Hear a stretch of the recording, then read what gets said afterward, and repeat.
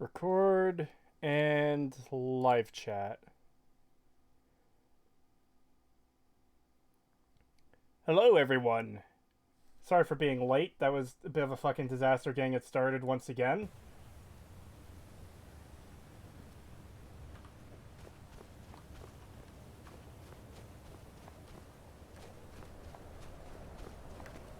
Man, I was really dreading playing this game again.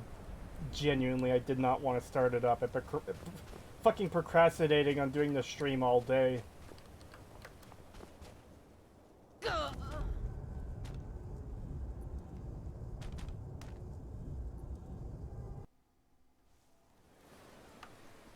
Alright, where were we last time?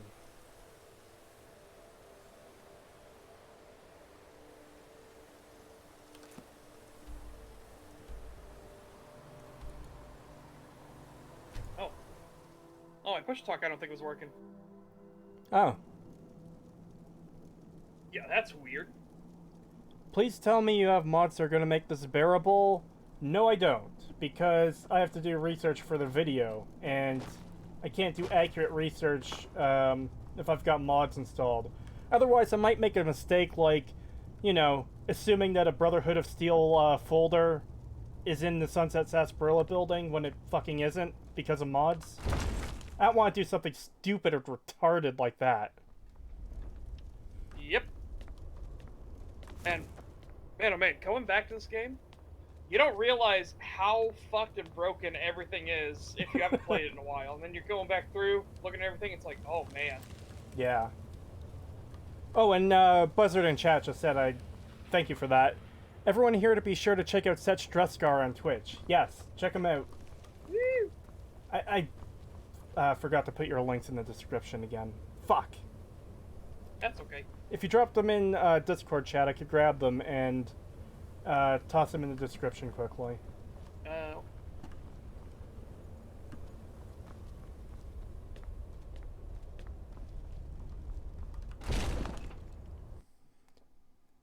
Anyways, how is everyone, chat? I hope you're doing well. I hope the sound is good. Especially for Setch, because, you know, part of the discussion for the shitty game. I used to dream of it. In there the you go, dream there's I both was mine. standing someplace high. Alright, I'll do it after tower, this or dialogue. a mountain. It was always just before dawn. Yeah, before we started chat, I got Then to came the talk flash to of light just on the horizon. Creetosis about one of the notes I put on the script. The Jarl of Whiterun is a lazy, incompetent doofus. Oh boy. And Let me grab those links quickly. the thing that, like, cemented it for me was the fact he has a major bandit encampment right next to his walls. It's so fucking stupid. Like, why? It's not even, like, hidden. It's not like, you know, a grotto or something that's just happens to be underneath. You know, maybe there's some bushes in front of it. No, it's in the open with a stagecoach and horses and, like, campfires and stuff. Everything. Oh, man. Alright, I put your links above the Discord and re-upload channel links in the description. Thank you. Anyways, back to this. Oh, yeah, no, I know all the Jarls are incompetent, but I just love how, like, we're probably going to each one, but, It came again. man, This time more not only does he have this, he has a seneschal that doesn't know Nord customs or anything like that and thinks they're stupid superstitions. That's your seneschal. That's the guy who's going to be your diplomat for other Jarls and who runs the day-to-day, and he doesn't know anything about Nords? What?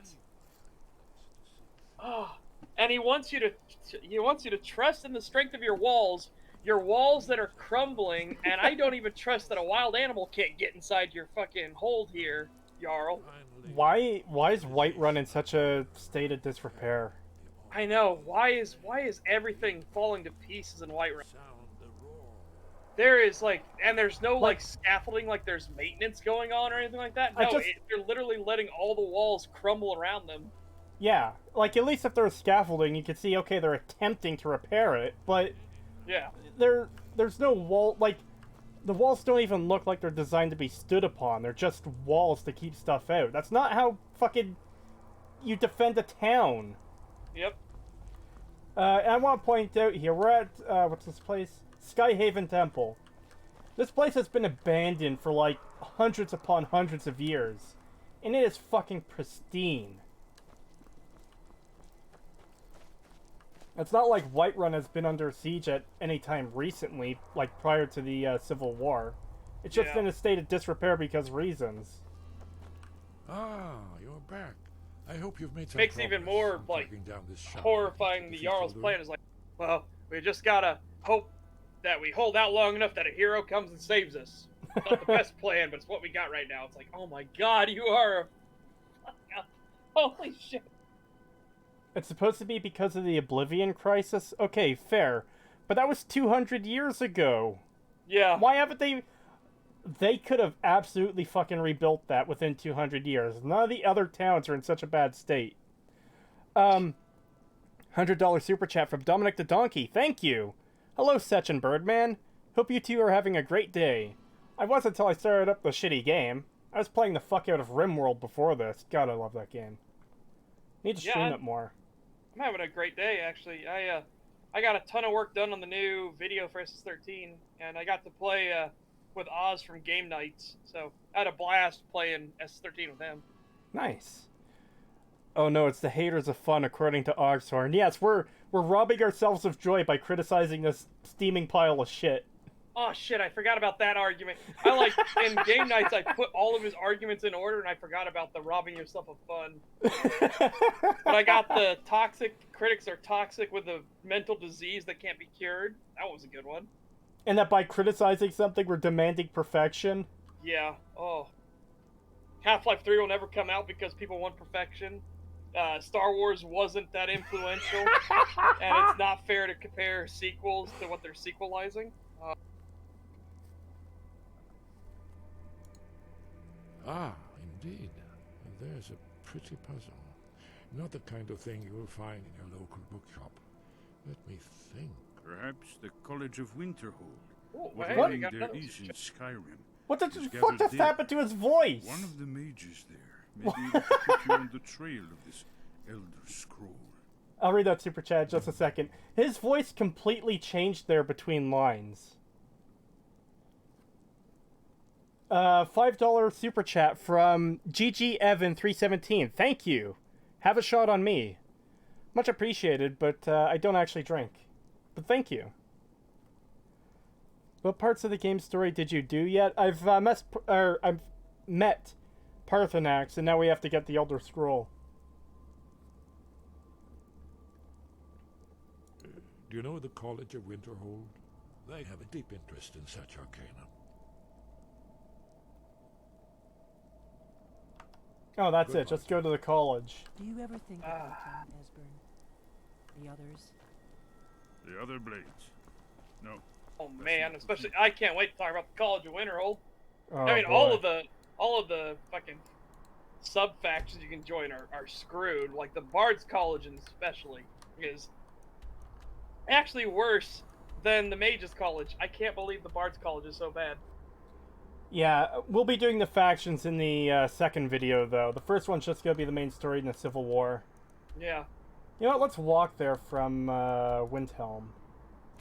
But yeah, oh my god, I just cannot believe how bad. Like, I'm probably gonna go through it and think, oh my god, the Dark Brotherhood's worse. Oh my god, the Thieves Guild is worse. But the Mages College of Winterhold, I've got a ton of Definite issues with shit all show. of them. yeah.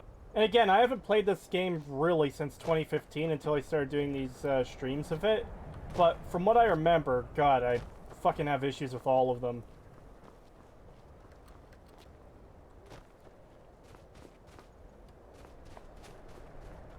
I cannot believe it.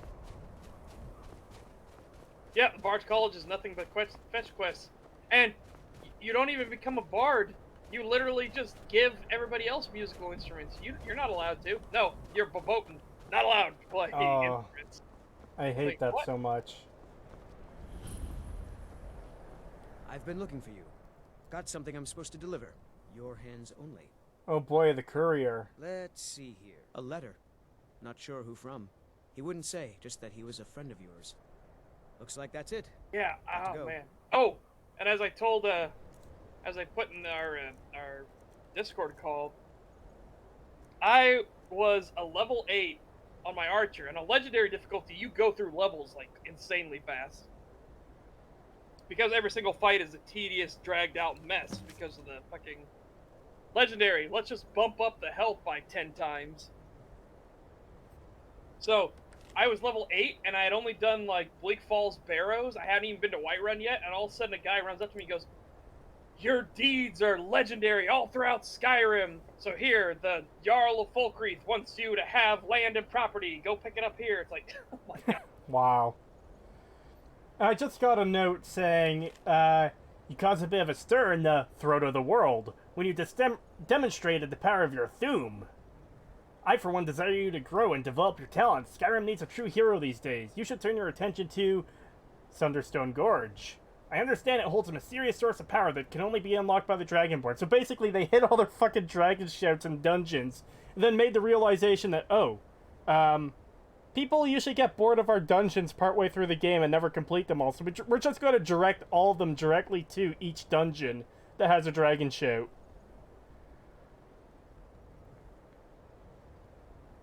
Oh boy, it is mind-boggling how many bad decisions they put in Skyrim. And we were just laughing about the fact that it took them hundreds of tries to make that introduction to the game, and oh my god, it is one of the worst introductions in gaming history.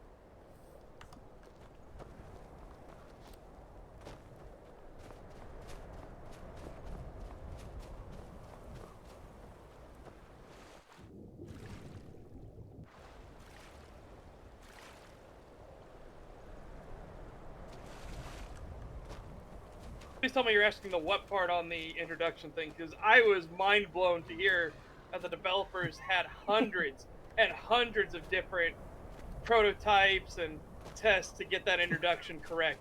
Well, hey, Satch, it's just the same thing as Fallout 3's guns build. It is. That made me more depressed to hear that they had tried really hard and fucked up that bad than if they hadn't bothered at all.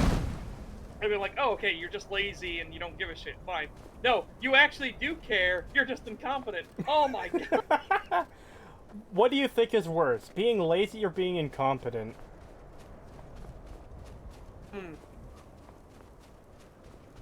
I think being incompetent if you're trying to hype up the fact that you tried really hard. If you're lazy and don't give a shit, I can just write you off. If you're incompetent, but you brag about the fact that you tried really, really hard, I think that's worse to me. Also, I find it hilarious that you're in this fucking... The entire map is basically a winter zone, and the courier is always wearing, like, basic clothes. Yeah. That's what I meant, like... Half the Argonians don't even have, like, shirts. It's like, you're a reptile, guys. You're a lizard. And, Why? and Put people... some clothes on. It's freezing. And people in the world never acknowledge stuff like that, which fucking bugs me. Because, like, it's so easy to have a check to see, okay, is this character wearing warm clothes or not? We can define what warm clothes are, and we can define what nakedness or, like, cheap, thin clothes that don't warm well. Then record a line, oh, I'm freezing. You know, it's not a hard thing to do. Or it shouldn't be. You know, I gotta agree with chat though. Overseer USA says it depends what you're working on when it comes to incompetence versus laziness. And I agree with that, and I agree with Buzzard. I'll always hate apathy more than incompetence because it makes you grow with incompetence. Yeah, that's fair. But this shouldn't have been a growth moment. This is their 5th game in a franchise moment. And not the 5th game they've made. Oh yeah, by this point they should have been, they should have had the formula fucking nailed down. Yeah. Skyrim is the best Elder Scrolls released in 2011. Hey! A true statement, because it was the only one.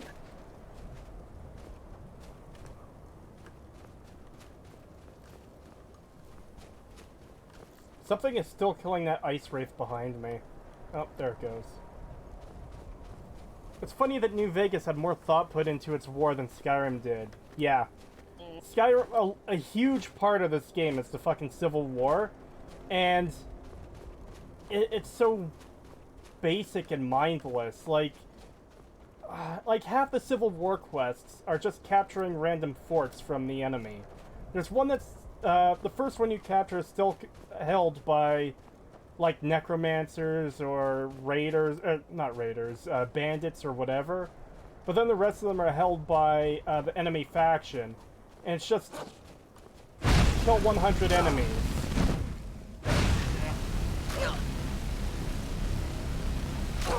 I can agree with that. Nova says lazy is worse because at least the incompetent is trying and maybe they can improve over time. Big maybe though. Yeah, I think the reason I think incompetence is worse in this case is because this isn't their first rodeo at all. Like, this isn't a new, like, this is Baby's first game from a new studio. No, this is Baby's first RPG from a well-established studio with hundreds and hundreds and hundreds of employees. And it took them hundreds of tries to make the worst introduction, well, one of the worst introductions in gaming history. I can't call it the worst because I haven't played every single game ever made. Yeah. Yeah, and nobody talks about the war. You bring up the topic of the war, and they're literally like throwaway dialogue Oh! from everybody you bring up the war about. Fucking... I think Skyrim physics might be not quite as bad as Gmod physics, but goddamn, that was funny. I jumped on this wagon, and it hurt me, and it went flying through the air across fucking town. Yeah, I just saw that on stream. Also, Great. this is going to be a common complaint with the later Bethesda games, but it fucking bugs me so much how small the towns are. This is, what, Winterhold? No. Yes. No, that's, yeah, the College Winterhold, yes. Yes, Winterhold. Okay. 1, 2, 3, 4 buildings. And a fifth burnt down. For one of the major cities of the fucking province. Can the Thune be taught? The excuse that gets brought up in defense of this is that, oh, but they talk about it. The part of the town collapsed into the sea. And there's 2 more houses here that are destroyed. Okay, so you can excuse that for one town. This doesn't change Falkreath or... No, but I'll explain why that defense doesn't even work either. Because look at how the College of Winterhold's bridge is built. You don't build a bridge out to a college and then have it just be normal land all the way there. So you'd have houses all over this. What is this bridge? I never even Why? considered that! I never even fucking considered that. Holy shit. Yeah, it would just be a normal path. Yeah, so... Again, it doesn't even work for the defense that people throw at this. Oh, but they say the town collapsed, and it was like, no, that don't work because that's a bridge.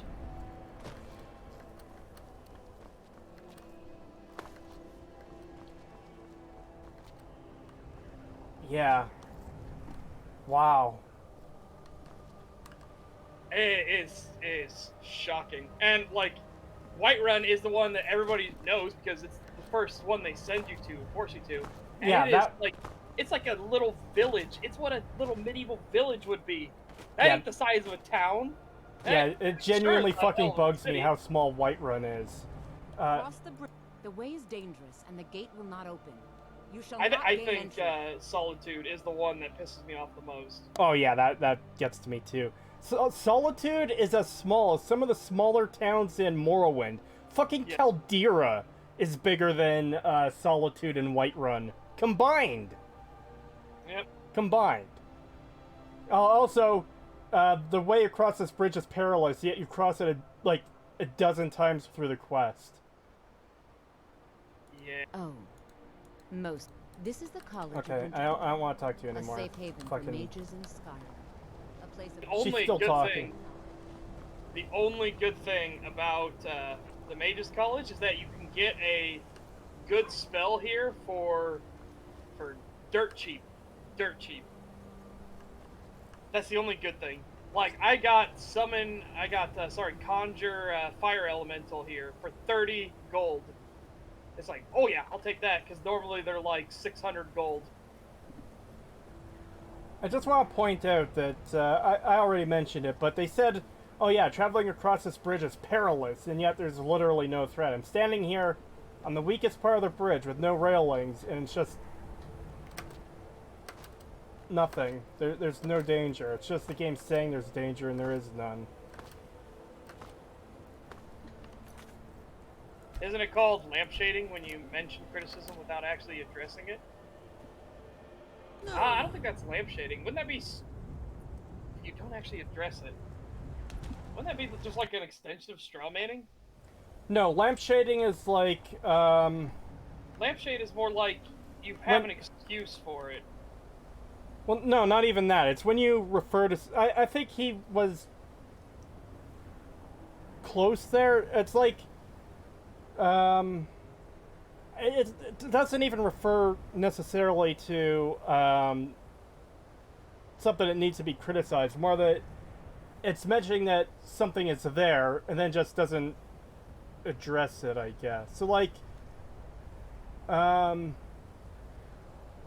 Okay, on the TV tropes page for New Vegas, one of them is bald is evil, and they refer to Caesar there.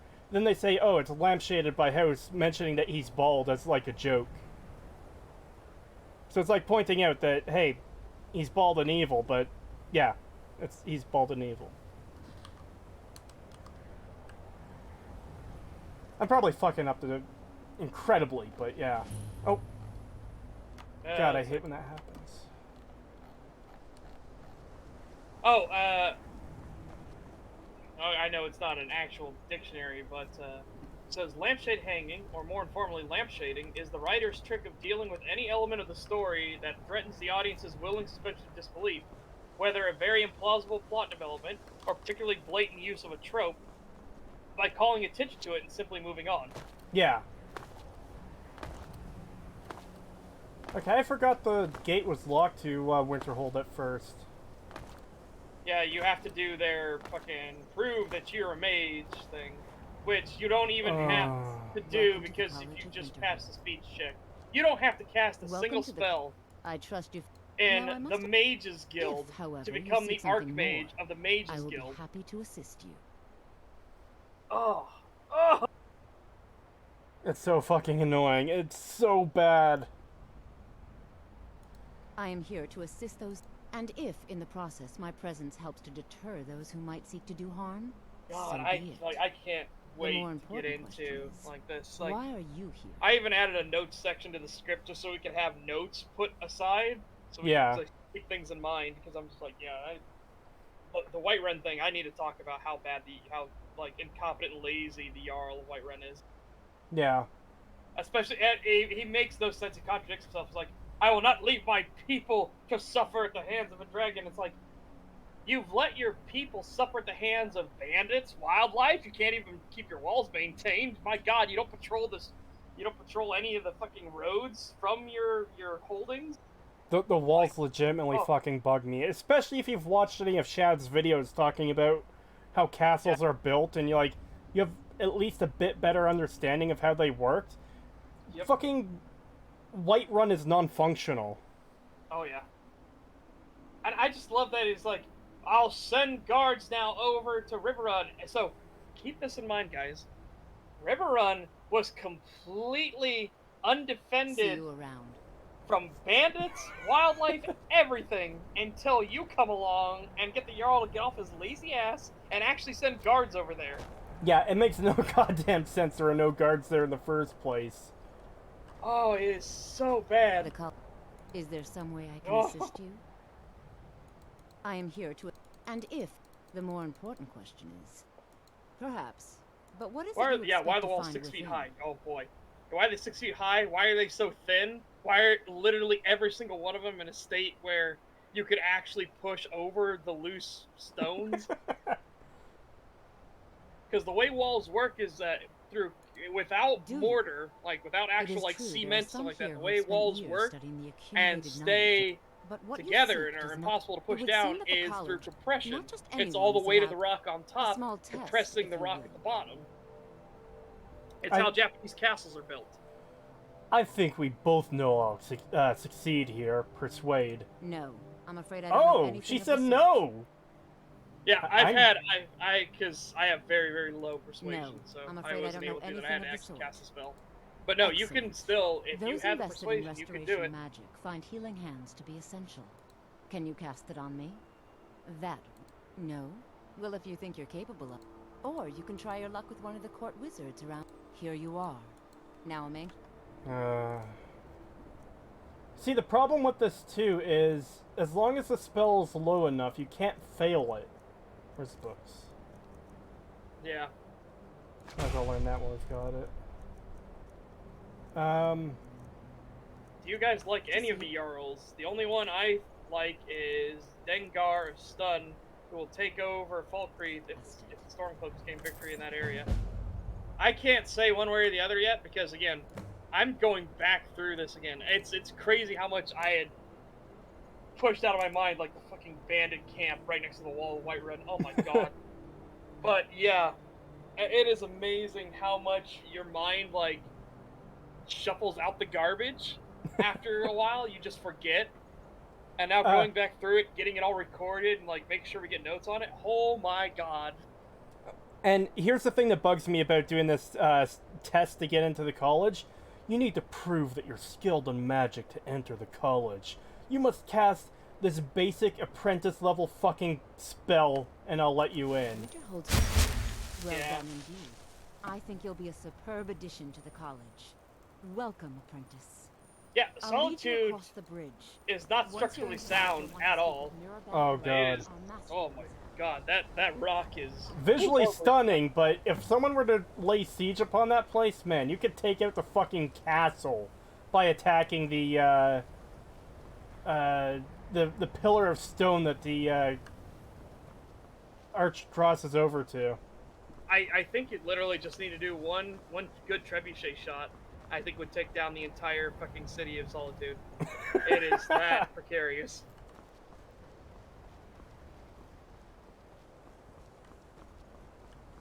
I believe I've made myself rather clear. There's Yes, 3 bandit of camps very close to course. Whiterun. One of Fine. them, the That's White fine. River Watch, is well known by the guards who point you in its direction. Yes, but there is one that's literally right next to the walls of the city. And it isn't, like I said, it's not a grotto. It's not hidden behind some, like, weeds, stuff like that, and just happened to be, like, a little area these guys found. No, it's wide open, has campfires, has bookshelves and crates and food stocks, and has a full wagon and horses, everything. It's so... Oh. I just want to No, point. they I have just trebuchets, Legionary, which are way better than Roman catapults. I just want to point out someone in chat, Devin Chat. That name automatically makes me think of Vine Sauce, where he'd be playing indie games, and chat would troll him by saying, "Hey, the dev is in chat," and then there'd be people making names like Dev in chat. Yeah. Anyways, I have to find an Elder Scroll, and I have to talk to this orc to see where it is.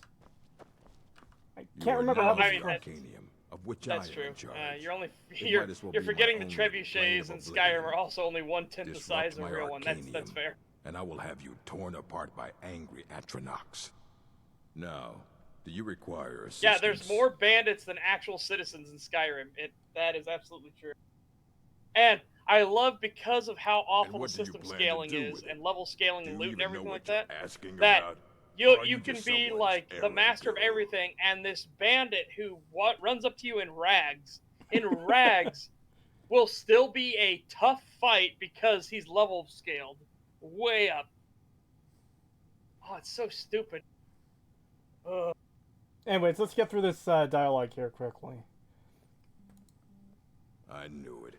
Everyone comes in here expecting my help, but they don't even have Oh, the you didn't. proper Why'd you questions. get rid of that, An Bernie? Elder That was Scroll funny. is an instrument of immense So knowledge Bernie and said, "Oh, you're power. playing Ground Wheel." To read an Elder Ground wheel. Scroll, Oh. a person must have the most rigorously trained mind, or else risk madness. I like the same thing with Even Internet so, Historians. the Yes, divines Woman's usually Land. take It's so the fucking reader's good. sight as a Yeah. price. And that is a genuinely great video. I know I shared it out last time we streamed, but my god. Guys, go watch Internet Historian's Yes Women's Line video. Yeah.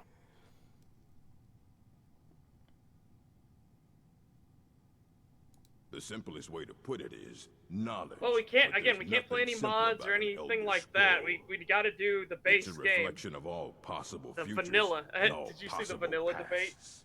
No? Each reader sees Oh my different god, reflections Shad's through vanilla different debate on lenses Games Night was and may so come fucking away funny. with a different reading. About Skyrim? But at the same No, he time, just went off on a all of tangent it of is why the true. hell do we call it Even the vanilla? Vanilla is an falsehoods, added flavor. There's especially nothing that the tastes like vanilla. falsehoods. It is an added flavor. Why is vanilla the base?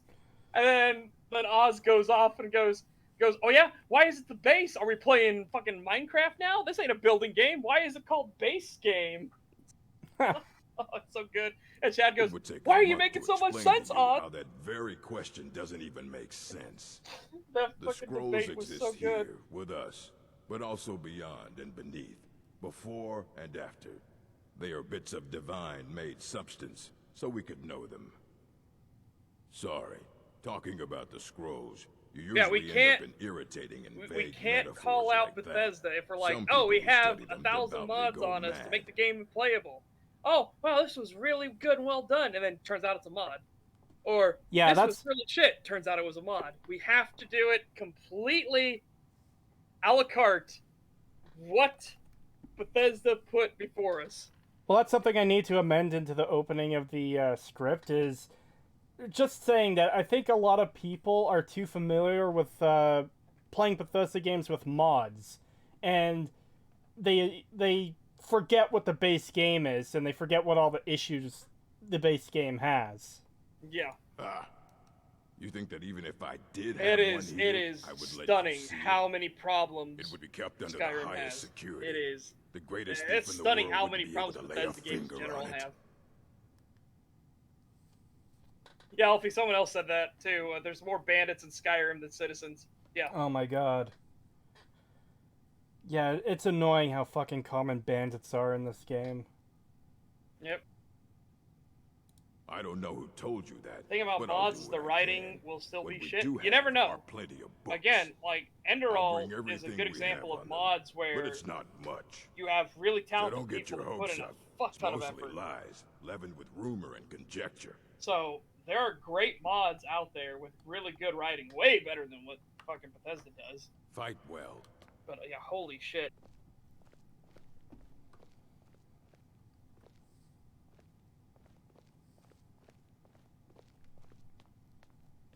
Here you go.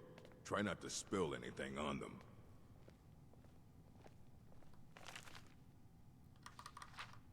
What I don't like about Skyrim and Fallout 4 is the amount of item bloat there is. Yeah, I agree. There's too much junk for the sake of junk.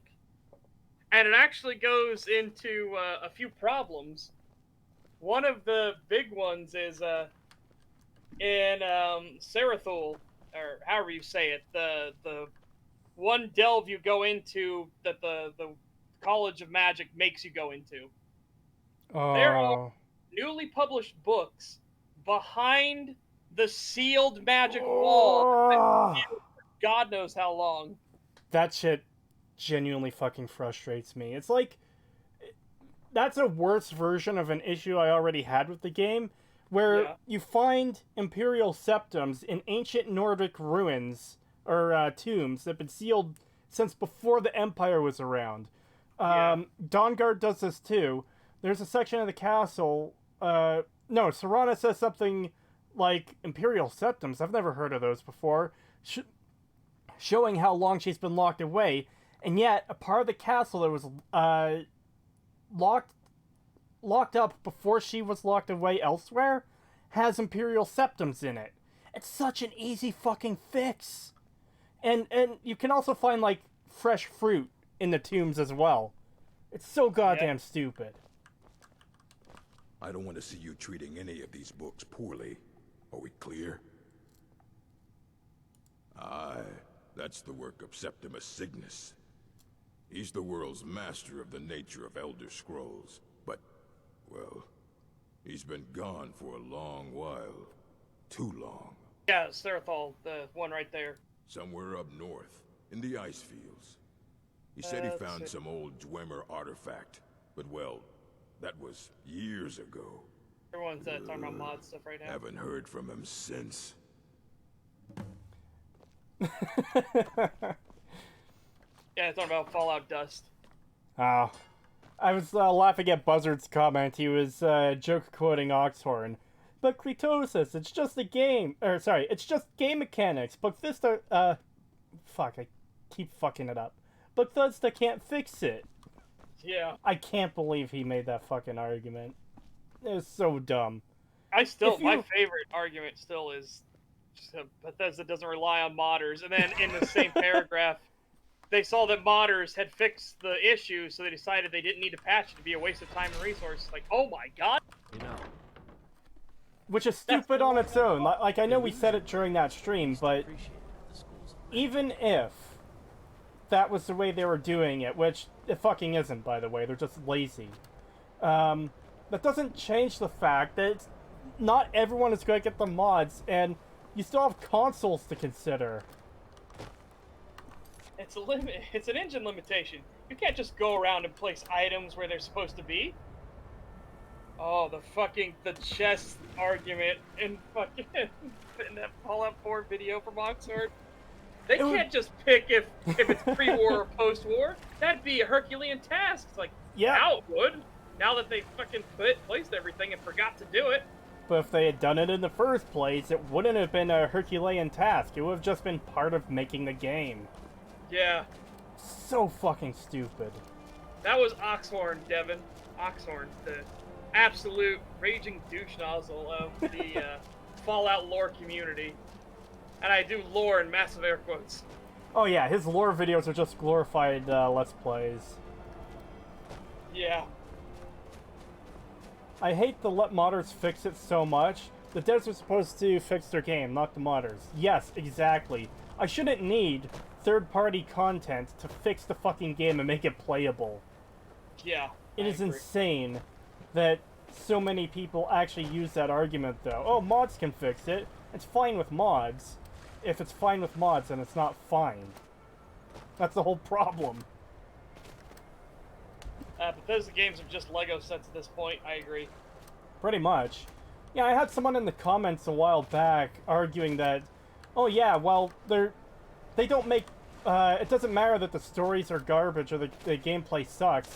Bethesda makes modding platforms. That's where the real content is. And it's like, do you even realize what you just argued?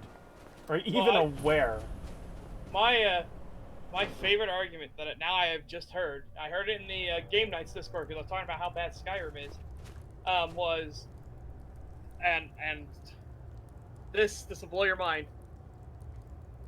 Bethesda could have made Skyrim better, but they didn't have to because there was no competition in the same space. Oh. And I was like, oh boy, do you understand how that is damning with faint praise from your position? Like, they could have made the game a 5 out of 10, but there's no competition. We don't need to critique it. Game's over, guys. Let's go. They could have made it a 5 of 10. Nope. Didn't need to. I was just like, do you understand how bad that actually is?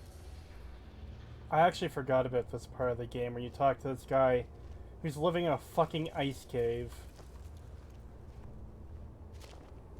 Yeah. This is where you have to get the blood of the elves, I believe. When the top level So you was can built, unlock the no more Hercule could be box. Elder Scrolls, indeed. The Empire. They absconded with Ah, them. yes, a $60 modding They platform. saw. Yeah, The exactly. ones they thought they Yep. saw. I know of one. You know They what? make- Forgotten. You know what a real modding platform is? Gmod. There's so many different game modes for that, and it doesn't cost $60 fucking dollars, and it doesn't have a main story that's complete fucking garbage because it didn't need to make a main story. Like that, I think that's the ultimate proof that the idea that these are just modding platforms is fucking retarded. Because if it was just a modding platform, they wouldn't bother making quests. They wouldn't bother with the main story. They would just put it out there. But it's not what it is. It's not a modding platform. Here. Oh, it's just Well, fucking here as depressing. in this plain, Mundus, Tamriel, nearby. Relatively What does Septimus speaking, eat, drink? Where does he poo? How on has the he not frozen to cosmological death? scale. Oh, Don't think about it. Just consume product. Yep. Don't think, just consume.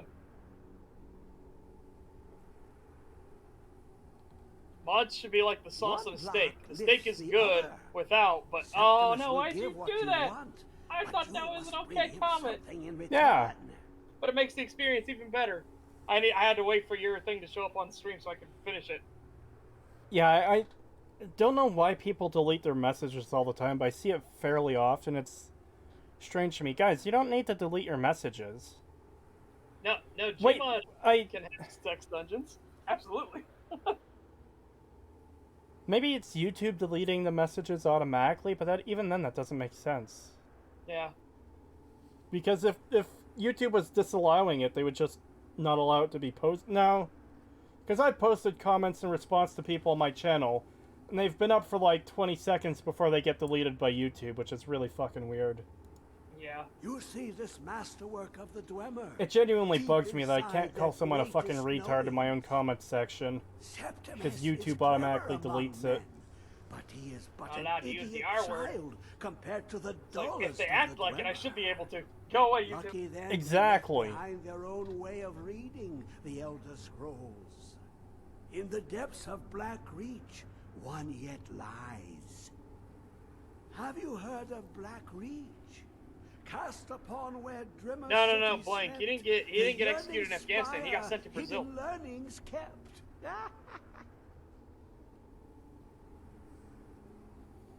Oh, his Underneath, comments got sent to below the Brazil. dark, You're going to Brazil. The hidden keep, Tower Mzark. Oftand, the point of puncture, of first entry. Yeah, of if it says the retracted, it was the person deleting it. True. delve to its limits. That's why I was and like, why Black are you Reach removing your comments? lies just beyond. Ah. But not all can enter there. YouTube is a site run by Only fucking Septimus retards who couldn't run a knows the McDonald's. hidden key They can run a to McDonald's. loose the Not lock, that hard. I'm not to gonna jump go that beneath far. the But they are death stupid. rock. I will absolutely agree there. They are absolutely Two stupid. things I have for you. Two shapes. One edged, one round. The round one for tuning. Dwemer music is soft and subtle, and needed to open their cleverest gates. God, I was gonna The play. I was gonna edged play lexicon alongside you. for and then I just started inscribing.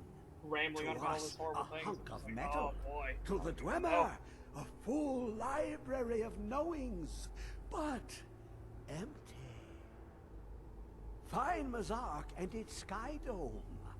The machinations there will read the scroll By the way, and lay guys, the lore upon the cube. If you're legendary and you're going archer route, Trust until you become a Septimus. He super knows a you mega can know. stealth archer, don't do the main storyline. Took me 15 and a half minutes to kill the first dragon. Holy Oh, God. shit. That was horrible. Oh, and this is another thing that bugs me. It's one of those Sorry, I just want to read this. God, Go ahead. God, I hate this map. You have to use the WSAD keys to move across the map. You can't just click and move like in the other games. It's fucking annoying. Oh, Anyways. God, on stream I've done that every single time, and I'll be like, Well, because you get so used to it from Fallout 3, 4, and New Vegas, where... And I think even Oblivion uses the same way, but no, this one for some reason you have to use WSAD to move. Anyways, they can run a McDonald's, but they will fuck up your order consistently. Well, I mean, not just par for the course. yeah. Especially if you go to Tim Hortons here in Canada, They will often fuck up your orders. Tim Hortons is good, but goddamn. I like how the dungeon you need to loot this Elder Scroll from is like less than a mile away from this guy. Yeah. Oh man, oh man.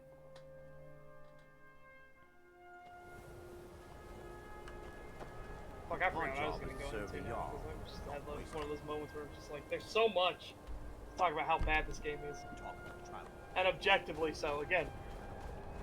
Not, the hardest part about this is you gotta be objective with it. Stuff can feel shit, but you have to understand, is it actually shit, or what are other circumstances going into it? So like that, but oh my god, there's just so much in this game that is actually shit. Oh, it's painful.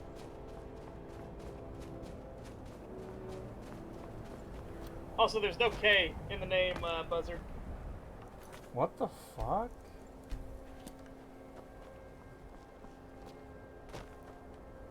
Did I honestly... Holy shit. We found a fucking unicorn right here. Oh my god. So, why'd you join the Storm Club?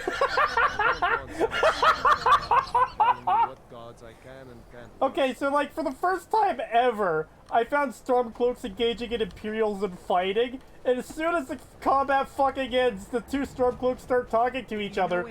So why did you join the Stormcloaks?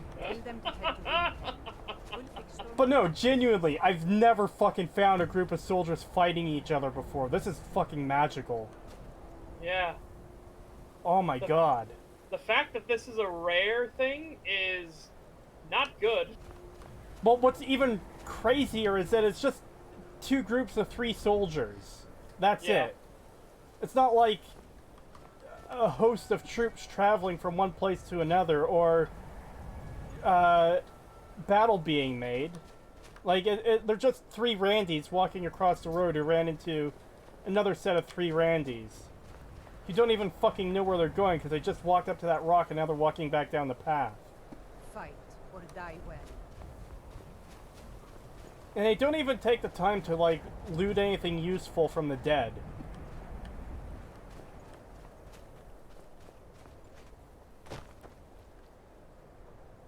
Wow. We'll be getting to the Civil War eventually. Oh yeah, the Civil War definitely needs to be talked about hardcore. 'Cause it is bad.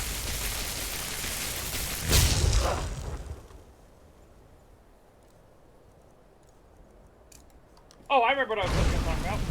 So, the thing that bugs me is how obvious so much of their storytelling is. Like, every single guard you see in the game is a faceless mook. Every single one of them. Yep. Except when you do the very first Dragon Quest, you get 2 random guards that have faces you can see and their own personal helmets and stuff. It's like, oh, yeah, I wonder if you guys will be important. And they are. They're the ones that are scripted. They cannot die. And they're the ones that have to run up to you and be like, oh my god, you must be Dragonborn. Uh-oh.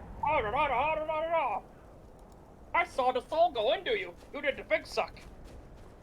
Like, oh. It's also weird that they could just see that. Yeah.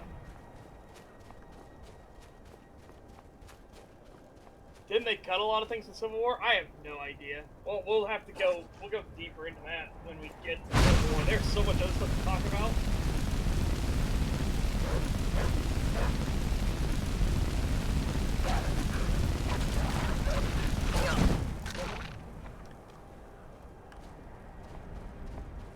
Okay, so for most of that time there, I was doing no damage to them, then they all just dropped dead. Oh, I like this comment. I know you call them Randys because they are random NPCs, but I just keep getting the mental image of Randy Pitchford instead. Fucking Randy Pitchford fighting in the snow.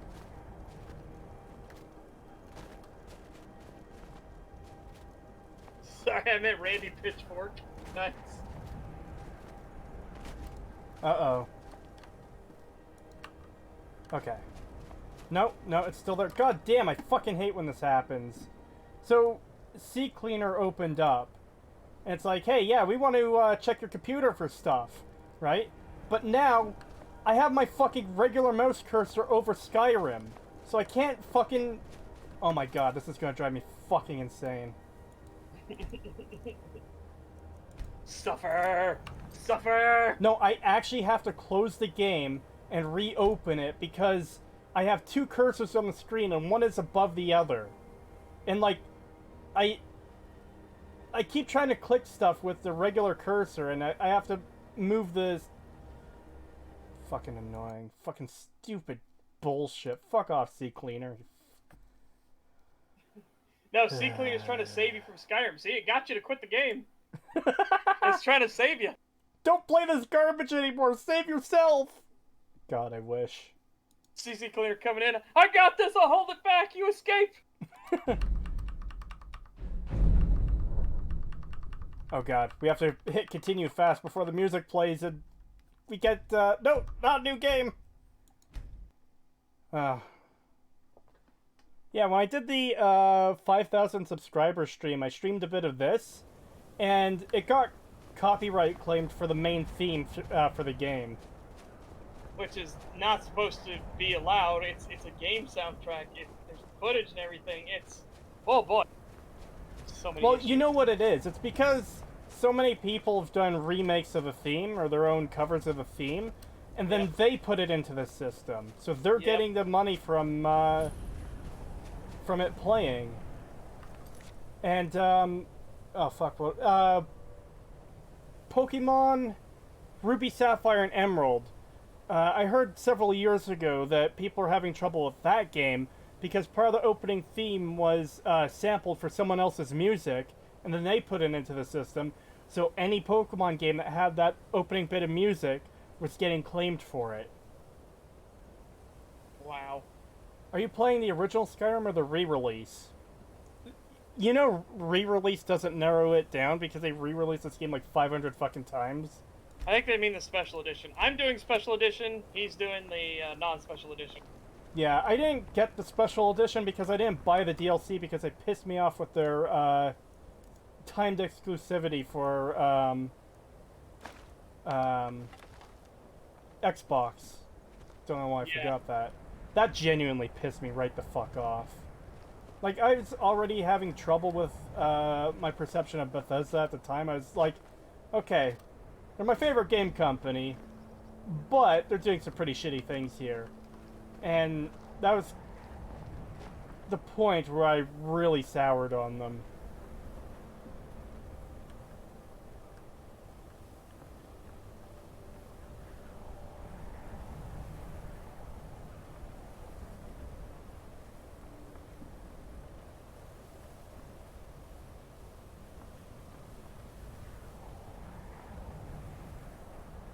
Oh, I thought this was the place that was full of, bandits. Guess not.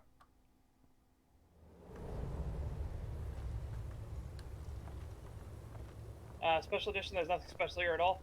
All it did was allow it to be 64-bit instead of 32-bit, and it has all the DLCs installed by base, which actually makes a lot of problems. Oh, really? A lot of problems. Yeah, like vampires attacking the towns. Oh, yeah! You're telling me about that. And they can kill off important NPCs. Oh, boy. And quest starters. Yeah, it's real good.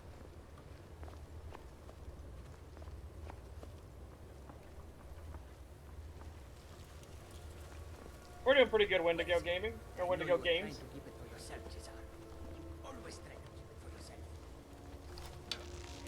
Yeah, it's not the good kind of special. It's the... This should have been a patch for everybody, the 64-bit thing. And having all of the DLC on from the get-go, so you can get attacked by vampires constantly, yeah, not a good idea. Because when you're low level, vampires really suck. I know they're supposed to give you the big suck, but they really suck.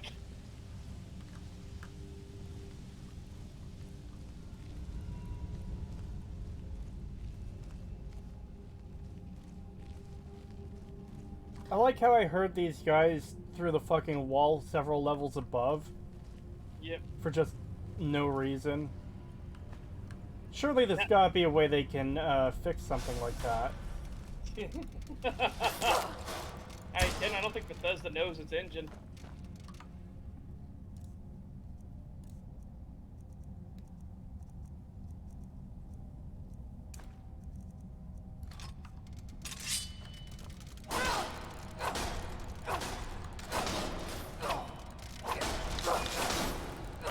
I guess that's fair. No, you could not release it as a patch, but you could release it as like additional add-on for the game. Be like, hey, you want to turn your game 64-bit? You know, activate this. There's still reason it had to be locked behind an entire new game. And I honestly don't think it was 64-bit that did damage all the mods. I think that's just an excuse they made so that they could get people to use the Creation Club.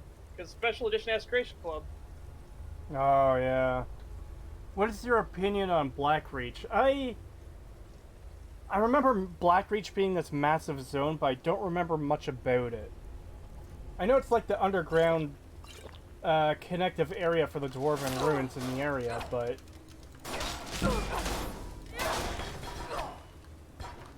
yeah, I don't remember much about it, unfortunately.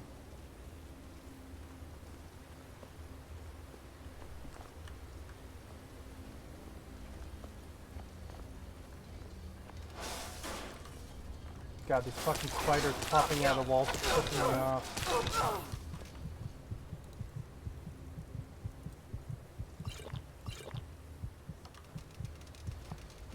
I don't know exactly what difficulty this is on. I'm doing mine on Legendary. Let's see. Yeah. What difficulty am I on? 8. It's not difficult at all. Legendary is just tedious. It is tedium incarnate. I'm on Adept. Why not just say easy, normal, hard? What the fuck does Adept mean? Okay, let's see. Novice, Novice, Apprentice, Adept, Expert, Master. Legendary. Yeah. Okay. So yeah, again, Adept is normal. And again, Legendary is not difficult. They just do more damage, they have way too much health. And every fight is a tedious slog.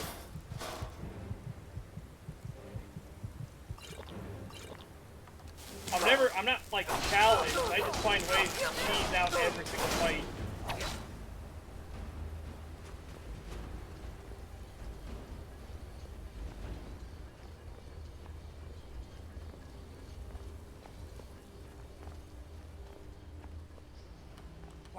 Who is this, brother? Another of this woods. Yeah, Adept is medium. It's the default, what Skyrim is set to.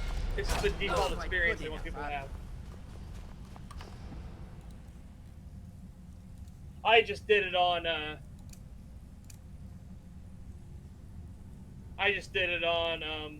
Legendary for a few reasons. One, so nobody can claim, oh, if you say the game's not difficult, you just didn't do it on Legendary. And I'll be like, motherfucker, I did mine on Legendary. It ain't difficult, it's tedious. You will suffer for your lack of vision! Yeah. And the other aspect is... oh, I died! No, you must be... The other aspect is I wanted to showcase all of the game's problems, and you cannot ignore the problems on Legendary, because with all the enemies having like 10 times the amount of health that they should, oh boy, you get to see every issue like as if you're looking under a microscope. You can see it expanded and blown up in your face. Ah, going backwards. I died and went back to the start of the dungeon. Yep. I thought I was doing enough damage to kill that guy, and apparently I didn't. Yeah. But I have it recorded where I hit level 10 in the bandit camp that's right next to Whiterun, and it spawned a hard encounter on top of me. I have that fully recorded. You see the ghosts literally render in and start shooting lightning, and lightning two-shots you on Legendary difficulty. Ooh. Oh my god, I had to cheese that fight out so fucking hard.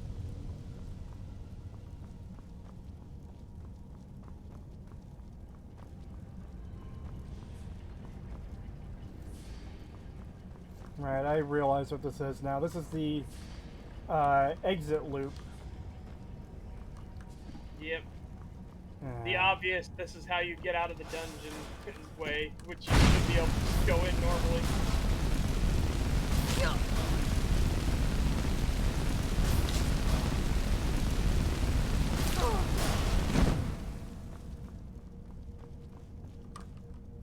I just come from a giant bitch fest that is that all game should have an easy mode arguments in the stream. I disagree. I honestly think multiple difficulty settings are a bad thing. I'm on that camp where I'm like, no, there should be an intended difficulty, and that's the experience right there. Yeah. Because, trust me, Bethesda is one of the crowning examples in why my argument is there should be one set difficulty, and that's your lot. That's the intended experience, because holy mother, have mercy. Well, Bethesda doesn't really do difficulties well. It just changes the damage you take and receive, and I think enemies' health as well. Yeah, it does. The enemy's health is way up, enemies' resistances are way up, the damage they do is way up. Oh, it is annoying. It is so tedious. What is your opinion on game journalists? I call them shill media for a reason. I have no respect for them whatsoever, especially Jason Schreier. I hate Jason Schreier. Yeah, not a fan. It's funny because he literally just admitted he had known about Blizzard's abuses for years and was covering it up. Who is this, brother? Another of the And it's smooth like, skins looking for food? Jason, I know you try to do this. Like, I've known the story for years, and I can confirm this stuff. It's like, you're saying it now that your favorite company is fully exposed as the shitty company they are, and you were hiding it all this time. You are a piece of shit. Difficulty is a damage multiplier. Adept is 1.5 for both player and stuff. On Legendary, the enemies take 0.5, and player takes 3.25. No wonder it feels like they have 10 times the health they should. If you only do 0.5 the damage. Oh my god.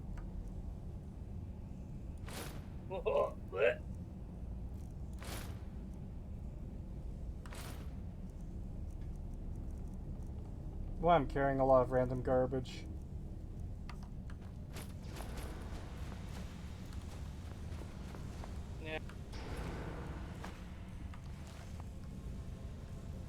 Yeah, if you do want to do difficulty stuff, do what the old Resident Evils did, where changing the difficulty changed where items spawn, where enemies spawn, like change up stuff. If you want difficulty, go that route. Yeah.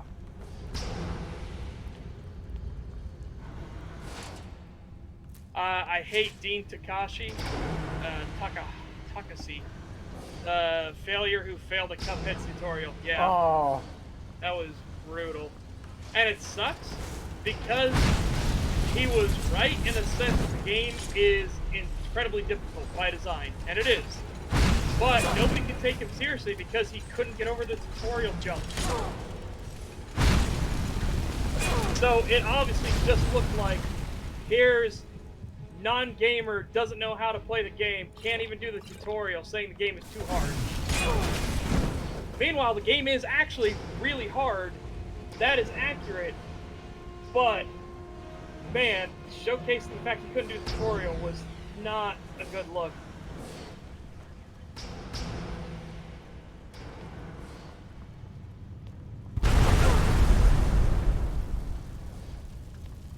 Yeah, I have a feeling that he didn't actually do the rest of it.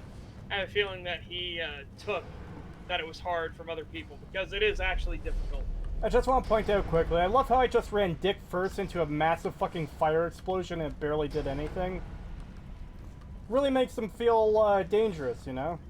No, I haven't seen him play Doom. I'd be terrified. Oh hey, there's a random blacksmith forge I can use down here. Dean also played Mass Effect and thought to damage enemies you had to shoot through the red lock-on icon. Oh boy. I need to turn the game volume down because I can barely hear you when I'm casting spells. Saying Dean has the IQ of a dirt road is offensive to dirt roads.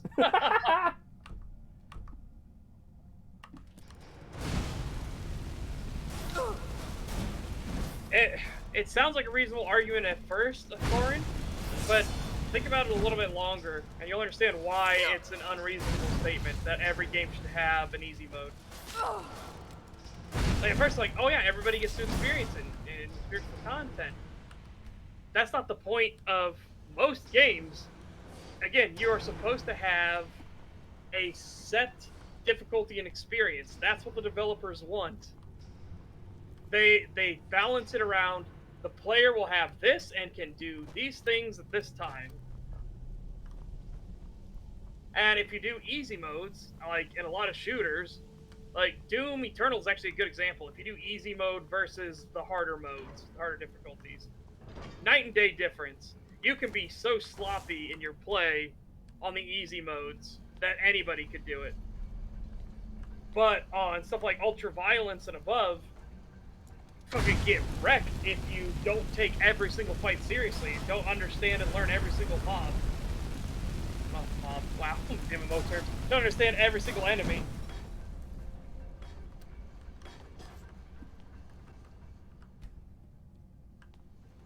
Who's smarter, Bethesda AIs or Dean? Oh boy. Man, bit harsh, guys, but yeah, it is funny to joke about. Exactly, that's another one. If it's so that you can enjoy the story, just watch a YouTube video at that point. Yeah. There's plenty of people who do full playthroughs of games where they just don't talk at all. Yeah. And you actually do lose out a lot when you don't experience it, when they say, whoa, that was a tough fight. And if you played it on easy and it was like a breeze, you never took hardly any damage, you didn't do healing potions, you literally killed everything instantly, takes the wind out of the sails. Whereas if it was actually a tough fight, you know, you have that shared experience. You're more engaged in the story when somebody says, holy shit, how did we survive that? When you actually had to struggle to survive versus it was a cakewalk breeze and you're fucking Rambo. Sorry, do you want to know what mistake I just made? Oh? I saw that I had leveled up, so I hit T to rest. And I was like, oh yeah, that's right. They changed it so you can't just rest anywhere. You need a bed to level up. So I found a bed in this dungeon. I'm like, okay, there's a bed. I'm gonna sleep and level up. And then nothing happened. And I was like, oh, fuck. Yeah, and then you remembered, yeah, you don't level up with anything anymore. You literally just go into the menu. Mid-fight, you can level up. Then you click the colored bar you like the most. Yeah. Do you want the red bar, the blue bar, or the green bar?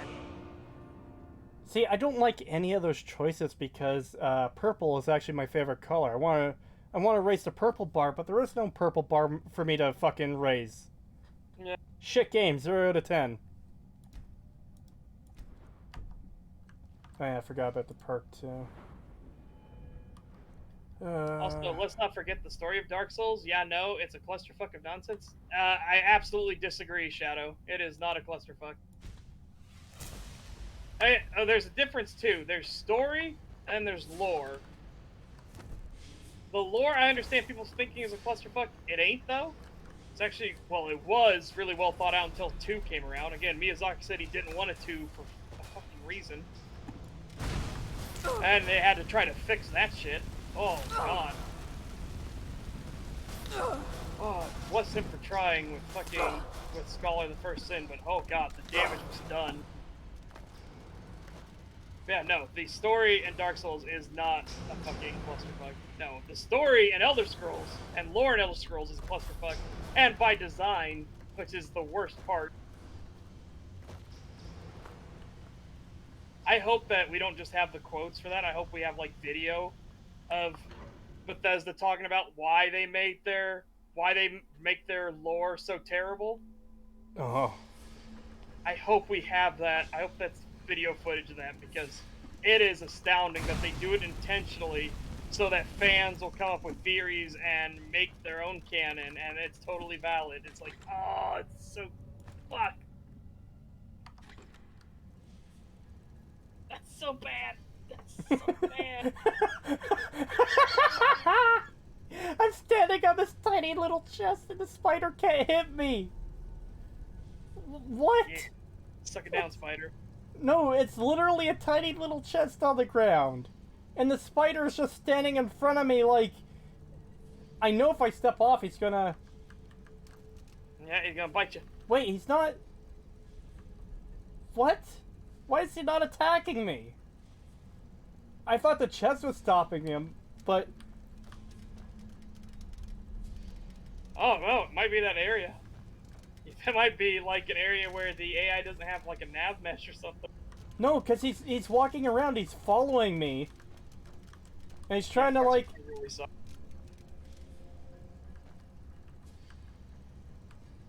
What?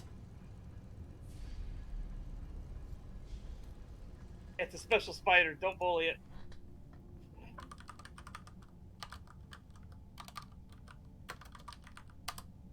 Oh, what's the change name cheat? No, set actor full name, I think. Ugh!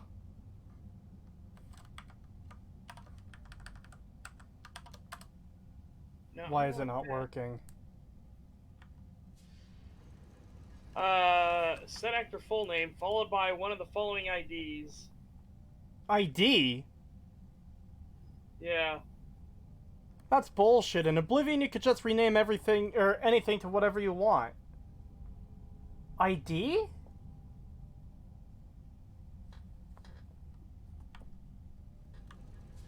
Oh well.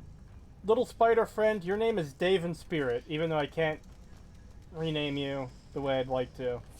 Come on, Those Dave. are the ones it gives. I'll give the exact thing. It's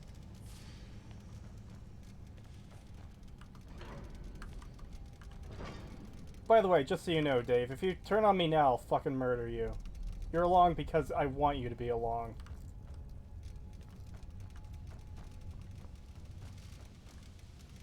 make Dave a companion. This one isn't attacking me either! I am gonna have an army of spider robots. What should we name the second one? Do you guys prefer having to find somewhere to rest to level up, or being able to do it anywhere, just having to finish combat first? Okay, the spear guy still attacks. Ah! The spiders have turned on me! Uh-oh. He broke the compact, now the spiders are after you. I'm sorry, Dave! You made me do this! Oh. There we go. Oh shit, he can come up here. But yeah, to answer your question, Alex, I prefer the having to find a place to rest, settle down, you know. That way you can't do it mid-combat or in the middle of a dungeon or anything like that.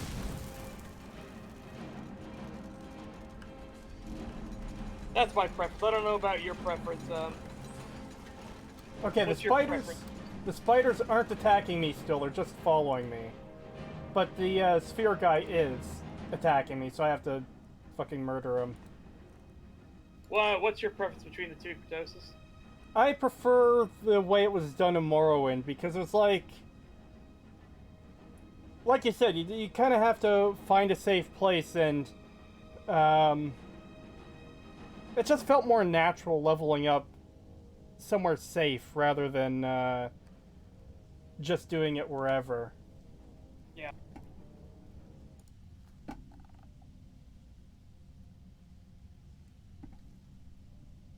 Dave has turned on us. Damn you, Dave.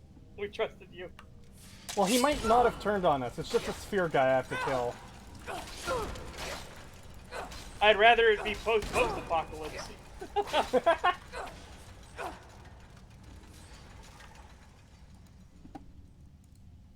I still can't believe that was a legitimate argument. I wonder if Matt would say the same thing about Mad Max. Is Mad Max a post-apocalypse? Because things aren't actually improving. What would you consider it? Would you consider it the post-apocalypse? They built societies and they built cities, but things are actually getting worse and worse.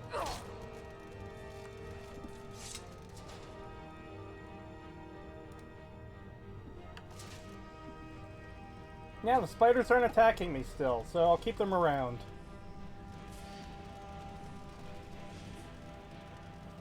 And I saw a comment earlier, someone suggested Carl, so now we've got Dave and Carl. Best friends forever. Shame it wasn't Buster, because then you could have Dave and Buster. Oh! This one is attacking me! Okay. This one has to die.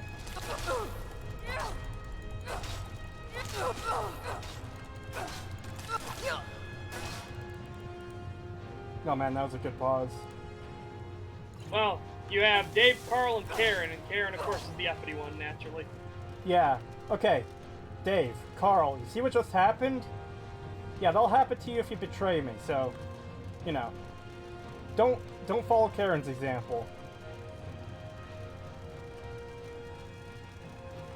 Isn't it hilarious that the only thing that use spears are dwarven robots? No spears in Skyrim. Spears would be the vital weapon of military use. Yes, spears would be the default go-to military weapon for pretty much everything. It is baffling that spears don't exist. Oh! Motherfucker. Okay, Carl has to die. He betrayed me.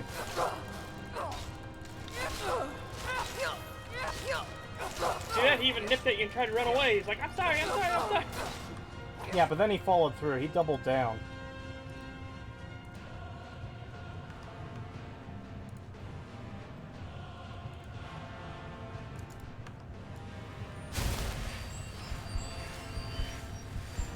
God damn it, Carl. I didn't want this. Is this the dude who hates Fallout 3 for no reason? No. This is the dude that hates Fallout 3 for very good reason, because it sucks. It is objectively a shit game.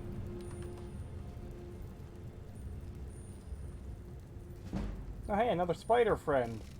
Are you gonna... Ladies love long point shafts. Yeah, another one that's not attacking me. Okay. We've already replaced Carl. Why do you guys think Matten and Oxhorn are so disingenuous? There's just this smug air of condescension when they're defending Fallout 3 and 4. Do they get paid or enjoy being annoying contrarians? Well, they're not really being contrarians. They're trying to appeal to an audience that doesn't think. They don't think, they just consume. They want to be told that the stuff they got was a good thing. It's confirmation bias is what they play into. And they can't be honest, because if they're honest, they would have to realize that their game is bad objectively. So they have to lie, manipulate, and absolutely, just make up half the stuff, or tear down something else to be like, see, it's not as bad as that. Let me tear down that thing to bring it down to this level.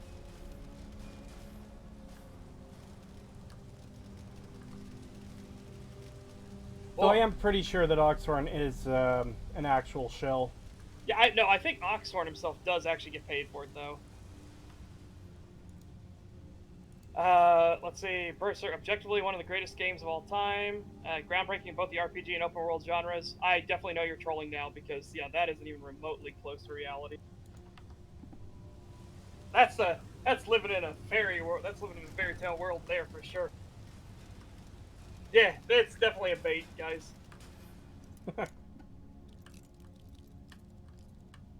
What do you think of the Falmer? I'm torn, honestly, on them. I like the idea that they were elves that were enslaved by the dwarves and then just couldn't get out. And I wish I knew how they survived more, but the fact that they've evolved into a completely different type of elf, I kind of like that. Yeah, I kind of like that part too, but they largely come across as generic enemies.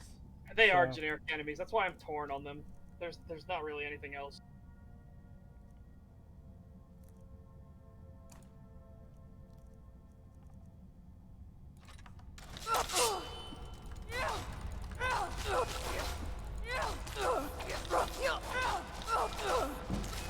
I have tons of respect for Creetosis based on the fact that he has the balls to obviously point out how every subsequent game they make is more dumbed down than the last. Yeah. Thank you. Also, I just want to point out that, my god, this combat is fucking tedious.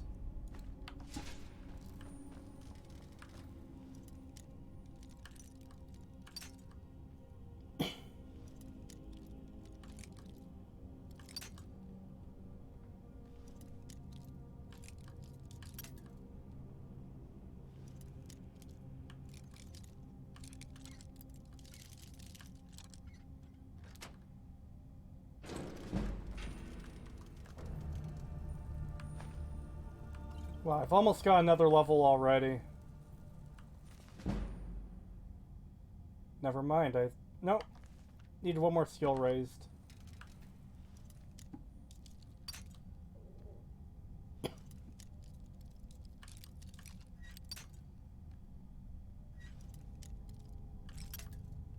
God, I hate this minigame so much.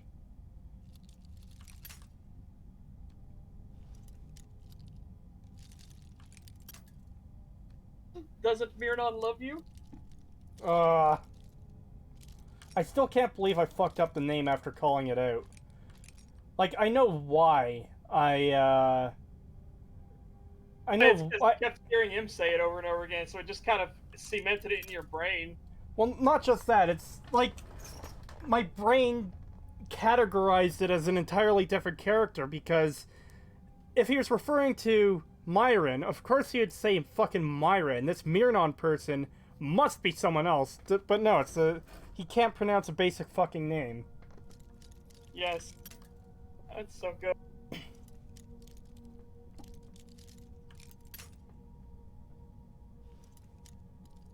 He does. He absolutely has an interest to promote and overinflate Bethesda's games, because he actually gets a cut, because he can sell Bethesda merch and shit.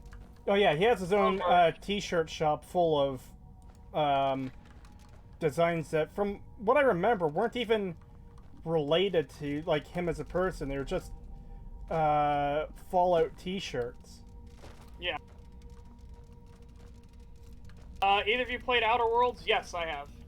I don't think it's as bad as people say it is. I think they expected more from Obsidian, and I agree. But it's not as bad as people say it is. There are things they should have fleshed the story out more. I think they should have done another year in development. 100%. I think it could have used more dev time. I've only played about an hour of it myself. Oh shit! Dave! Wait, this isn't Dave, this is a new one.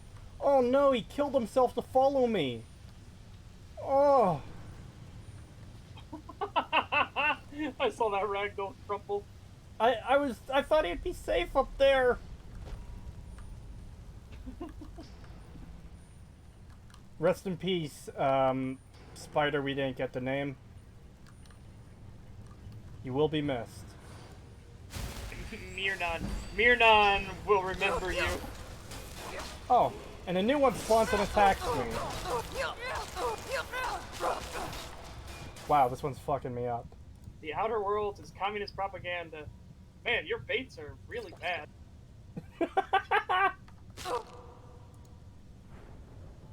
Let's see. I can never get into this game, I just keep restarting. Yeah. Have you played Fallout: The New Frontier? No. No. I just couldn't finish the Outer Worlds. It's just mediocre in my opinion. I can agree with that. Especially in comparison from New Vegas to Outer Worlds. Yeah, and again, they should have done another year. There's a lot of good, subtle storytelling in it, but, oh man, they needed to emphasize the overarching threat way more. Way more. Because you only realized that it was being subtly set up in hindsight. Which can work when it's like, oh shit, all of that now makes sense, I understand all this now. But because they don't have more obvious clues, it's all subtlety, it just doesn't feel like it works.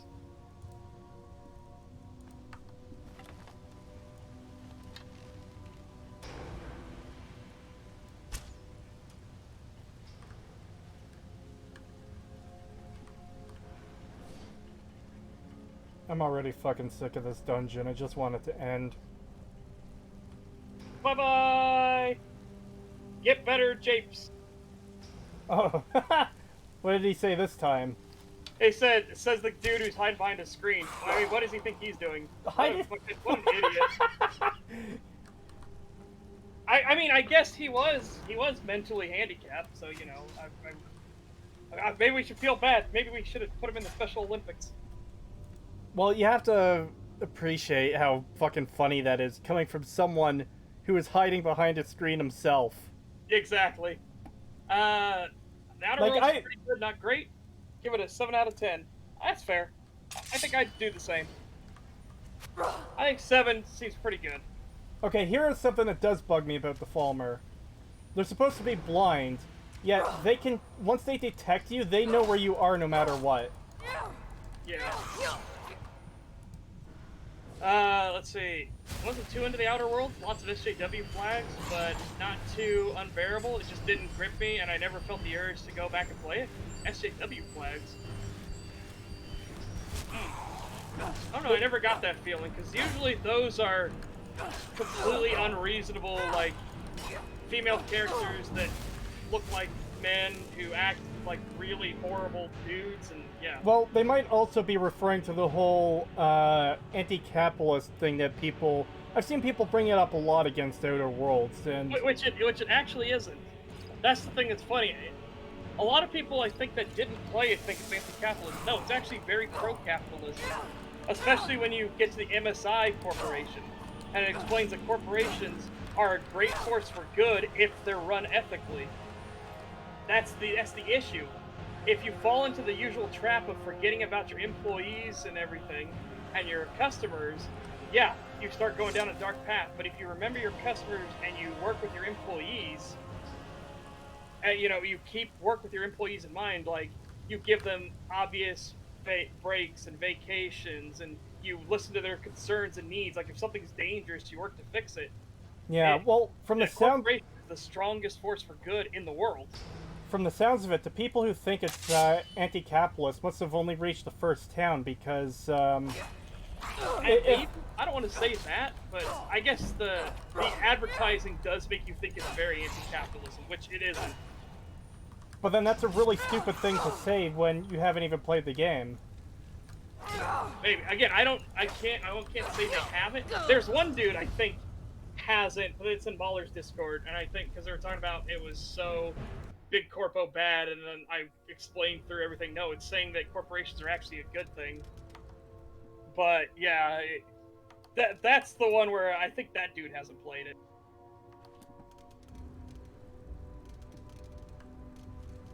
Oh no, we're gonna have to watch not Dave die again.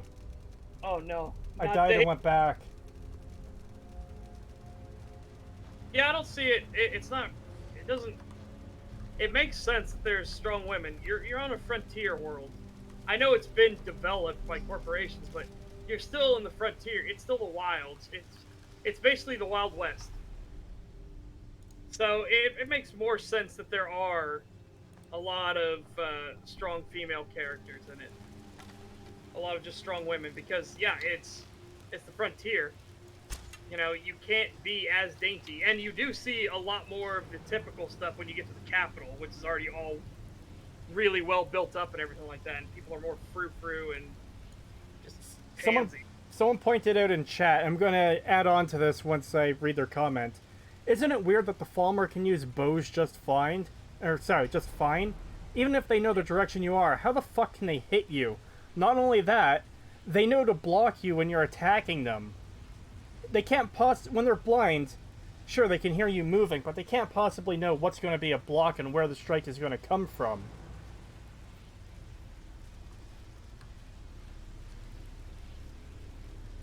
Let's see. It's not anti-capitalist. It parodies cruel corporations, sure, but it's more anti-Orwellian, yeah. And you find out later on the corporations had a point. They were just going about it in the wrong way. Like I said, they really needed to emphasize the overarching threat more. Because it really does not...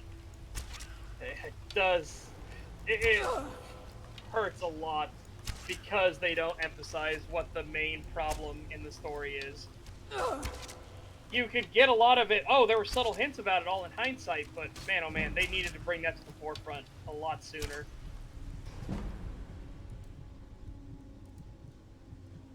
Corporations, by their nature, are anti-capitalist because you need to incorporate through the government to become a corporation. The fact this is lost on people blows me away. That's not as big of a deal. They aren't corporations by their nature aren't anti-capitalist because they have to go through the government. No, that's how they get started, sure. But that doesn't then therefore mean they aren't worried about money.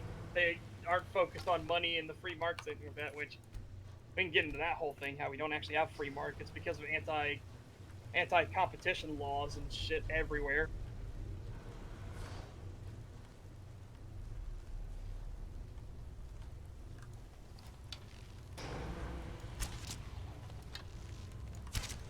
Yeah, I think Outer Worlds would be more fondly received if they had emphasized the crisis way more. And I'm trying not to say what it actually is, because for people that haven't played it, I don't want to spoiler it, because it's not like Skyrim where this game has been out for over a decade, you know.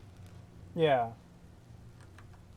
Or, I mean, I guess will be out for over a decade, right? It's this year, it'll be out for over a decade. Oh boy, 10 years of fucking Skyrim. Yeah. Isn't it amazing that we got 3 Elder Scrolls games within a decade, and then we got none? I agree with that, Boom Boom. Corporations are anti-capitalist once they basically have a monopoly, yeah. Once they no longer have competition, that's when it turns into... They're no longer anti-capitalist because they no longer have competition and they no longer want competition, so they snuff out and stifle all creativity to make sure nothing can threaten their new hold. Oh no, politics is gonna go to shit. Let's try to reel it back.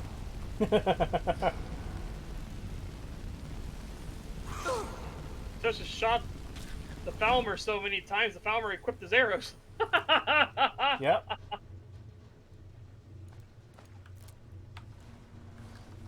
I'm so used to bow drawing costing stamina. Yeah, you think.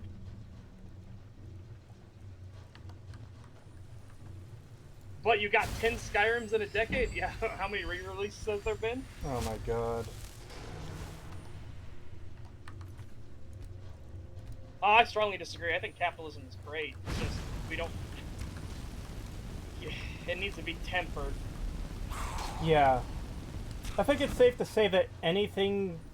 Anything in excess is bad. Yeah. And this applies to pretty much anything. Like, if you eat too many carrots, they'll fucking cause problems, you know? You have to eat a fucking lot of them to reach that point, but... to have too much of a good thing. Oh, that reminds me on a tangent of, like, people misunderstanding science. And I love it so much, where...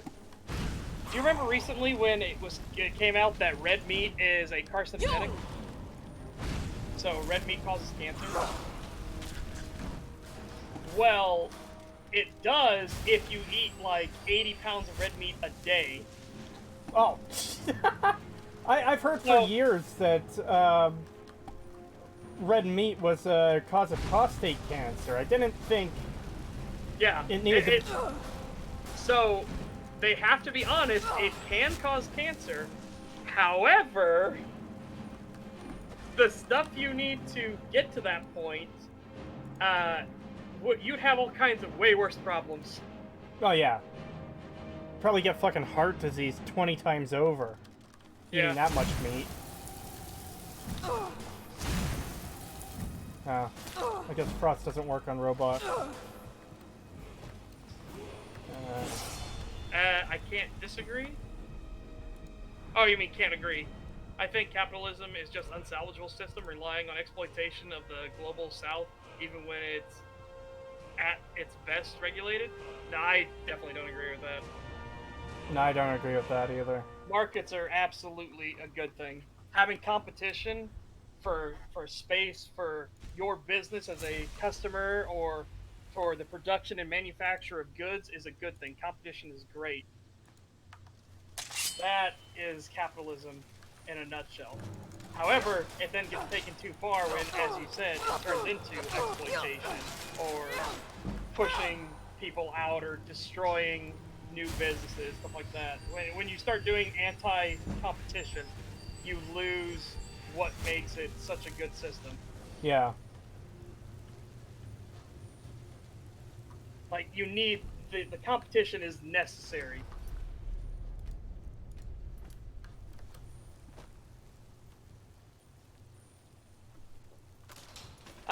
But I guess Alfie's like, please no politics. Okay, we can try to...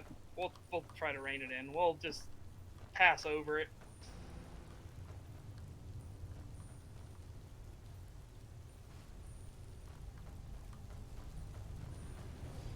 I don't know if this is considered politics, but this is why I hate scientism, where people just quote science without understanding science. Yes. Ah. That yeah. was the... Shadiversity did a recent video on SciShow, which did a big old oopsie when they said that, like, medieval blacksmiths didn't know how to work with metal and stuff like that, and oh boy. What? And they quoted, like, documentation and paperwork, and then it's like, did you actually read what this says?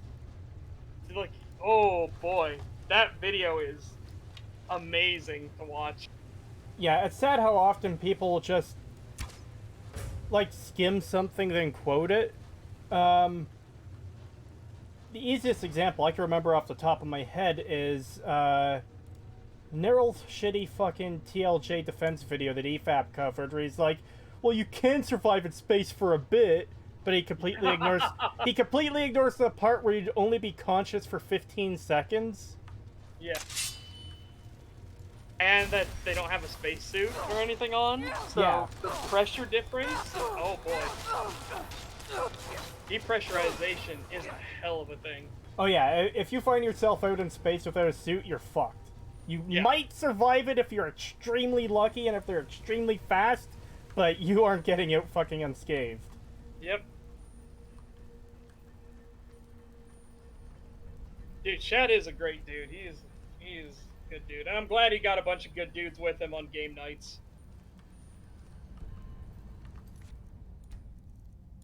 I would just love it if people could remember that correlation does not imply causation. Yes. But we had to deal with that for ages because of, like, Jack Thompson and the fucking video game violence scares. Oh. Those are dark times. And it's sad that I miss them compared to the dark times we're in now.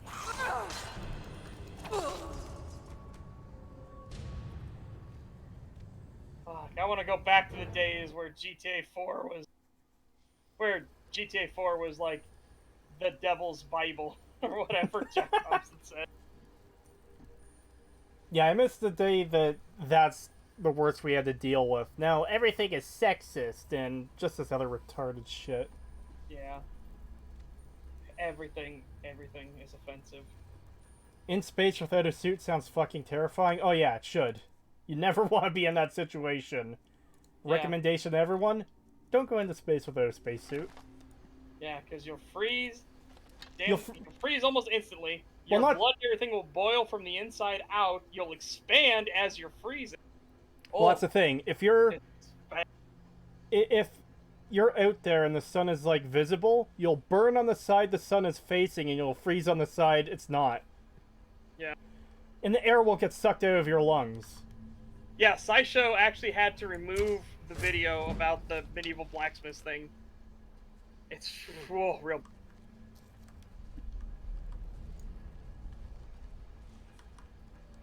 Such Outer Worlds is anti-capitalist. Remember that quest where you had to seize the means of production for the revolution? Oh yeah.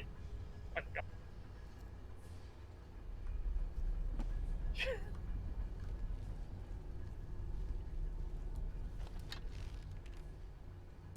I miss GTA 4. I do too. I miss GTA 4 as well. It is so much better than GTA 5. It is insane. Did you ever watch that video? I still haven't gotten around to playing the main story for GTA 5. And no, I forgot to watch that video. Fuck. Oh, that video is so fucking good. If we were more... God, if we weren't about, like, actual critique and stuff like that, I'd be like, let's put that video on right now. Yeah. This is such a good video. Remind me after the stream, and I'll watch it when I get back to playing RimWorld. Yeah, we'll do that. Which I'm going to be fucking obligated to do to de-stress after playing this piece of shit.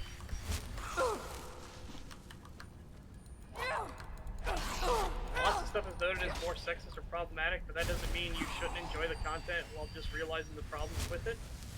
I would love if that's what it was, not the fucking... Therefore, destroy the developers! Burn them out of their homes! This is where they live, go attack them! Which is what we have now. Well, remember a few years ago, there's that guy who wore a shirt with all the sexy women on it, and people just fucking went after him. Yes. Oh my god. I forget what the scenario was behind that. Wasn't he like a NASA scientist or something? Yeah. There are all kinds of... It's a fucking shit show. This fucking culture war is so fucking shit. I want off Mr. Bones' wild ride, please.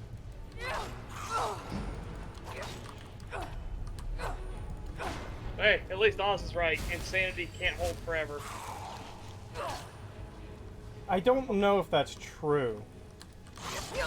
Look No, how long... because then either things will get worse, and then the people that were the insane ones are now the modern ones, and are now on the receiving end.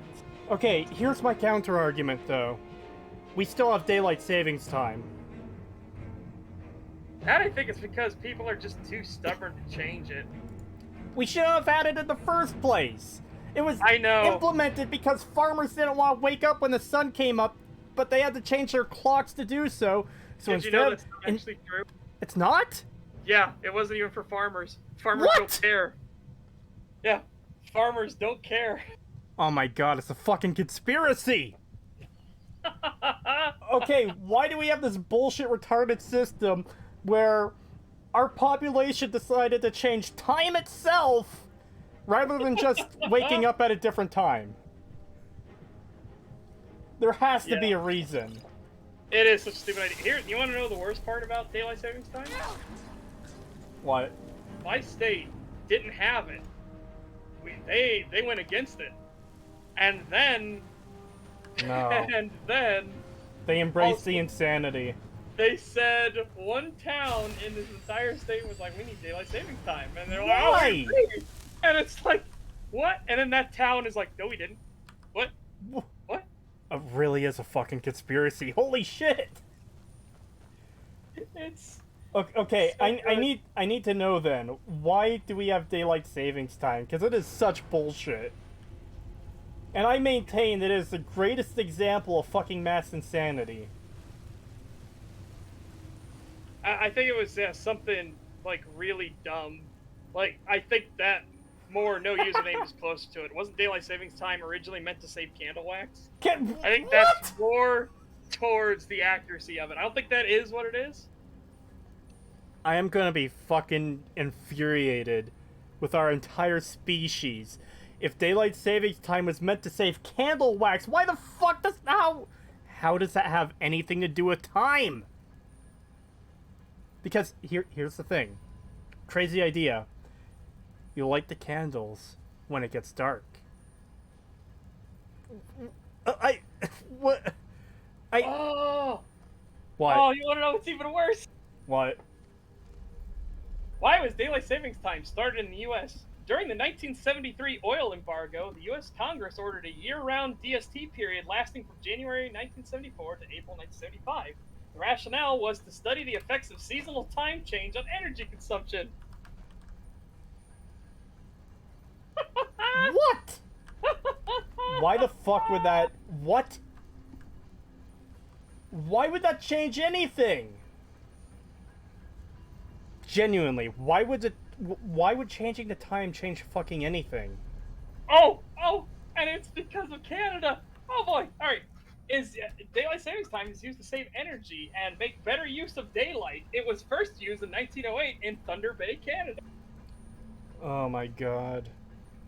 Germany and Austria were first countries to use DST in 1916, it is a little-known fact that a few hundred Canadians beat the German Empire by 8 years. On July 1st, 1908, the residents of Port Arthur, Ontario, today's Thunder Bay, turned their clocks forward by 1 hour to start the world's first daylight savings time period. We were the first? Yes. I am... Blame Canada! I Canada! am fucking immensely disappointed that not only did this come from my own fucking country, but it came from my own fucking province. Why? Oh my god. Edition of the Manitoba Free Press, daylight saving time in Regina proved so popular that bylaw now brings it into effect automatically. Why was it popular? I hate everything. Man, you hear about people having, like, taking the black pill? I think I just fucking took it. Fuck daylight savings time. Oh boy. Who invented daylight savings time? If you think daylight savings time is a good idea, thank New Zealand scientist George Vernon Hudson and British builder William Willett.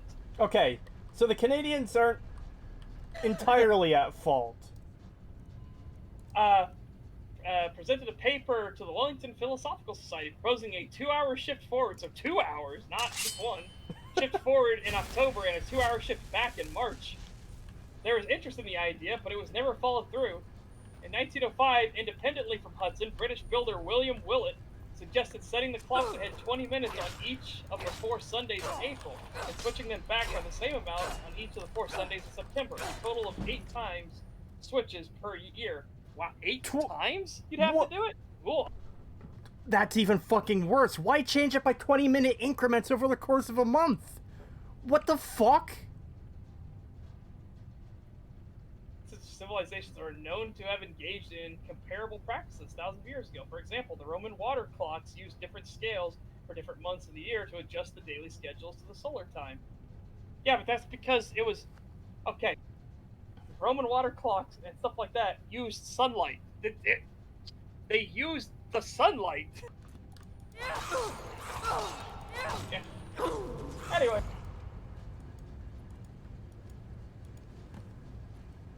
And it's the best part about daylight savings time is this. The beginning and end dates vary from one country to another, and so it's not even consistent, which is what makes it worse. It's not even consistent.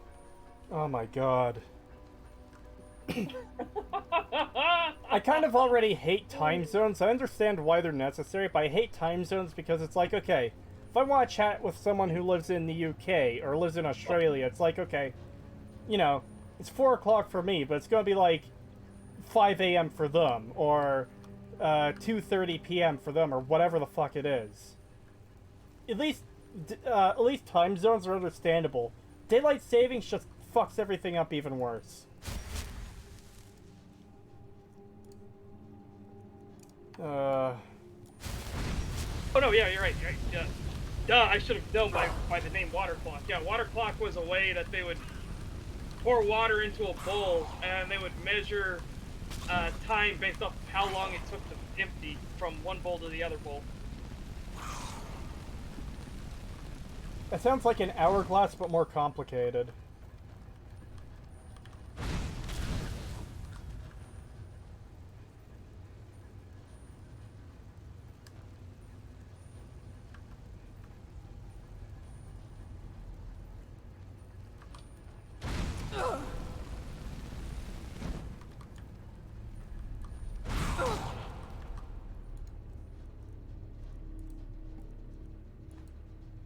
Anyways, yeah, fuck daylight savings time.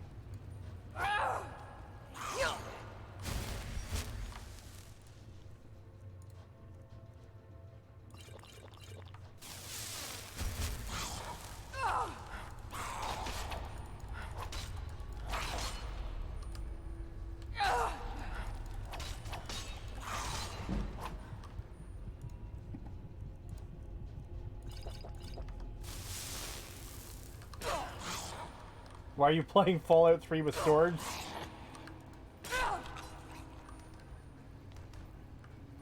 Research for a video, unfortunately. Yeah. I don't want to be playing this game. I fucking hate this game. I'm suffering right now.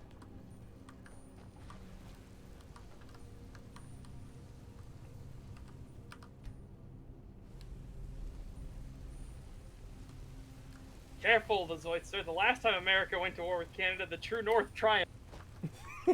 Dude, that's my favorite thing is the war Canada will never let the U.S. forget. The one time they beat the U.S. Oh, God, that was just a series of clusterfucks though, and underestimating old Canuckia. You know, like, holy cow. Well, what's the moral of the story all throughout history? Don't underestimate your enemy. That's a nice Chinese officer blade you're using. Oh, mod. That's a nice Chinese officer blade mod you're using, Creetosis. Ah.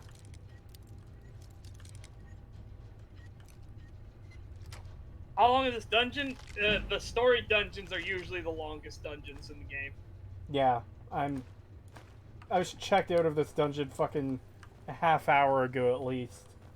Bet your ass we won't let him forget, mate. That's okay, so long as you say sorry afterwards. Sorry.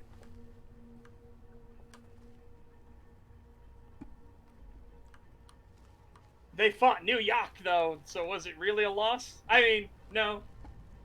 It doesn't count. You're only fighting New York.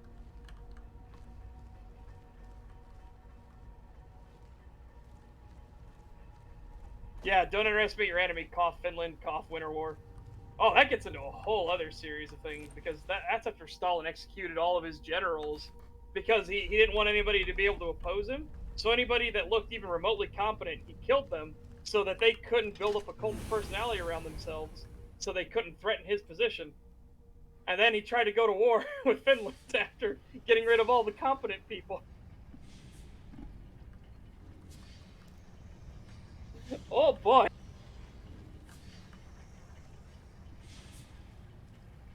Yep, that's exactly what it was. I called it. That was the exit. Nice. Did you get your Elder Scroll and everything you needed? No, I didn't. I have to go back in there. Yeah. Nice, you found a shortcut to get out. Yeah. Oh, that's entirely true, but so was Lenin and Tolstoy. Oh, Russian names. Now I'm getting 3 different Russians mixed together. Hold It's Trotsky, I hope. Yeah, Trotsky. Oh boy, God. I started butchering. I put like Tolstoy in with Trotsky, so I was doing like Trollskoy. I was like, wait, what? What happened, bro?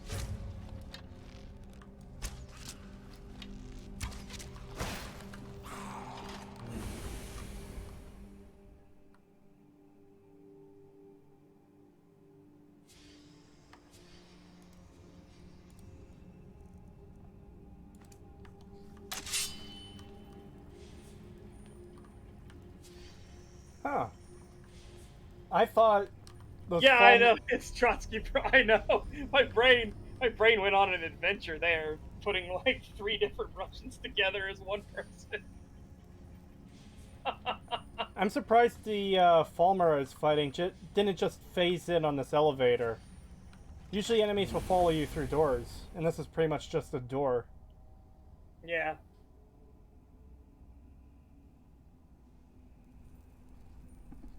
Yeah. Well, I fucked off either way. It's oh boy, it's just so. Whew. Anyways, so after that, I guess now that my brain went off on that merry adventure, let's go back to Suffering? to rimming the sky. Oh god. Isn't that what the throat of the world's for? Aren't they? Get it?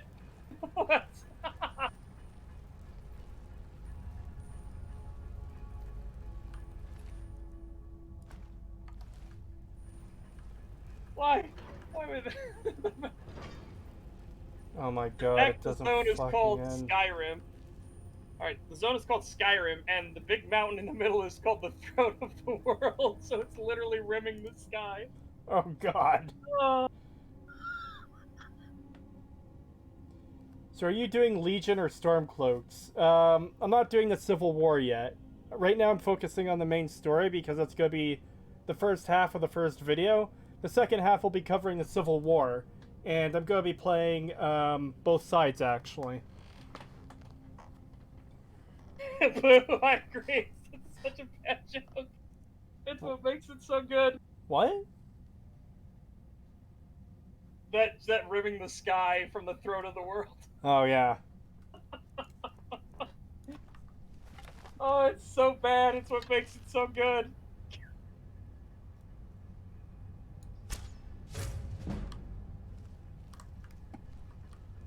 Get off!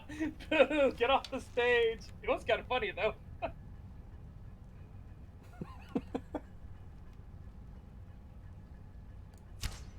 Oh, dude, that's what needs to be the subtitle of the video, the Skyrim job.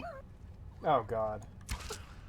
See, how the fuck did he detect me? He's supposed to be blind.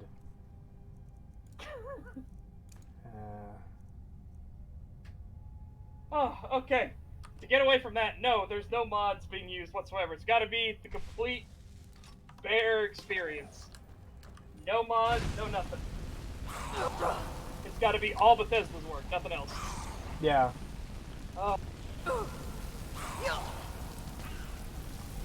Whoa.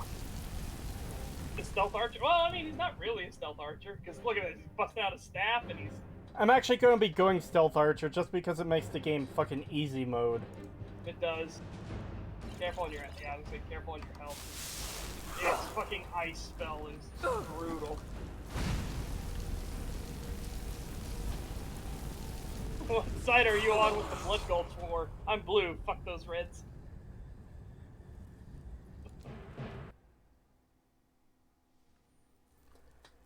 Yep, getting pretty fucking sick of this game. Yeah. We haven't even been going for 2 hours. Fucking hell.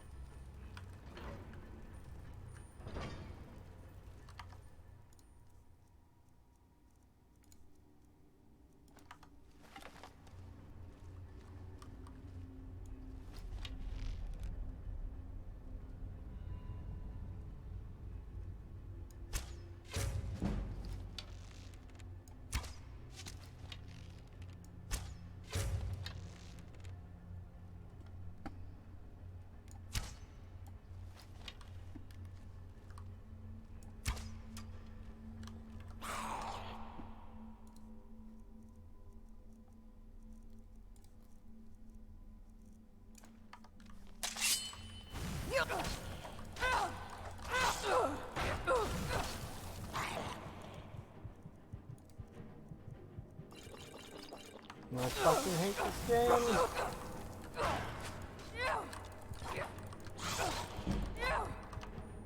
Oh, level up. That's a free heal.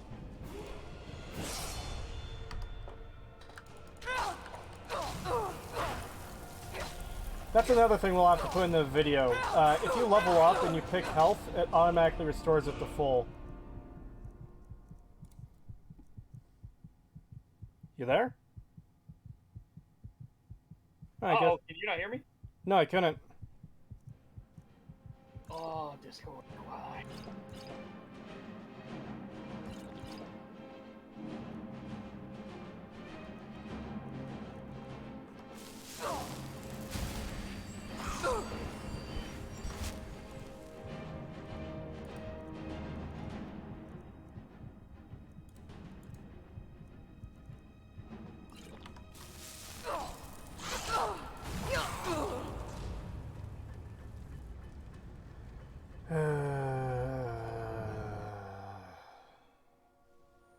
What race are you using? I'm playing a Dark Elf.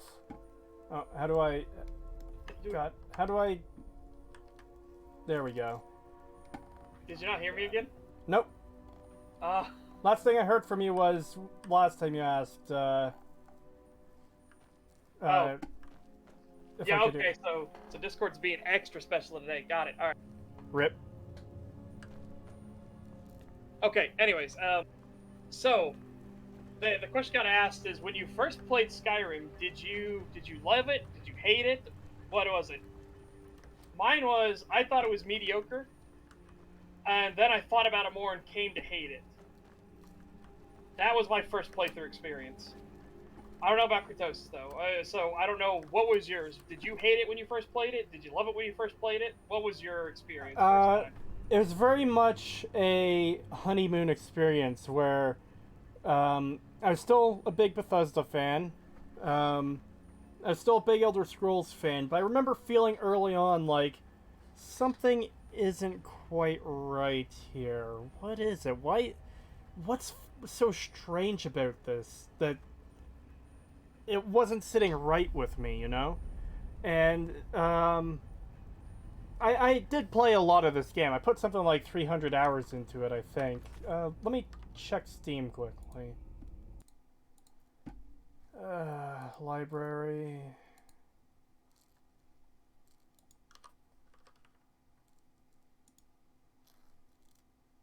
Oh shit, I put way more than that. So yeah, currently I have about 460 hours in Skyrim on Steam, and I've only ever played it on Steam. And early on, I did, like, enjoy it despite the issues I was having with it.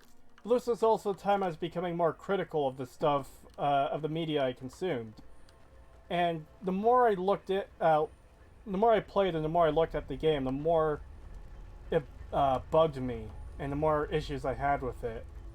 So, it was a slow process, obviously, of turning over. And I also played it a bunch with mods back in the day, which helped lengthen its lifespan, but not by a whole lot.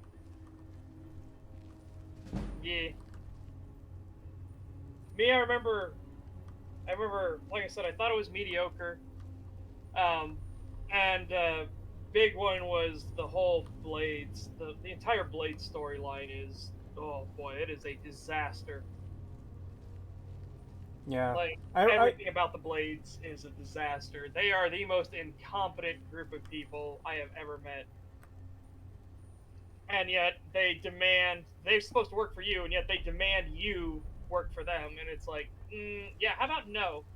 Yeah, I don't remember much of their issues, but the one thing that really stuck with me was them asking you to kill Parthenax. Like, yeah, they won't do anything with you, or they won't be your friend anymore if you don't kill the dragon. But it's like, okay, do you realize this dragon turned on his own kind to save the mortals, and he's been with them for how many years now? It's like a couple thousand, and it's partly because of him that we're even able to fucking stop this mess in the first place. And now you want us to murder him?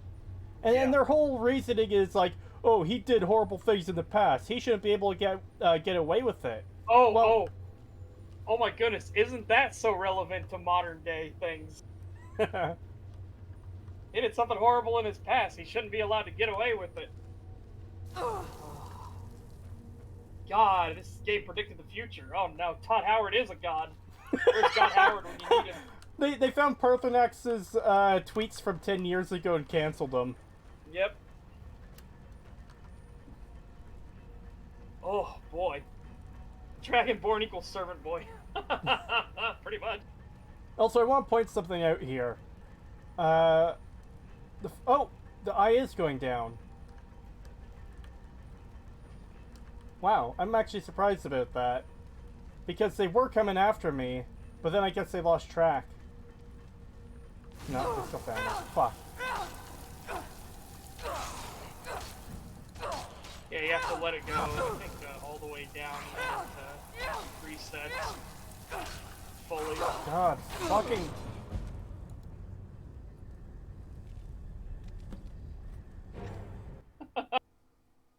The combat isn't good, it's just really, really fucking tedious.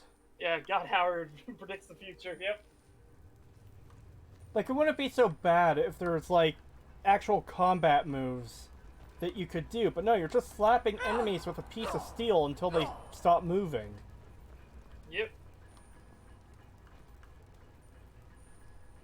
And the only And real... even, like, block or parry, so like if you block, you still take a big chunk of the damage. It's so aggravating. Yeah, and it's largely just a game of, well, how many potions do I come with? Yeah. Guess I better fucking go to the store and go get more. Parthenax said Dunmer with a hard R. Oh, you gotta cancel it. No, it's even worse than that. He called someone an Enwa.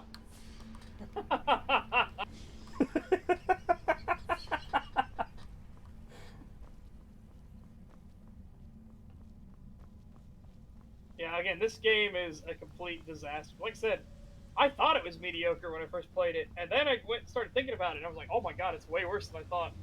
But now, even coming back way later to actually go do a deep dive on this, there are so many issues. Yeah. When we're working on the script more, we'll probably have to get into a call to actually discuss everything that we should be putting in there, because holy shit. Yeah.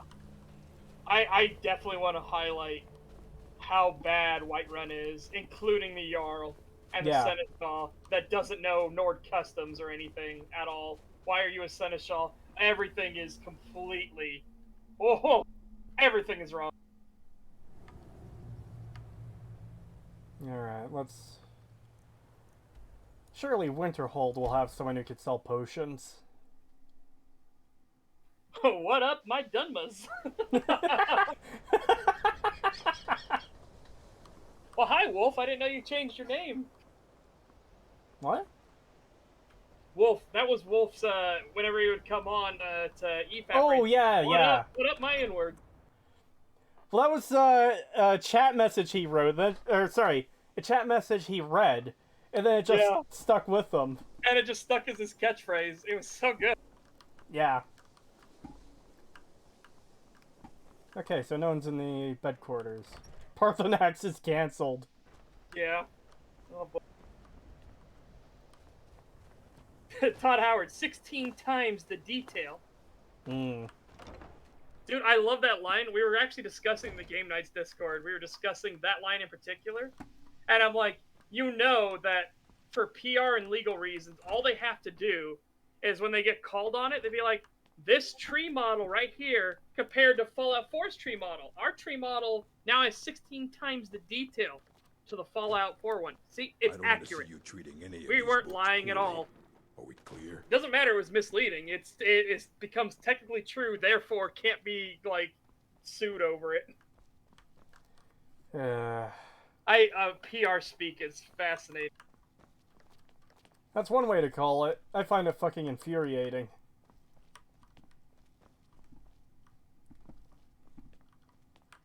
Can you do a video on things Bethesda can improve on for the next Elder Scrolls?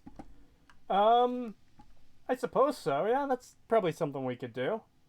I guess we're kind of already doing it, though, with a near-complete analysis, right? Welcome to because you're explaining why stuff doesn't work. So if we explain why it doesn't work, like, why does Whiterun not work as a city? Well, one, it's way too small, so it's not even a city. It's more like a village. Its walls have no defensive capabilities. Well, okay, well, now you know for the future, make walls that have defensive capabilities.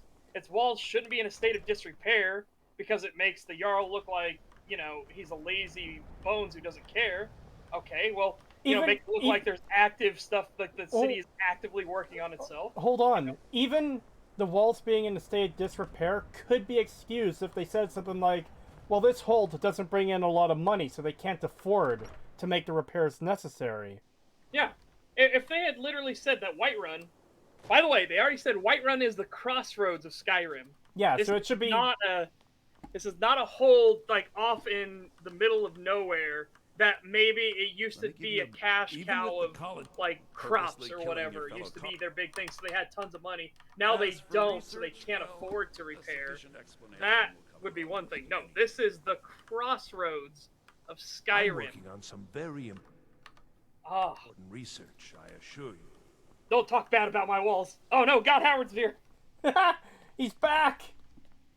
My walls are perfect. Also, Dominic the Donkey, 16 times the pain. Yep. Yeah. Oh boy. But yeah, I suppose we could sort of do a quick video on things they could improve on. It's just they're never going to do it. It's the problem. Don't put a major bandit encampment right next to the city walls, out in the open, because then it makes everybody in the city look incompetent. Yes. Well, I don't know who thought it was a good idea to put a major bandit encampment right next to, not even next to the walls. It is actually about 20 feet from the main gate. Is a perfectly valid school it is. You consider it's so bad. Restoration a valid school of magic, worthy of study, don't you? Good. Not that it can make life difficult. Yeah, so God you Howard. wish to master God the Howard's come to arcane punish arts? us. This cunt doesn't even have fucking potions. I found the alchemy room, and the alchemist isn't here. That's the sad truth, Dominic. They don't need to improve if they keep failing upwards. Yeah. We talked about it. I talked about it in Game Night's Discord again as well, which was if people keep clapping for mediocrity, then they don't need to put in any more effort. You can Skyrim is way below Confound it all, mediocre. I was It is quite bad. sure I was invisible. Bad. Spells But and again, it got incantations for praised those to high heaven. Mm-hmm. And if people just keep doing this, where they're like, "Oh, it's so good," even though it's not, well, they're never gonna try to get better because it makes the money. They don't care, as they made the money. And I know Rags and EFAP have said the same thing when it comes to movies and stuff like that. If people keep clapping for mediocrity, we're just going to keep getting shit movies. Exactly, and that's part of the reason I do these criticisms, because I don't want to hate new Fallout games. I don't want to hate new Elder Scrolls games. There's a nip in the air. Me either. Fallout and Elder Scrolls are some of my favorite franchises of all fucking time. And I don't want to see them become pieces of garbage I can't play that are mediocre, that I can't get any joy out of. I want them to be good. As Killjoy points out, I like the fact a fucking teacher needs validation on their field of study. Yes. Oh, it's so... Oh. And she comes across as, like... Insane? Insane. Like she's been tormented over searching restoration. That should be one of the most fucking important... We're in a high medieval society here. Restoration magics should be like one of the most sought after schools of magic in the world. If not, let me know. I might have it stored Like away. Okay, here's an idea, okay? If you built up the world with, fantasy world, there's magic, healers should be fucking some of the wealthiest people in the world. Yes. Magic healers, because holy and potion shit. makers.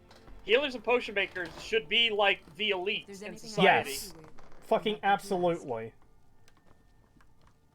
Oh boy. You look rather pale. But here's the thing that would have made more sense. If the illusionist had been the one that had been like, paranoid about it, because again, his whole thing is about misdirection, illusion, magic, stuff like that. Stuff that isn't as useful in the society. It doesn't have a direct benefit to anybody, and you're already thinking like of sneaky things. So now you're starting to think about, well, what are people saying behind my back? What if I cast a visibility and like spied on people? You know what I mean? He should be the paranoid wreck that thinks that people aren't like taking him seriously.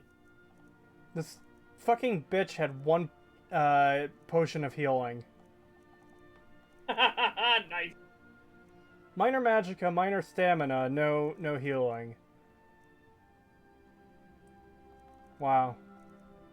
Wow, fucking worthless. Come back anytime if you need a remedy. Even the magic-hating Nords like restoration. So what's her do? Oh my god, the amount of times that a bandit has cast restoration on themselves, and I've just been like, okay.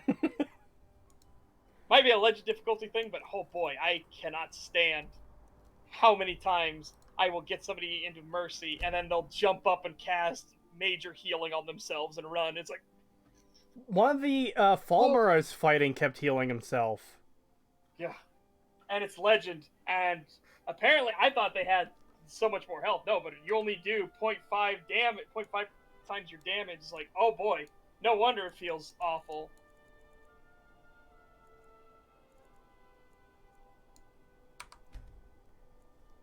So, let's check out the fucking awesome design of Solitude.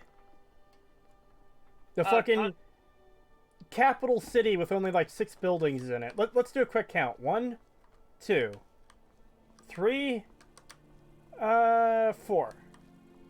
You know you can afford a septim or two. That looks like 5 up there and 6, so they're kind of built into the wall, but I'll still count them.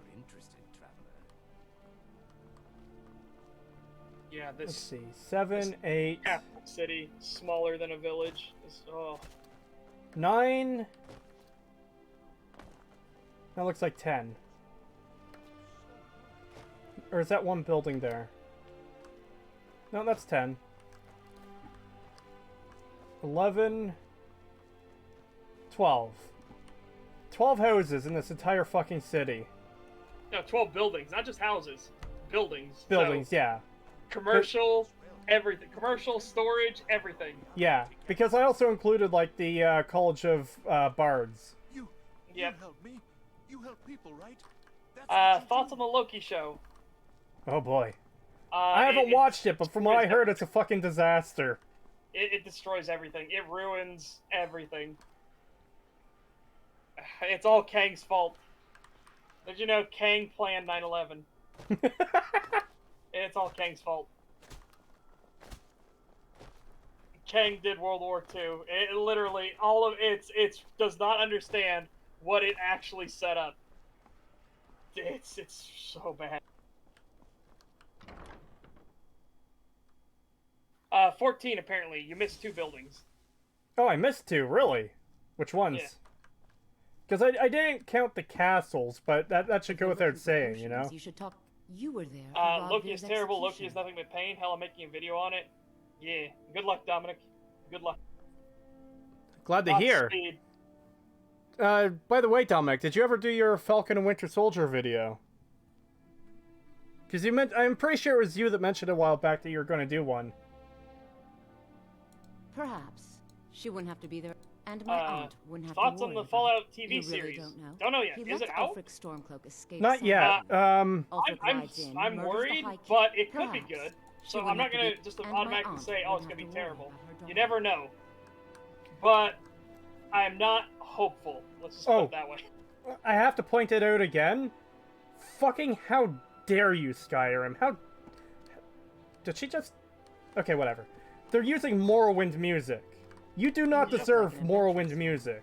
I bet we're You have not earned Morrowind's amazing fucking soundtrack. What's wrong with Loki? Everything.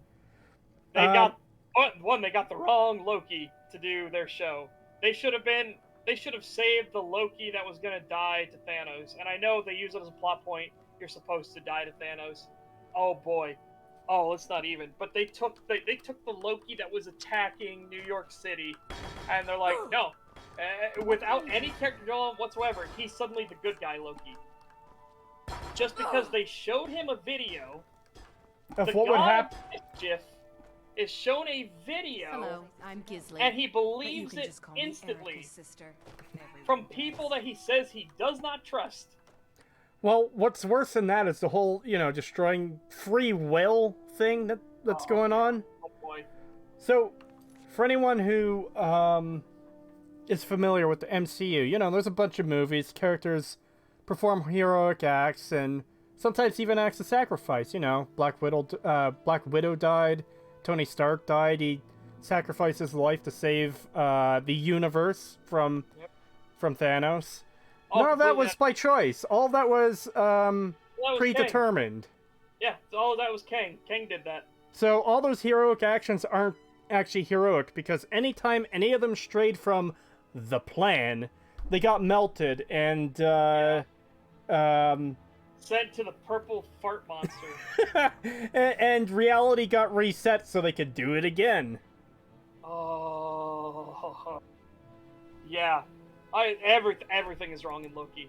Everything. It actually destroys everything. If you're not interested Every in music single or drink, achievement in human you can at history least can talk get to it. Every Corpulus. tragedy in human Most history people can head get over it. to the Winking Skeever. Every war can get it. Yes. Is this cunt actually not going to let me buy her Oh, potions? This is fucking infuriating. I think it's the old I'll woman catch up that with you you actually later. have to talk with. Her? Then why the fuck is she standing at the counter?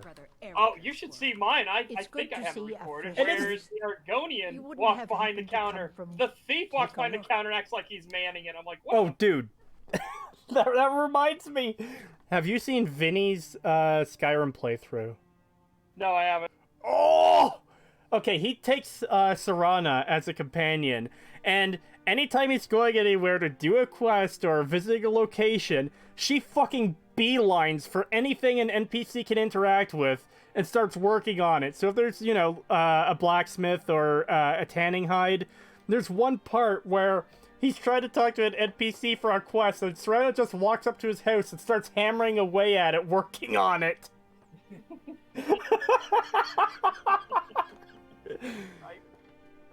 But at least the issues like this, the fucking actual merchant is standing off to the side in a dark corner, while this dumb bitch is standing at the counter.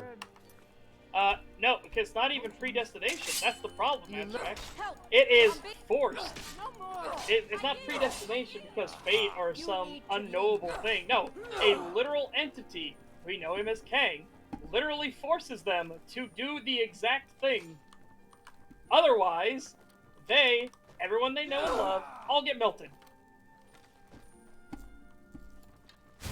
They are literally held at gunpoint. You must sacrifice yourself at this point right here. No ifs, ands, or buts. Oh god, Loki gets so much worse. It is absolute garbage. Never should. And now I'm trying to debate on which one is worse. Is it The Mandalorian or is it Loki? Because, oh boy, both shows are horrible, absolutely horrible. But man, oh man, oh right there, that Argonian right there, the one that wants you to crash the ship by putting out the lighthouse and everything. Yeah. He started manning the counter, and I was like, what? Welcome to Angela's No, Kang. Aromatics. Not Got a Kane. pretty full That'd be stock of cool because then I potions could make a and Command and Conquer reagents. reference. No. It's Kang. K-A-N-G. And all it's just some black dude at the end of the universe. Literally the end of time. And he knows how everything's going to happen. Oh, boy. You heard Mandalorian was okay? You heard wrong. Mandalorian is horrible. It is absolutely horrible. So I heard about all the Mandalorian hype when the show first came out, but I was fucking checked out of Star Wars at that point. I can't believe people were praising Baby Yoda for eating children. Oh my god. I want to fucking... babies. I want to cunt punt Baby Yoda into a pool of lava. Yeah. But anyways... We was Kangs, yeah. Dude, but anyways... The entire interdimensional war. We was Kang. But anyways, people were hyping up, you know, Mandalorian is a great show. This is Star Wars back on track. Blah, blah, blah, blah, blah, blah, blah. So I'm like, yeah, okay, whatever. Then Season 2 comes out, and I finally sit down and watch the first season. I've only seen the first season. My fucking god, what fucking abysmal garbage. It's almost worth doing a video on. I was considering it, but everything... Oh, Rags is doing a video on it, by the way. That's what's kept him from doing videos for so long. He is still Mandalorian. That's one of the reasons I haven't done a video on it myself, because I fucking hated that first season. Yeah, and he is still working on it. That is how much is wrong with it, how much you have to go into detail with. Oh boy, it is a nightmare. It is a nightmare how bad it is. Yeah, Lizard Lady didn't deserve her babies to get ate. Baby Yoda deserves death by firing squad. He does! He's literally eating babies. Why is Yoda a sociopath? Well, it's not... Well, actually, he should be smarter than that at that point. Like, he's a baby who can't talk, but he's shown, like, intelligence, like, oh yeah, I'm gonna heal you. You know? Yes. And he's been alive for 50 years. How does he not know? Even better, our Mandalorian dipshit watches him do it, doesn't punish him, he just tells him, stop it. Oh. Stop it. It's like he didn't just pick up like a pacifier and bite a piece out of it or something. No, he literally killed something. Yeah. And ate it. A living, thinking creature. Okay? And I just want to say, too, that lizard lady who doesn't talk and doesn't do anything significant is the best character of the entire series. They are, yeah. And I love that the fucking end meme for the entire community is it's Fringy's wife. I love every time she comes up on screen, and they'll play the clip of Fringy going, oh, and then it has like a blush on his icon and everything like that. It's so good. I just want to point out a comment quickly. I thought Regs just wouldn't upload anymore. He uploaded a video today. I recommend it. Yes. Very good. Yeah, Rags is not. He didn't upload because by choice. He didn't upload because he has been working so hard on the stupid Mandalorian video, and it is driving him insane. I also just want to point out quickly, this is something I mentioned in my Fallout 4 analysis, and I'm going to probably mention it here too. One of Bethesda's little Kodak moments where something extremely obviously scripted happens the moment you walk in. This happened with the Execution and Solitude, and I think I mentioned it on that stream when I first entered Solitude. And here it is here too. This character is standing here doing fucking nothing, but then as soon as you load in, it tells him, okay, I have to kill this NPC. Yeah. Oh, this pendant would look lovely It's on so... Yeah, Rags is back. Well, he never left. He's been with EFAP, and he's been talking about everything, and he gives some updates on the videos and stuff like that. But yeah, it is... Oh, it is rough. I die for my people. Yeah, I miss Wolf as well. I do miss Wolf a lot. Yeah. Yeah, he was good. I love EFAP. I love most of the guests they bring on, but it just isn't the same without him, you know? Yeah. I want to watch Mandalorian only for Bill Burr. Dude, he brings a lot to the table. He is actually really good. But, man, that episode is so dumb. It's so weird because that episode really mixed messages. It goes out of its way to really humanize the Empire. Like, they're cheering that their buddies survived the dangerous convoy, and they're like, like, good shoot, dude! But they're really, really good shots. They don't actually miss a single shot in this scene either. They hit every single target with every single shot they fire. So they can shoot really accurately. So it kind of, oh boy, it actually ruins a lot of things. And this is after they had the opening of the final episode of the previous season just dedicated to making a joke out of them. Yeah, oh boy, yeah, oh, it is. It's so bad. Just quickly, $5 super chat from GG Evan 317. Thank you. 2015 will live in infamy. Fallout got ruined, Halo got ruined, Star Wars got ruined, and Skyrim got re-released. Yeah. Jojo says, what happened to Wolf? He stepped away from the public because of a lot of shittery that happened, and personal attacks and stuff like that, people coming after him. Yeah. And he wasn't in a good mental place, so he decided to step away. And good for him, too. He came back for the 100th EFAP special, though, and it was good to hear him again. It was good to see him again. Where the fuck is the Alchemist and Markarth? Yeah, Stormtroopers with a good aim? Holy hell. Yeah, it's funny. It gets even worse if you actually look into the lore of Star Wars. They actually are supposed to be like the most elite trained troops. They have really cracked shots.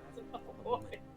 God, I don't care about your fucking... Drop this. Some kind of note. No, I don't care about the note, you fucking cunt. Yes, Bill Burr kills a bunch of Stormtroopers. A bunch of people the episode literally tries to point out are also people. Yes. Yeah, that's still insane to me. They finally humanized them. Which is what they always should have been. They always should have been human, but oh boy. But then they treat them like hope you mindless stay in mooks Markarth later too. in the exact same episode. Yeah. And suddenly their crack accuracy goes away the moment they have to shoot at our It's just the market protagonist. travel. So We should get back to work. You there, if you're here to trade? No, I'm not Arnley. Take a look. I couldn't find... that was a meta joke. It was originally stormtroopers couldn't shoot straight because of meta joke when they were supposed to be like elite troops in the lore. And Obi-Wan saying in episode 4, saying something like, only Imperial troopers are so accurate. Yes. Yep. That was the meme. Disney turned it into reality.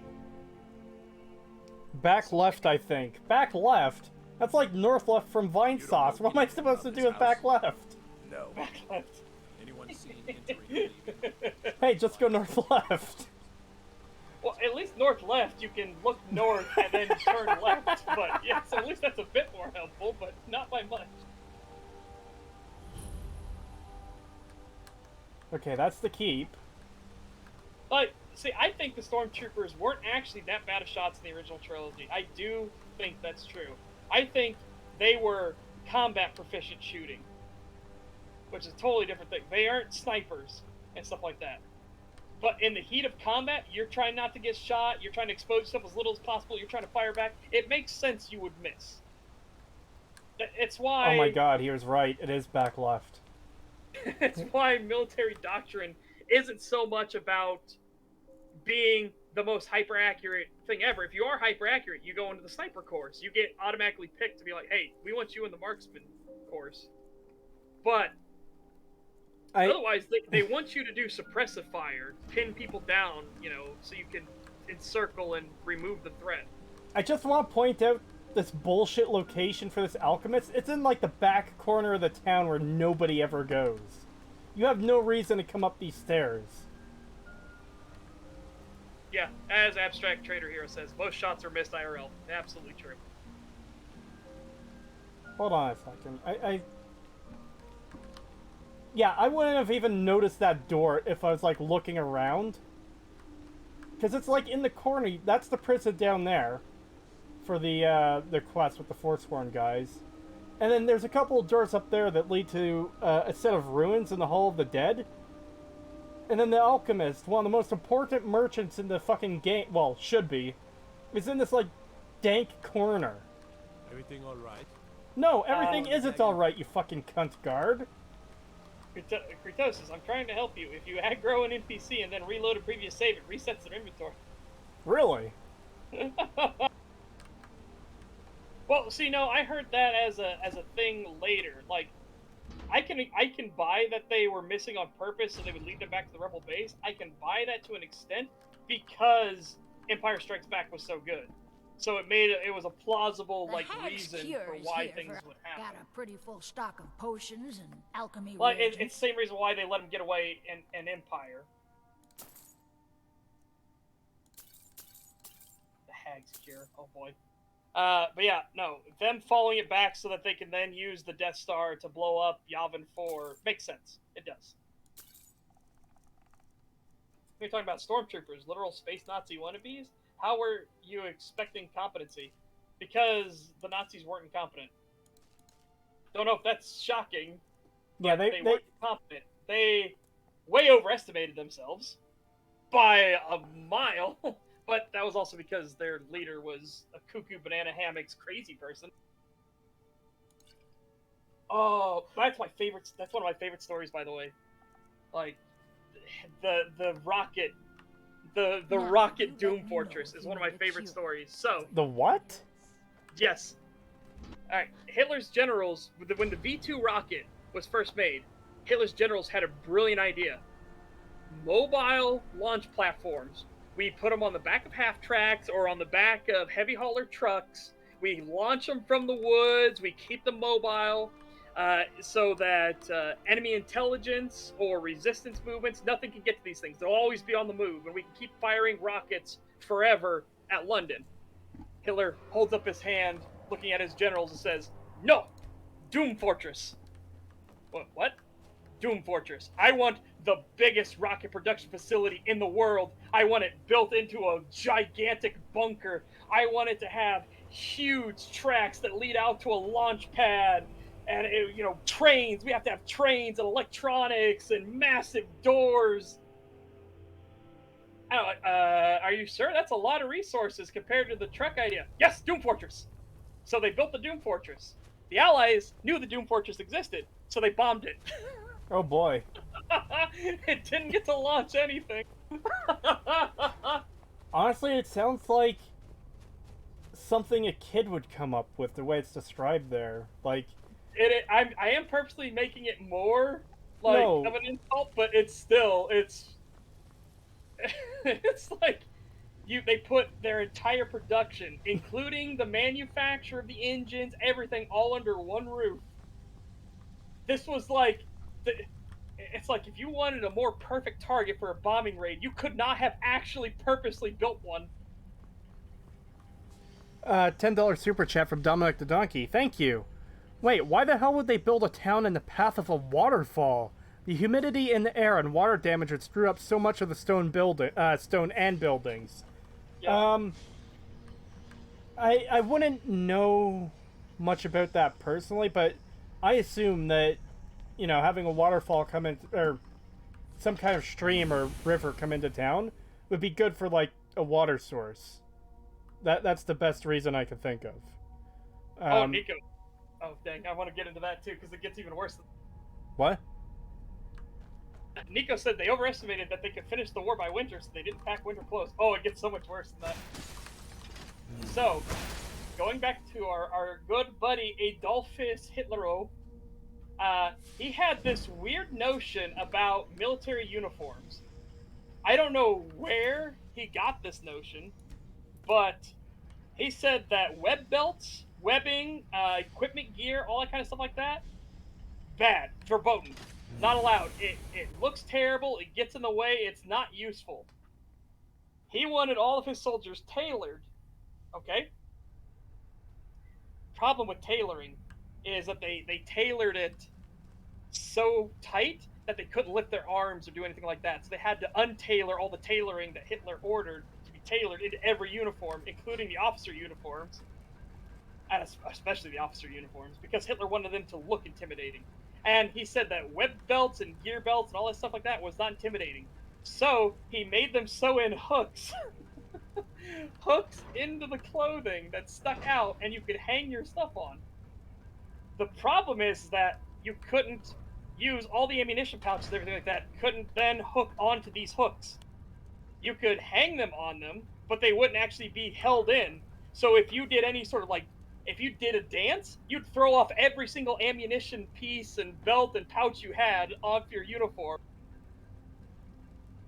So it ended up happening. Not to even mention if you tried to lay down and take prone or anything prone position like that, you have these hooks now pushing into your chest, your hips, and your stomach.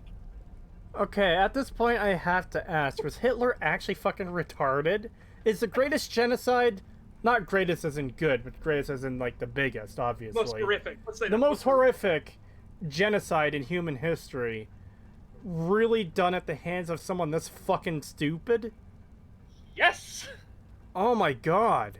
And it gets so much better because, like I said, if you tried to take a prone position, all these hooks would poke into your stomach and your chest. It was incredibly uncomfortable. So what the troops ended up doing is they would actually saw off all the hooks. They would field saw off all these hooks, and then they would wear the web belt stuff anyway. Oh my god. Oh my god. I'm just imagining, like, the drooling, braid dead fucking meme of, with Hitler instead. Yeah, I will say Hitler was high out of his mind most of the time. Like, when you get into the prescriptions he was on daily, oh boy! Dude, his whole competition between units to build tanks was another absolute legendary, like, clusterfuck. Like, that's why the Tiger tank was built the way it was. It's gotta be big and intimidating, and don't care if it doesn't run well. How did they accomplish so much? Because Germans are very competent people in general. It's just, oh boy. when you're in a regime where you could be disappeared, you kind of have to listen to the regime, and the regime being crazy. Oh god, like the whole purse. Wow, Porsche versus Henschel versus oh boy, the P Tiger versus the standard Tiger we got is just hilarious.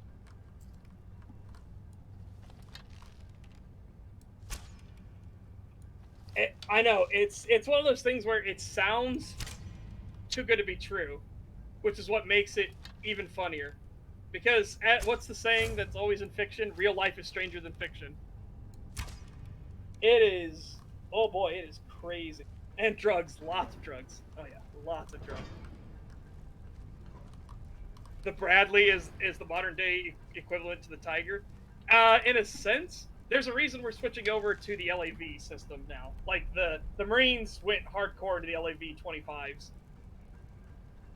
I just want to say quickly too, I didn't miss the comment, but someone, the guy who said back left, said he's glad I found it because he didn't want to look stupid. The intention wasn't to make you look stupid, not at all. Like, I do appreciate the help. It's just that... Yeah. It's a funny comment. It's like the other day when I was in Whiterun and I jumped into the moat and was looting and I heard my guy go, I'm like, and I said without even thinking about it, am I drowning in water? Like, wait a minute. I realize how that statement sounds. Hold on. I'm an Argonian, okay? Context is important. Yes. Because immediately my chat goes, am I drowning in water? Where else would you drown, you idiot? Like, I know how that sounds. Hold on. Well, like I said, when I heard back left, the first thing that came to mind was north left from Vinesauce. Yeah.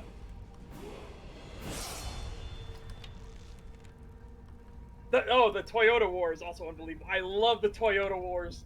Oh, it's so good. The Toyota War. It's a war that was won by the use of Toyota trucks, okay? What? Yeah, I'm not even kidding, because the Toyota Hilux is...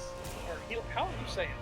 Anyways, the Toyota H is a truck that is insanely durable. It is crazy how durable and rugged and reliable this truck is. Like, to the point where it's still being used in the modern day by third world countries and terrorist groups because it's that good. And, oh boy, yeah, they were fighting a traditional army, but that was using, like, BMPs and tanks, stuff like that. They couldn't turn the turrets fast enough to keep up with these Toyota trucks that had mounted guns in the back of them and shit.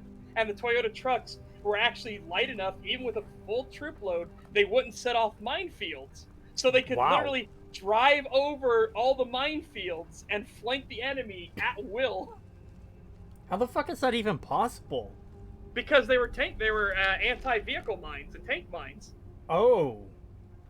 Which require a certain weight so that infantry can walk over them. Yeah. Turns out the trucks weren't heavy enough to actually trigger the weight. It's durable, fast, very nice when you mount a big gun on it. Yes. It is hilarious.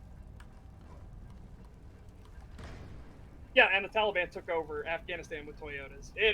It's great. It actually got to the point where both sides of the war, and this was between, it was, one of the combatants in the war was Chad. The actual country Chad, and they were the ones that used the trucks. What a Chad move. So I just want to point out quickly, we've been going for nearly 3 hours now. The timer says 2 hours and 43 minutes.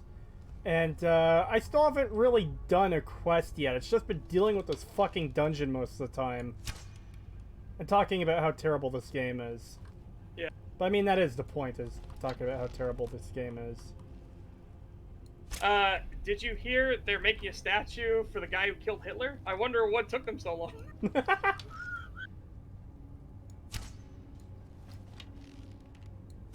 Oh, it's so good. Dude, it was literally a Chad move. It was the Chad Toyota army that beat their enemies. It's just such a Chad move. Oh, it's so good. I love that the country of Chad exists. It's so good. I've never looked it up. I'd be curious as to why it's named Chad. I know. I have no idea why it's named Chad, but it's so good. And it's great because a lot of people don't realize that the Chad meme is based off the country. Really? Yeah, the head is literally the shape of the country. Well, no, I thought that was just a coincidence.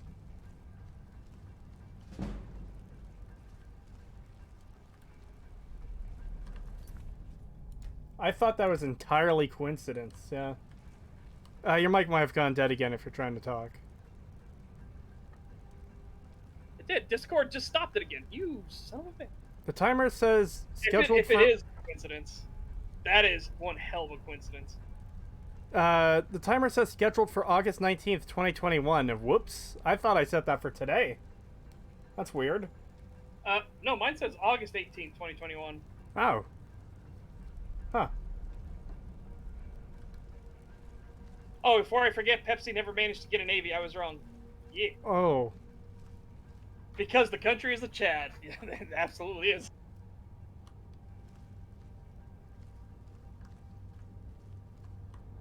Yeah, look up what, Dominic, look up what Chad the country actually looks like. It is crazy. If the Chad meme was just a coincidence and not actually based off the shape of the country, that is a crazy coincidence. Well, it's already a crazy coincidence that it kind of looks like a head from the side, you know? Yeah. It does.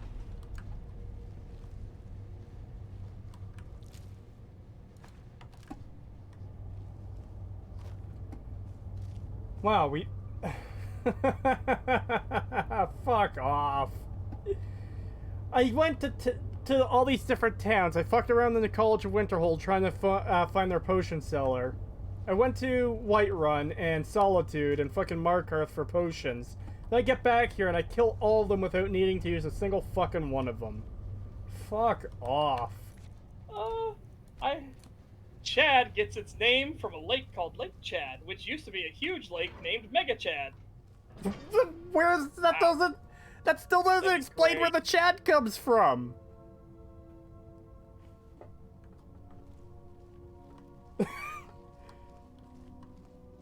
Like, okay, the country is named after a lake. That's fine, and the lake used to have a similar but different similar but different name.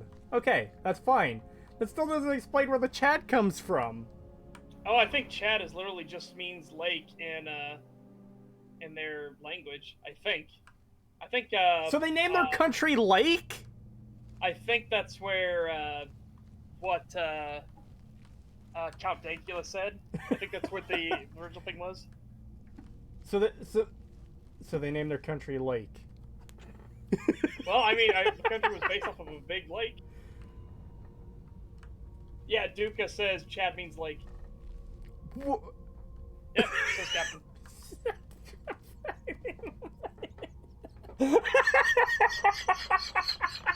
Why is their country named Lake? I don't know. At least we know why it was called Mega Chad at one point. It was called Mega Lake, but why? Lake. Why? It makes no sense. Dominic the Donkey with $5 says, Chad is older than time itself, Creetosis. There is no explanation. Naming a country lake, truly a Chad move. Yeah? You're such a lake.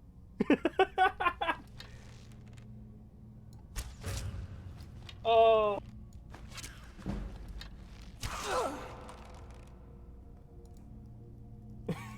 That's fucking great. I don't get it.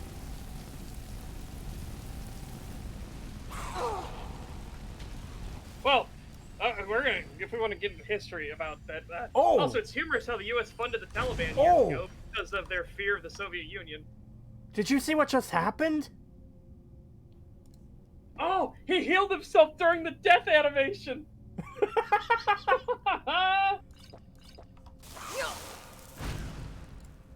Anyways, to go back to that scout, it was a very reasonable fear. That's the problem with this is like in hindsight it looks dumb.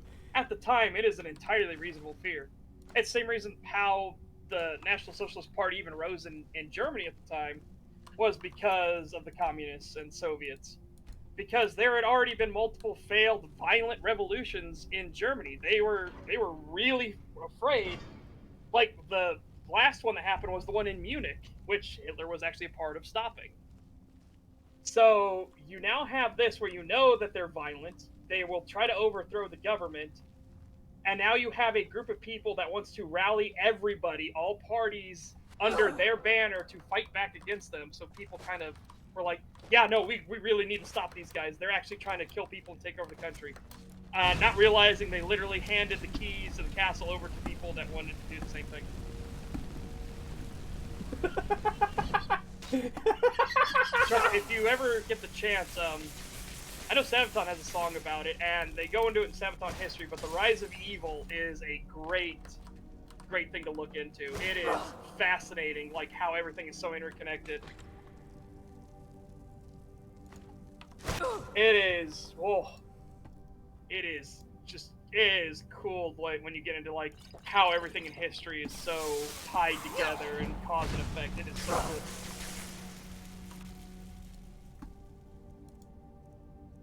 That's why I wish history was a full-on requirement, not just it gave you bonus points to graduate, which is what it does in the U.S. I wish it was a full requirement, like you needed history before you were allowed to graduate, because history is fascinating and interesting, and there's so much you can learn from it. So I want to point out. It was easy, cool. When you live in an entire world of pure fear, it allows for somebody who says they have the remedy for your fears, and they even make even small things that look like they're going in the right direction. It becomes incredibly easy to throw your lot in with them. It is very difficult to realize, to think further beyond when a current threat is right in front of your face. It is very hard to think of long term when the enemy is on your doorstep or in your neighborhoods and they've already tried multiple times to overthrow the government with violent force.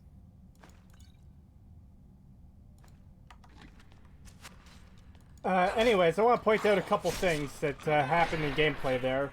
So I got another kill move on that other Falmer, and as I was burning him, he shot one spike of ice out at me, then died. Then I came into this room, and there was an archer that found me, and I was just walking circles around him, shooting him with flame, and he was constantly trying to turn so he could shoot me, but he wouldn't, like, stop. He wouldn't take out a melee weapon or anything. Yep. Oh yeah, history can be very tragic and hilarious. It is. Like, that's the people that read A Song of Ice and Fire, which Creetosis is now finished now. And they don't realize the Red Wedding is based off of a real thing. Well, not just that. I've actually started it up again. Because I work 12-hour days at work, and I listen to stuff on my phone. And these books just happen to be really, really fucking long. So... And again, Kevin, by the time it got to that point, shit was over. They had already hanged themselves essentially by that point. Once the book burnings and everything started, it was one of those like, whoa, it's a bit late now.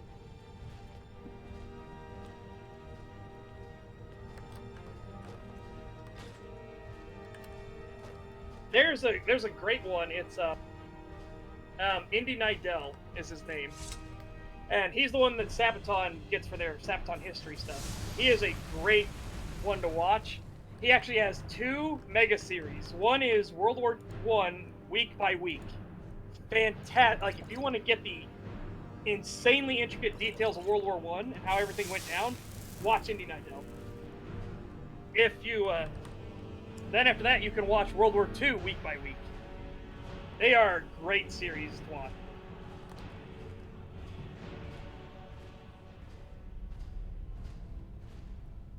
I really don't want to fight this thing. Waveform says, my best friend refuses to accept any criticism regarding Fallout 3. Showed him your video, almost had a complete red-faced meltdown over it. Like, don't get me wrong, I like 3, but come on. By the way, I should stress, I mean literally week by week. Every week he says, this week in World War I during 1915 or 1916 or 1917. He goes into that detail. So that's why it took him multiple years to do it. But, so I'm saying, if you're really interested in history, watch that. It is absolutely amazing to get very intricate details of it week by week. And explaining, like, the French still had uniforms that were fit for Revolutionary War combat, or, you know, the era of musketry and line infantry and stuff like that. They didn't understand that war had dramatically bypassed them. It goes crazy. Yes, he also does stuff like that where he goes in a certain event minute by minute, and it is really fascinating. What is worse, the first Suicide Squad or Birds of Prey? Oh. Oh, that's a tough call. See, I haven't seen either of them, so I count myself lucky. I didn't get all the way through Birds of Prey, but I kind of was forced to watch Suicide Squad, so... Like, I probably would have stopped Suicide Squad as well.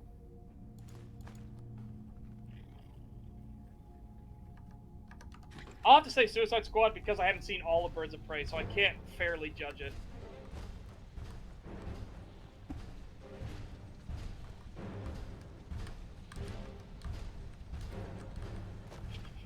Do I actually have to kill this thing to get the gate open?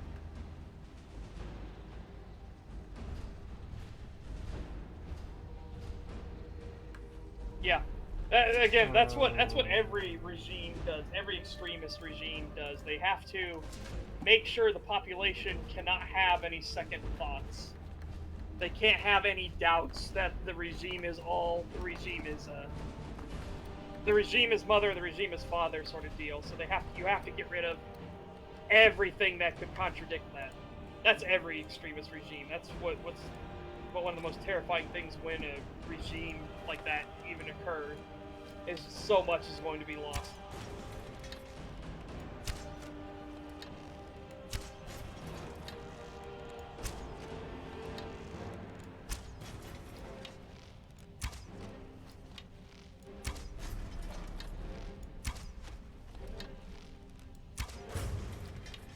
Say Suicide Squad is more broken, but Birds of Prey is a slog to get through. Yeah, like I said, I can't speak on it completely because I didn't finish Birds of Prey. And likely because what Dominic said, because it is a slog.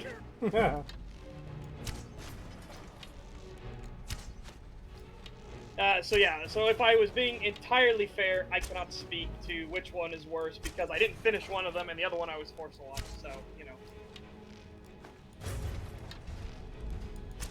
Yeah, exactly. Tyler McDonald. Everything within the state, nothing outside the state. Basically, that's how you keep people compliant. It's also why other aspects, like when we talk about Stalin, why he killed off all of his top generals and everything like that was because he didn't want everybody to oppose him. Then he immediately needed to find a war to go to so that he could keep his military away from his power structure, because you don't want the military to be idle. If it's idle, it has a chance to start thinking for itself and think that its own officers, its own leaders are better than the state. Dangerous, bad thing, not allowed to happen. So you need to get them into combat as soon as possible. Of course, you want me to lead. Okay, so Just waiting for a second there I thought the gate would only open if I killed this guy, but turns out I didn't have to, I don't think. Well, maybe not. Oh, and these two are just betraying each other, okay. Let's see. The state is time and space. Yeah, Mussolini. Yep. Again, that's any extremist regime. That's just how that goes. You guys use any kind of cheats, console commands on your regular Fallouts and Elder Scrolls? If I'm just playing it for shits and giggles, not only will I have tons of mods, but I would also have cheats and stuff. But if since we're doing it for review, I try to do no cheats, no commands, no nothing. The only exception I had was and I told Creetosis this in the recording, this one character on Legendary who kept going down into Mercy mode, and then would immediately cast a super heal from Mercy mode, and be sliding along the ground as they did it. And when it happened the third time, I was like, nope, and I just console killed them. I was like, no, I'm done with this. Because because of the healing, it took another 15 arrows to put them back into Mercy mode. It's like, okay, this is ridiculous. I'm done with this. For me, it's variable whether I use cheats or not. So, for the recent Fallout 3 video, a good portion of that footage, I'm not using cheats on, at least the new footage. Some of the footage I used from older streams, but I did play through the entirety of the main story, outside of the DLCs, of course. I didn't play the DLCs because they weren't really brought up. But a majority of the main story I wasn't using cheats for. And fun fact, using only the equipment I looted from Vault 101 and some of the containers between Vault 101 and Megaton in Springvale, I was able to wipe out all of Megaton, and obviously I used the loot I took in Megaton too, as I was, I guess, sieging it, because that's pretty much what it was. But yeah, I took out all of Megaton at level 2, using only that equipment. So, just to show you how easy that is. And it was on, like, normal mode too. It wasn't on easy. But yeah, very much depends whether I use cheats or not, depending how I'm feeling, how necessary it is for the video. Because there's sometimes where it's like, yeah, I just want to get this clip quickly, so I'll put it on God mode and just teleport to the place I want to go. Let's see, Killjoy, have you seen the magic ninja dodge the enemies occasionally do? Yes, and even when I was in stealth and fired, and they suddenly did the little off to, like, 3 feet to the side of the arrow. Hate it so much. 1984 is pretty much a story about a Nazi regime taking over Europe and the US. They try and say there's some communism there, but sadly there's none to be found. No, there is. It's doublespeak and thought crime that are the two big aspects of 1984. And doublespeak is the Nazi regime, and thought crime is the communist regime. Thought crime is a big thing in communist countries, where to even think of the thing is to commit the thing. So therefore, you're not allowed to even think the thing. And doublespeak is the standard of renaming things to make them sound more palatable. It's not, we're not killing people. We are removing the problems. Well, it's not just that, too. It's simplifying language to the point you can't even have the ability to lie. Yeah. And also, someone was mentioning Blackreach earlier. Here we are in Blackreach. How do you even get into Space Station 13? Well, a lot of patience, a lot of realizing that you're going to lose and die a lot, and that's just part of the learning curve. The shield is a unique one, Creetosis. They're saying the shield is unique. Okay. But yeah, I have my video. I have the second video coming for Space Station 13 now here soon, which would be great. But I mean, if you're talking about how do you actually play it, you just download Beyond. They did in a different way. Like I said, Kevin, it's called doublespeak. That's how they controlled it. Whereas communism is more thought crime. Watch your neighbors and watch your own family, because to even think the thing is to commit the thing is what a lot of communism does. Whereas Nazism does the doublespeak, where they rename, change things, and simplify to mislead. Like I said, you're not killing the elderly. It's you are removing the burden of society, the burden on society. It's like, oh, that sounds nice. They're removing our burdens, stuff like that. It's like, I want to point out another thing quickly here. So, in Oblivion, there's that guy you talk to for the Nirnroot quest, Sindarian, and he shows up in Skyrim as a skeleton.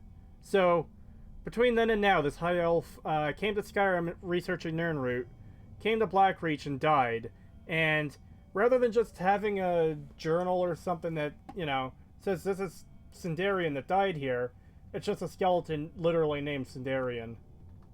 Yes, as Tyler puts out, the book as a whole is a critique of totalitarianism. It doesn't matter which face it forms, any extremist regime, it's a criticism of all extremist regimes.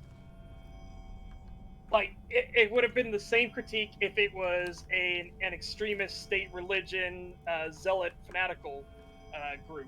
Would have been the same exact critique.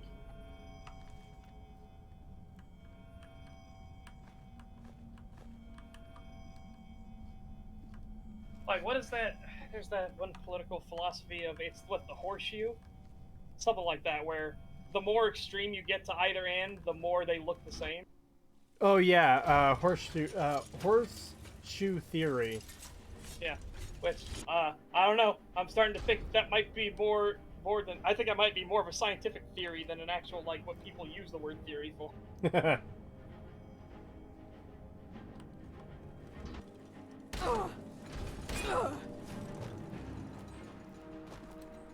God, where the fuck do I have to go in this massive space to find this fucking Elder Scroll? I just want this to be done with now. Yeah. This is probably the only reason that these quests go on for so long too, is because they put you into a massive fucking dungeon. Yeah, because it's the story. It's story dungeon. All the story dungeons are insane. Oh man. So, Blackreach, someone was asking about it earlier. Fucking visually interesting and unique. At this point, I kind of fucking hate it, though. Just because of how long I've been in this one ruin trying to get the stupid Elder Scroll. Like, at least it's a challenge to get there. A bit of a challenge, I should say. Because you can't just walk into a random dungeon and go, oh, hey, here's the Elder Scroll. Because I was kind of afraid that's what they would do. So, you know, points to them for that at least. But, yeah, this is a huge time investment for this one quest. Oh, yeah. And all of it is pure combat, too. There's no... What server were you on, Captain? Because, again, every code base is different. So you have all kinds of different servers that all have different controls, everything. SS13 is a special beast. And make sure you had hotkey mode on, by the way. That's another one that catches a lot of new players. They don't realize there's a difference. So you have hotkey mode, and then you have your standard mode. Standard mode, you type in the box, and you move with the arrow keys. Hotkey mode, you move with WASD, and have a bunch of other controls that are much handier. Like X to swap hands, Q to drop, stuff like that, E to use, or sorry, Z to use, and E to equip.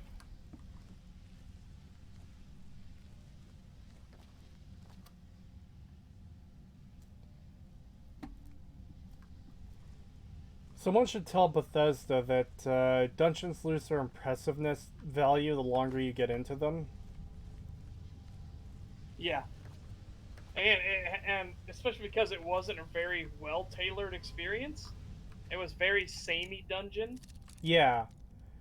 And, like, that's a criticism I've seen of the dungeon Dagoth Urizen in Morrowind is, you know, it's a very simplistic dungeon. It's very short. There's not a whole lot to it.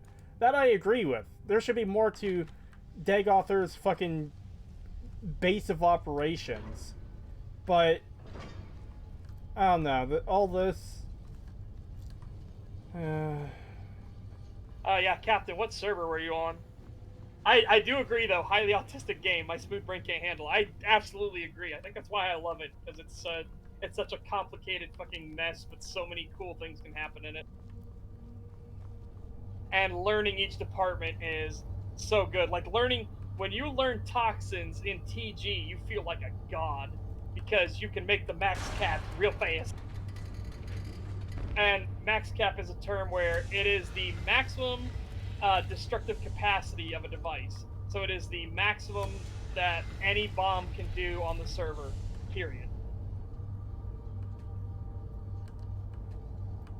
And Oh man, when you can make the bombs that literally make entire parts of the station and everybody in them disappear, whoa, you feel real good.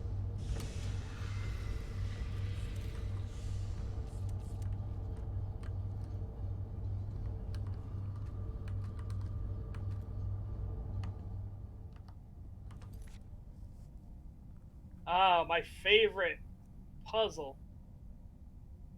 Yeah, I think you need the staff here too, don't you? Staff? Put it in the thing. Isn't this the one where the staff is needed on the left side? That little hole you were looking at. No, I don't have an option to put anything there. Huh. I swear there was something that was needed. I remember there was something dumb about all this. Like, you need to activate the lenses so you can actually see where the hell the puzzle's actually supposed to look at.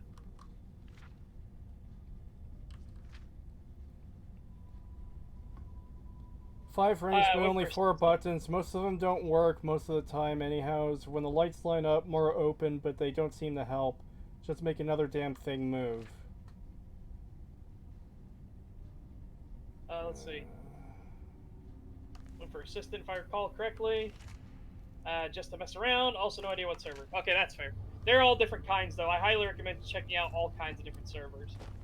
Some of them are more complex, some are less. I'd say Goon Station is a very good server to start with because you're very durable in Goon Station. When you get sucked down to the vacuum of space, you don't die within seconds. You have a lot of time to think.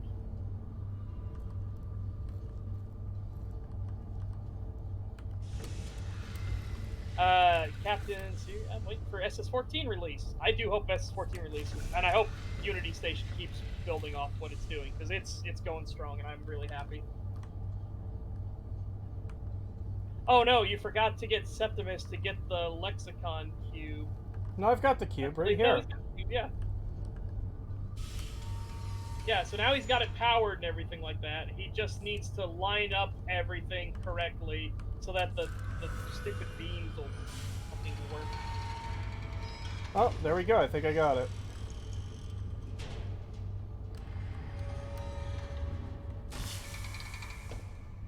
Yes. Hey, I heard these things can blind you. I'm gonna read it. Yeah.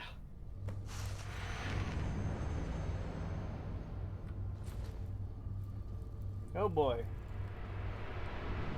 Can't wait for the new Evil Dead game. Same. New Dead game looks really cool. Man, that actually reminds me of Dawn Guard, where you meet one of the priests who can read the Elder Scrolls. Then it's like, oh no, I've gone blind because I read the Elder Scroll. Like, what the fuck did you think was going to happen? Yeah.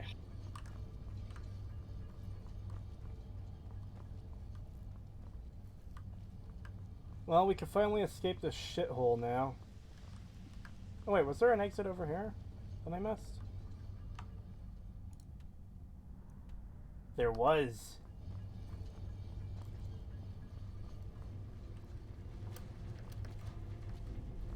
Whoa. Yes, they don't blind you because you have the power of being the player character. Yeah. Very true. Yep, the player I would love an Elder Scrolls game where you are just some random dipshit. Like, you have to personally, like, fight for people to take you seriously instead of being this chosen one thing. It happens way too much in Elder Scrolls games.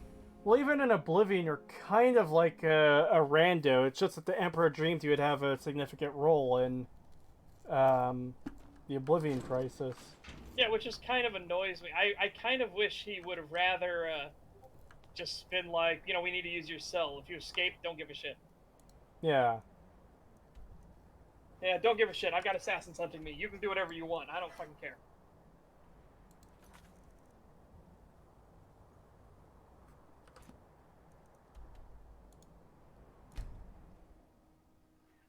Oh man, Killjoy says, no joke, you literally just hit the second button until the third opens, then hit the third one until the fourth opens, then hit the fourth and win. The Elder Scroll. Yeah. I remember the first time, well, the first few times I played through the story. God, I can't get far enough away from Parthenax so I can't hear him anymore. Yeah, the first few times I played it, or played this game, I just bullshit my way through the puzzle. I didn't even read it. And you shouldn't be able to just bullshit your way through a puzzle that easily. Why are all the Argonians used as joke characters in Skyrim? The innkeepers you fuck over for the thieves, the bandit siblings in Solitude. There is no question. You are doomed. Blech. Yes, that one. Etc. And the dudes you just murder, the Argonians you just murder from like the Dark Brotherhood. Why? And almost all of them don't wear appropriate clothing for the weather. I know that sounds really nitpicky, but you gotta understand, it's freezing. Gormley, running out of time. The battle. Skyrim or Oblivion better in your opinion? I say Oblivion. Today, Alduin's lordship will One be sec, I can't hear you over restored. game dialogue. Oh. But I honor your courage. Creetosis Akrin. Die now in vain. For Skyrim.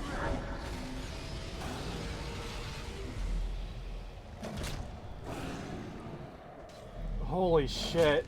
I forgot how fucking lame this combat looks. Oh my god. Well, yeah, it's Skyrim combat. Oh hey, one of the characters actually has a unique animation, and it's desynced. Hakon! It's not even a Glorious unique day, animation is it because not? you can do it too.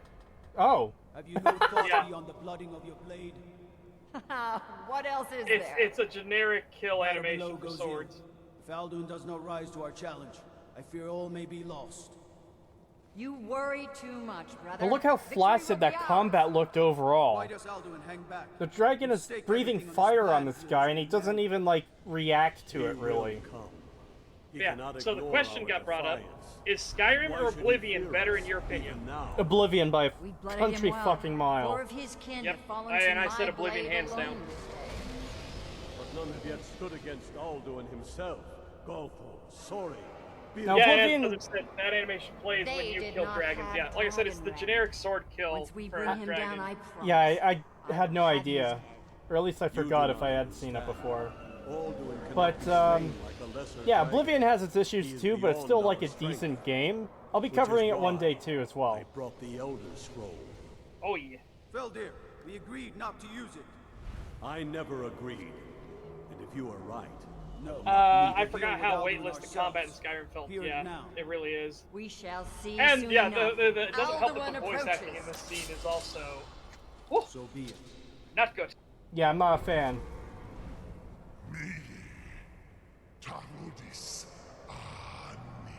I think the one thing I'll give Skyrim is they actually made the beast races look decent instead of horrifying abominations Let against, those that watch from creation itself. Sovngarde envy us this day.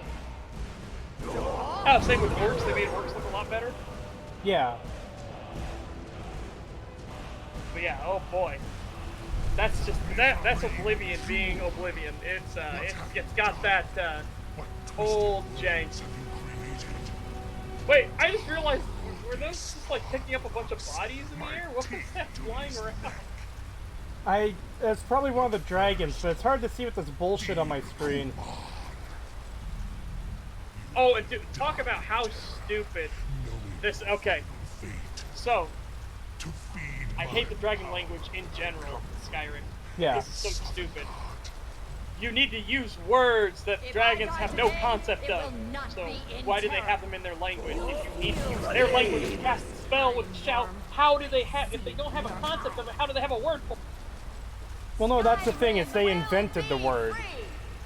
Yeah, which doesn't make any sense. So then it doesn't matter that it's dragon language. It can be any language. Yeah. Yeah, because if I were to say, you know, I'm going to invent a Japanese word and I just say gibberish, it's not inventing a Japanese word. It's just me saying this gibberish is Japanese when it's not. Yeah. It's so stupid. Begone, World Eater.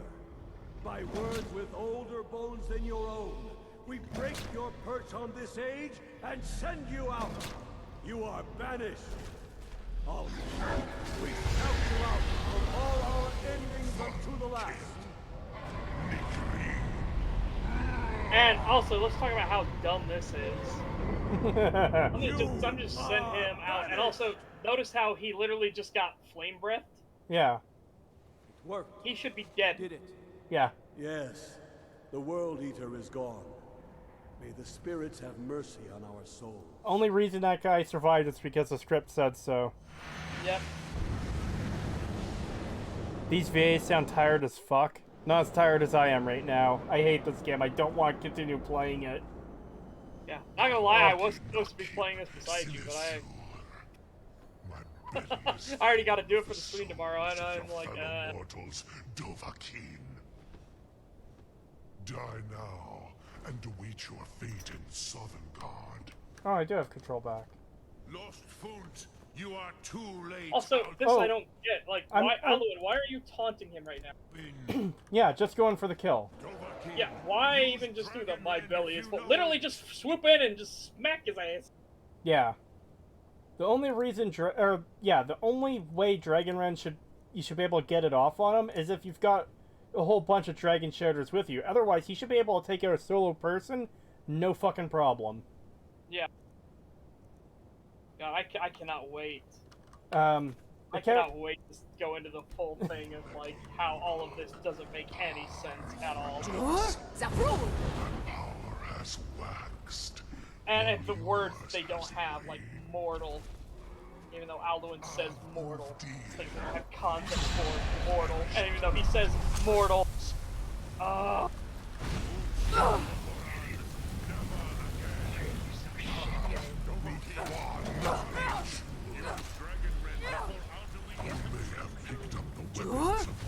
Look, he even just said it again. Perish with your mortal friends. So they know the concept of mortality. Yeah. How does Dragonrend work? Oh man, I am doing no damage to this guy. I cannot wait for me to do it on Legendary. I wish you luck, because Yeah. I'm on Adept and I'm fucking hating this. Like I said, the 15-minute first dragon fight was horrible.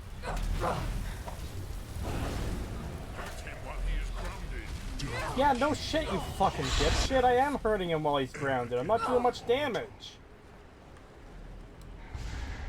Sorry, Parthenax, we love you. It's just, trust me, we're trying here.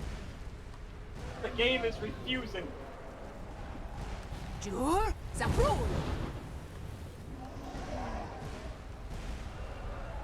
Yeah, I mean, and it doesn't work because the dragons they literally don't get ripped out of the sky. They have to do their landing animation and use Dragonrend on them. So it's so stupid. Honestly, it would be really fucking cool if your ship did actually knock them out of the sky and they fell to the ground and got damaged. That would add so much to, like, just the feeling of fighting one, you know? Yeah.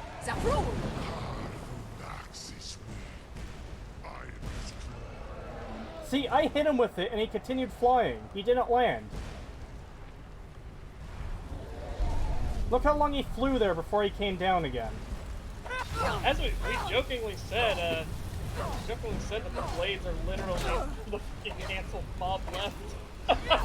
He said God Howard predicted the future.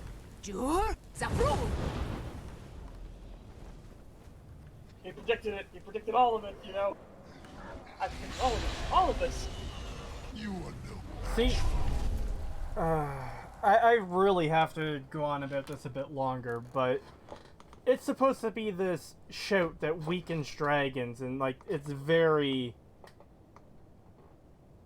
bad for them. I don't know how else to say it. Like, seeing him get hit by it, then he flies around casually for a little bit, then lands.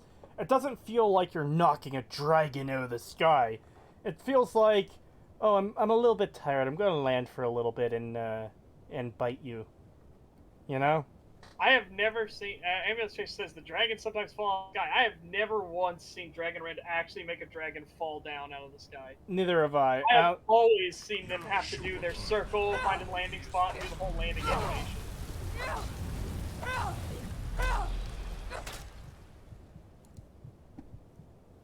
Like, yeah, if it actually, like, if you had done that to him and Alduin literally fell like a stone and just slammed into the ground, that would be cool. Yeah. Yeah, absolutely. Then I would be like, oh yeah, I see why Dragon Rend is so powerful against these guys.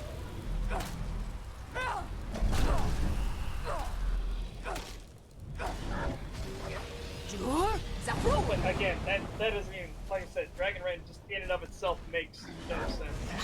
I don't know. You have to use words they have no concept for, and like, what? Meanwhile, Alduin is literally using the words mortal and finite and everything, and it's like, they have no concept for them though. Right? Right? Also, it has to be in dragon language, but dragons didn't invent the word, it was humans that just said it was dragon language. Because it didn't exist. Let me just pause this boss battle so I can level up. Just level up quickly. What should I fucking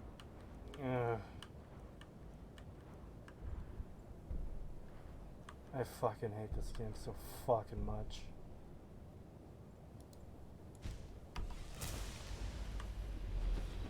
Oh yeah, I've seen them do it when they're damaged enough, when they're like at the critical, it's their mercy state, when they actually crash land, but they still have to do that weird, awkward, fly around, okay, appropriate angle found, do crash land animation. Okay, I don't know if that's Alduin or if that's Perthanax. I can't tell which one's my good dragon buddy and which one's the bad one. My time has come. Oh, there we go.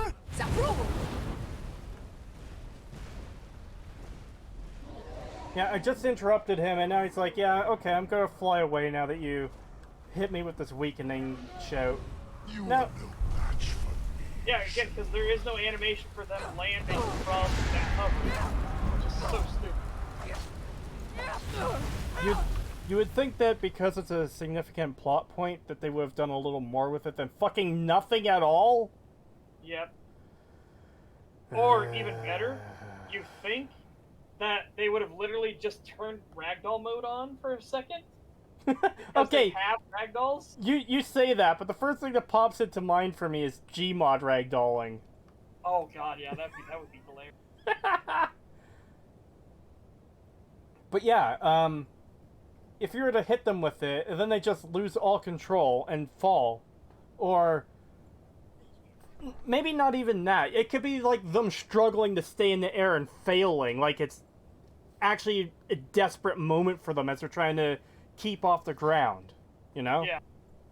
That'd be so fucking cool. Orgus Din says, Skyrim combat looks so mind-blowingly boring when you aren't the one doing it, and also when you are. Trust me, I am fucking bored out of my goddamn mind right now. Yeah, trust me, there's a lot of mods that are basically required to make this game even average. It is so bad. Parthenax is still telling me to hurt him while he's grounded, as if I don't already fucking know it. Well, remember, they designed their games with DSP in mind. You might have forgotten. I cannot believe that that's actually a true statement. I can't believe it. I don't think it was Bethesda that said it. I know it was another developer that said it, but I'm just like, oh my god.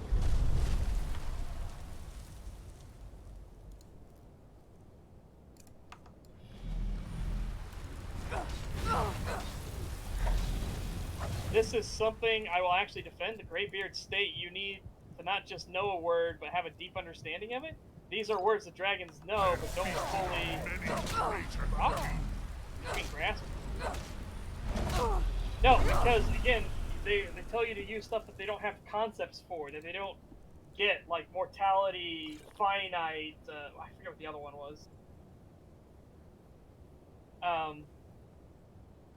But yeah, it's supposed to be so that you can use it against them. So there's an inherent... But they invented the words. They didn't learn the words, they invented the words. Yeah, but there's even an inherent problem with that, because they know mortals die. They kill mortals and eat their souls in their... Well, Alduin eats their souls in the afterlife. So, how can you understand the concept of death and not or how do you not understand the concept of death while you go around killing things? It's like the main thing you do.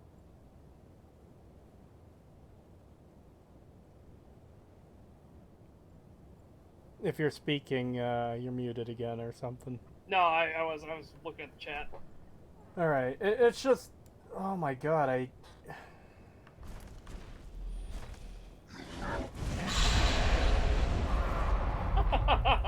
At least in Skyrim, you can make potions that have 1 billion% effectiveness and then crash your game.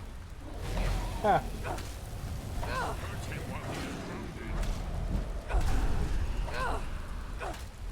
It's not that they have no concept, it's an incomplete one. That doesn't make any sense.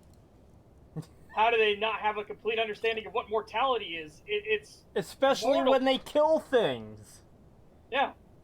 Like, okay, I'm a dragon. This human is attacking me. I'm going to shoot it with fire until it stops moving, and it never moves again. I think at that point, I would understand what death is. Yeah. Like, you don't have to experience death to know what death is. That is wrong, Killjoy. He says they have no personal experience of mortality. They do.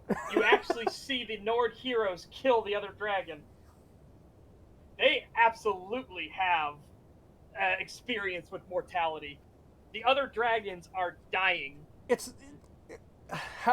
The heroes, the Nords in the past are killing other dragons. Well, no, this is even worse than that, though, because these dragons are incredibly intelligent creatures. Animals in the real world, in real life, know what death is. Elephants get sad when their relatives die. Hell, even, like, dogs and cats will get upset when their owner or someone close to them dies, you know? That they understand that that thing that I live with, gives me treats, that protects me and feeds me, that I love, is not moving anymore and won't ever move again. You know? How do... Like, there's no way the dragons do not know what mortality is. It's impossible. Yeah, and they died, and as Scout puts out, the other dragons wouldn't even be back if it wasn't for Alduin. He has to literally breathe life back into them. They are dead. Yeah, that makes... If he doesn't understand... If he can't comprehend morality, then how can he comprehend resurrection? Yeah. It's, oh boy. Like I said, this does not work. It does not hold up on any level. Oh, fuck. You know, every time we get into a little tangent like this, it's just in my mind I'm realizing the time code for this video is getting longer and longer, and I'm fucking dreading it. Like, there's another 20 minutes. There's another 20 minutes. Oh, this is gonna be painful. Yeah, and as Killjoy points out, I was gonna say Dragon Souls are immortal, but then remembered so are human souls.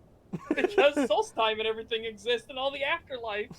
It's like, yeah, that's a problem. Oh man, this shit is falling apart at record speed. Dude, I told you. Like, I still think we could probably do the very first video on the opening alone for how awful it is. You think there's really that much to say about the intro, though? From what border to why are we in an open wagon? Why are there only 3 people guarding the king of the rebellion in an open wagon? What, without shackles on his feet? Why are we coming from the middle of Skyrim? Why are we going from the north into Helgen? What border? Oh yeah, I could show people that on stream really quickly too. Let me just heal up quickly. Yeah, then oh boy. Go to map. Okay, so you were captured at the border. And then here's Helgen. And you came up this road right at the base of the mountain. Now, yeah, you're coming from this direction. So like, yeah, you're coming from the north. There's mountains to the south here. And So I know there's a gate to Morrowind near Riften, which is obviously a border crossing. Everything else here just seems to be pure mountain.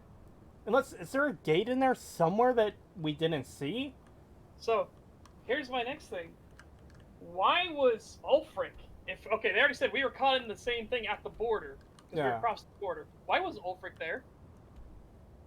What was Ulfric doing at the border? And miles away from Windhelm.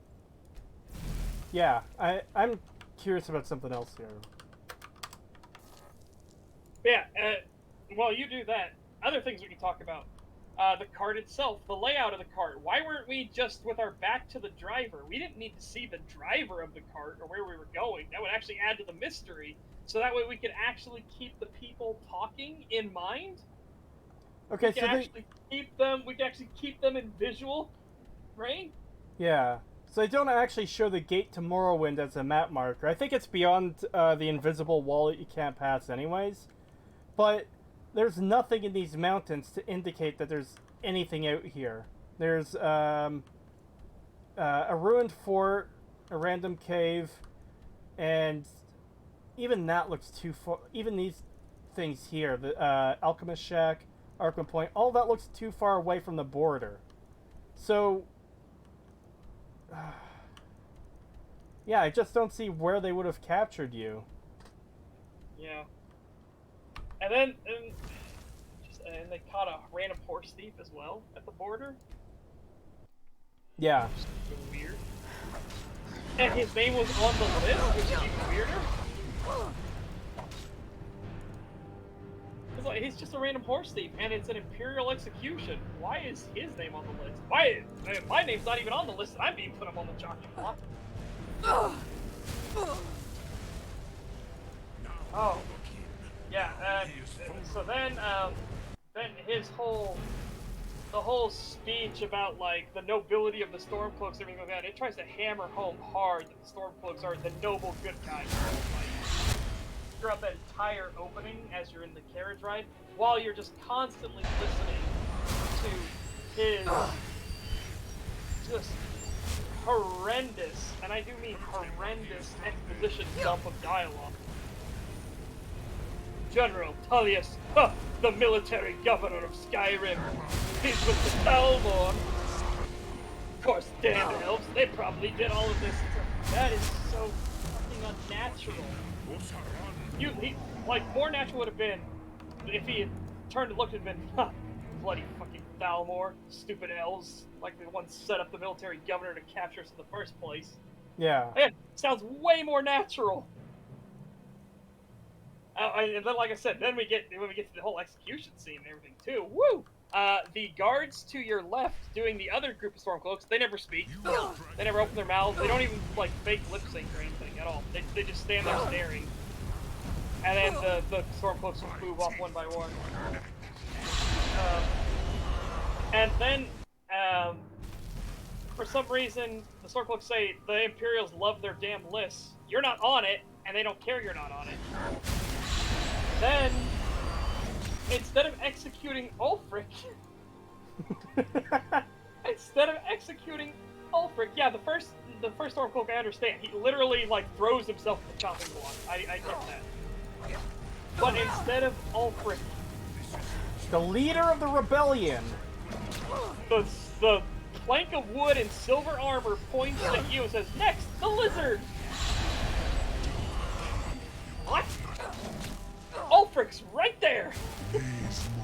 Oh, but then they wouldn't have got this cool scene of Alduin looking down at you from the chopping block, which we get into the whole Alduin thing where the general screams, "What in oblivion is that?" And then the plank of wood and silver goes, "Sentries, what do you see?" Did you mean general? The general who just screamed because he saw it? And then Alduin is about to land on the tower. Wait. I think she's trying to ask, like, what do the sentries see? Because obviously the general is disturbed about something, but they wouldn't have any better of a vantage point than she would with something that's coming out of the sky. And not only that, but if the general saw it, I would be asking the general, what the hell's going on? It wouldn't be sentries, what do you see, to be like, what did you see, sir? Or like, what, sir? Or something like that. Like, acknowledge what the general said. And then when the sentries do speak, they say it's in the clouds, as Alduin is literally a foot above the tower. He is about to land on the tower, and they scream, "It's in the clouds!" A tower that is barely, what, 30 feet tall? It's like 3 or 4 stories at most. Yeah. Probably 3, if we're going to be realistic. And then Alduin just looks at you menacingly. So the defenses I've heard for this are Alduin is there. There are 2 defenses, and they both don't work. But first one is Alduin's there to kill you because he senses you're Dragonborn, and he needs to get you out of the way. Okay, he explains why he shows up. And it's just kind of unfortunate timing. He saves you from being executed. The second one is he's there to save Ulfric because he wants the Civil War to continue. Neither of them work. Well, him saving Ulfric is the actual story reason that that he's there. And we were talking about this before the stream started, but like, yeah, sorry, not Parthenax. Alduin shouldn't really be able to know that at this point. So he got sent forward in time. And keep in mind, there are no other dragons resurrected at this point, because when you have the news of a dragon, it's like breaking news for fucking everyone. Dragons have returned? What? So he hasn't resurrected any yet, meaning he probably just popped out of the time rift from the Elder Scroll. And the first thing he immediately does is stop Ulfric's execution to keep the Civil War going, so he can eat the souls in the afterlife and get stronger. How does he know the Civil War is going on? How does he know Ulfric is Ulfric is like a minute from being executed? There are no dragon cultists to inform him of anything. The cults are gone completely. There are no dragons for him to learn from. There's no like major signs from the air that there is a civil war going on. There's nothing. How does he know there's a civil war going on? And then how does he know that Ulfric is the head of the civil war? Yeah. Immediately? Exactly. And because you were saying they were putting the prisoners on the block. I said that's the other defense, and I said, no, that doesn't work either. Like, if that had worked, he would have just raised the entire thing from a distance, because he could do that. Why did he land, let people scatter? He has the power to seal Helgen in immediately. Well, not just that. He lands on the tower, and you're out in the fucking open. You're fucking done for if he decides to light you on fire, and he doesn't. And he has multiple chances, because when you're running through the tower, he breaks in and eats a guard and flies away immediately. He doesn't... If he can detect you, he doesn't wait for you to come up to kill you when you come up. And he doesn't come at you at any of the other times when you're out there. And once you escape the underground, you see him flying off into the distance. He should know... Yeah. So if he can sense the Dragonborn, why is he flying away? Because he can still sense the Dragonborn! Yeah, none of the defenses. Yeah. It's... Oh, man. There's... Oh, boy. And then the arbitrary choice of left door, right door. You want to be Imperial? You want to be Stormcloak? See, that's the thing. The first time I played, I didn't even realize that. Because you're following one guy, then you're following the other. I didn't even see them talk to each other because I was so taken in by playing it for the first time. Yeah. And I was like, oh, the Imperial guy I was following. Okay, let's see where he's sending me, because I didn't even see that the other guy popped up again. Yeah, exactly. Xeric Zacron's What If Skyrim Was Good videos is what Skyrim should have been. It's the Van Buren of Elder Scrolls games. Yeah, his videos, What If Skyrim Were Good, are fucking amazing. I absolutely recommend them. I would fucking love to play his version of Skyrim. Because he doesn't, like, come up with a completely new concept of what the game should be. He takes what's here and tries to rework everything to be a better RPG overall. And it's really fucking good. Man. That made me skip over one of the other worst parts. If you pick a non-Nord, the throwaway dialogue that is so clunky.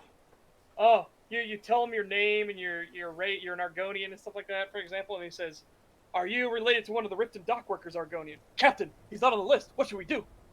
It's like, what? There was no pause between those. What just happened?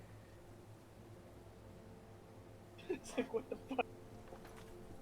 Ah.